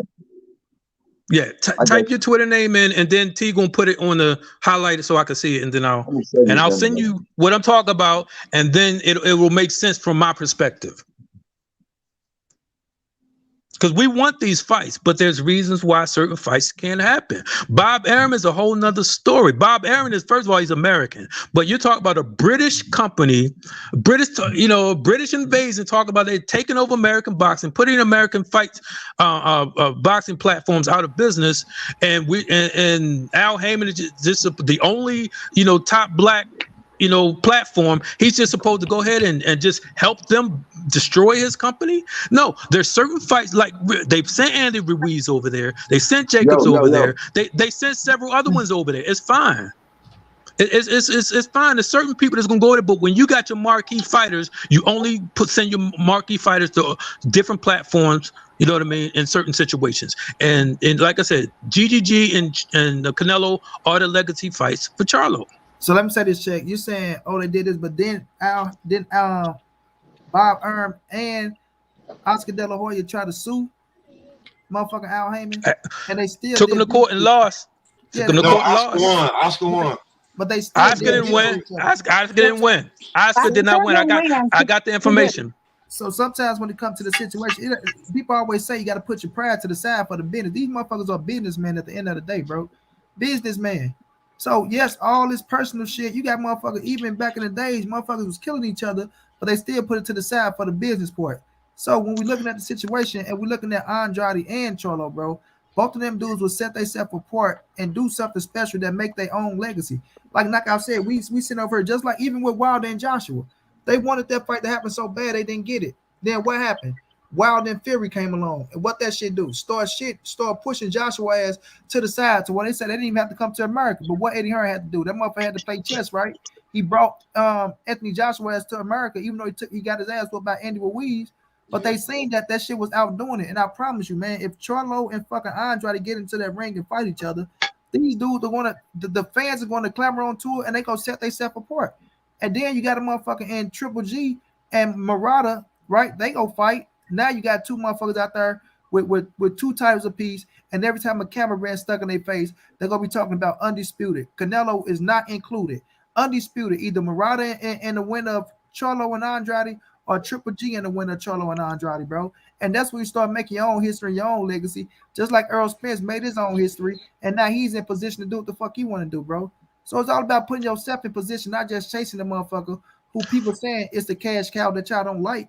Right, so you got to do something out here, bro. Because at the same time, like you saying, 2 years, and like Destiny was saying, your ass waiting 2 years, and the game's still going on. You got other hungry young fighters coming into the game. Your ass look up, you gonna be 1 year away from getting up out the game, and you ain't done shit, or you ain't made that the right amount of money that you think you deserve, bro. So you can't just sit around and bank yourself off. There's some people outlook on Boo Boo. There's some people outlook on Boo Boo. Yeah, so who's supposed to fight though? Eddie Hearn got all the top 160s. He ain't supposed to be fighting Quigley Wiggly and I'll tell you that much. There's no reason Andre has not fought them. He was his own. Nobody wants to fight Andre, so he has to fight who he can fight.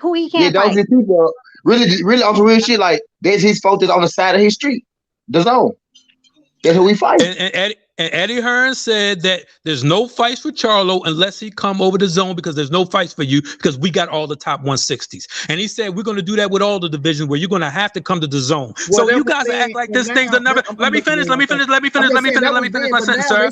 But no, it's okay. But you said, but yo, man, you're saying, but no, But you're acting. Listen, brother. You're acting like it never existed. It's not that fights can't happen, but if you said these things and you've actually acted upon keeping hundreds of millions of dollars out my company's pocket, I am not just happily do business with you. They're going to fight. They're going to fight when they have to fight. If they got to fight for undisputed, Andrade and Charlo, then that's when they'll fight. You know what I mean? They're going to fight. It's going to happen, but it's not going to happen until, on DAZN's terms. It's not going to happen to build them. DAZN got all those top 160 fighters. Why aren't they fighting each other? Why are they all fighting? Why aren't they fighting each other? So don't just bring up Charlo's name for Andre when he got everybody else, and don't just bring up Andre's name for Charlo. So you got all this other people in the landscape of 160. Don't just have these two fighters, Joey. these two undefeated black bulls, pit them against each other when there's all these other fighters. Now, if Eddie Hearn can't do something to force Murata or GGG or Jaime McGill or whoever else he got type of 160, then that's his fault. Don't just act like Andre is Charlo is the savior for Andre, just like Andre is not the savior for Charlo. That's a huge fight, though. It is when it happens. It's going to happen. It's not huge right now. It's not huge right now. It's not huge right now. It's not huge right now. 35 years old. That's not. Andre has no. Andre has no traction in barking. Andre has no traction. You know what I'm saying? So it'll be huge if Andre beat Muggia. It'll be huge if Andre beat GGG. Then yes, let's make that fight. But Eddie Hearn got all these players. Okay, exactly. He's had the mandatory position and he's ducking them. So they got the NBF, the no black fighter rule in effect for both these fighters. But you guys want these bulls to fight each other. I want them to get some legacy fights. I want them to get, or top fighters. But there's more than just each other. So let's let's see what the alternative. That's the fight. In one breath, you saying this NBF and they won't fight them, and then the next breath, you saying they should wait on them until they do fight them. No, what I said, the NBF. The NBF. That don't make no sense. The NBF is they're not getting these black fighters the top fights. The NBF is they're saving the GGGs, the Jaime McGears, and everybody else over that way. They're keeping them away from these black bulls. That's the no black fighter list. Okay, my point is this. Andrade and Charlo. That's my question right there. So why not fight each other? Can't nobody block them from fighting each other. Like that's okay. What can I ask, bro? Like if nobody. Can I ask you a question? If nobody will fight, can I ask you a question? They should just fight each other. Wait, bro, let him get it off. Go ahead. Okay. Damn, they got quiet in this motherfucker. Can I ask you? I was just saying the same thing. Like, go ahead. Okay, can I ask you for Charlo, for a 160 fighter to fight besides Andre, who would it be? Can I get the panel's opinion on that? For Charlo? No, nobody. Yeah. It's not other than Andre. If they not fighting, you can't say nobody because there's always somebody after that. That's what I'm saying. So if he beat Andre, then who he fighting next? So he can fight it.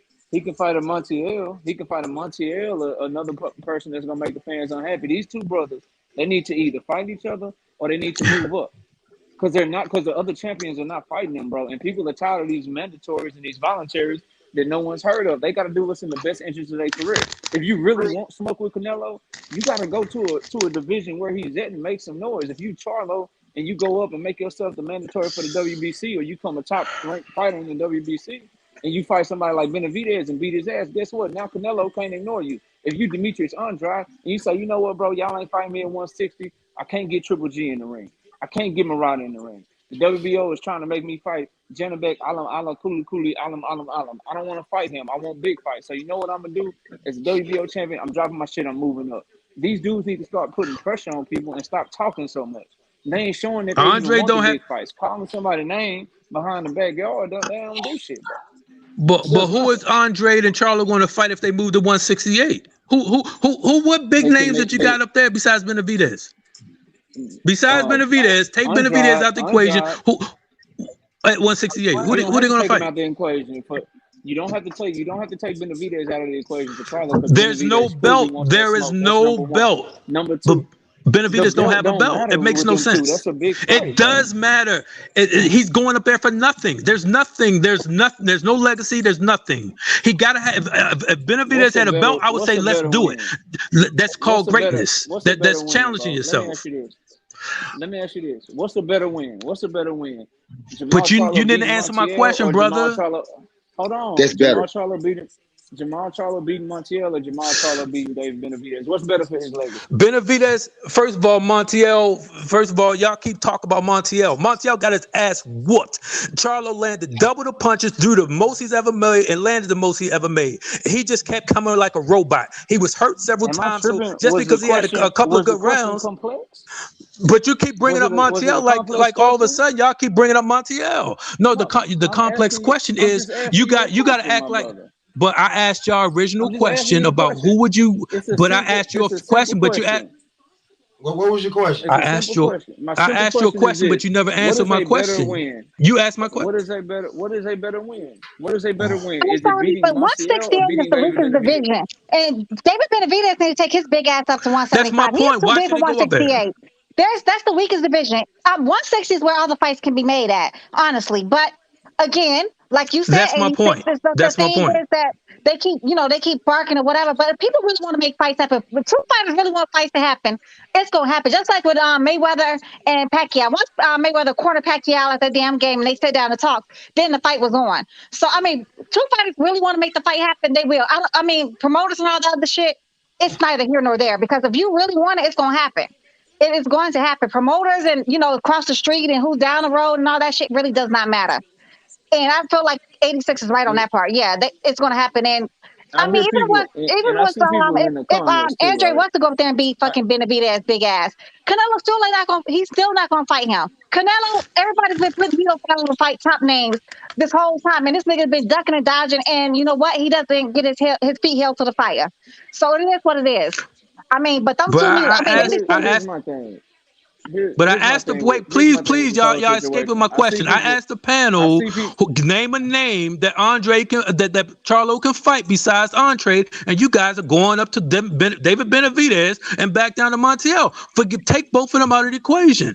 He's not going up to 168. Find a name that's credible enough, other than GGG, who's a coward, who's Canelo, who's saying he might fight him. But to take those out, think about a name in 160 that Charlo can fight that the fans could be happy with. Triple G. There is none. There is none. See, you can, brother. You can't say that's not. That's you can't say that, brother. You can't say that, brother. You can't. That doesn't make sense, man. You ever checkmate though?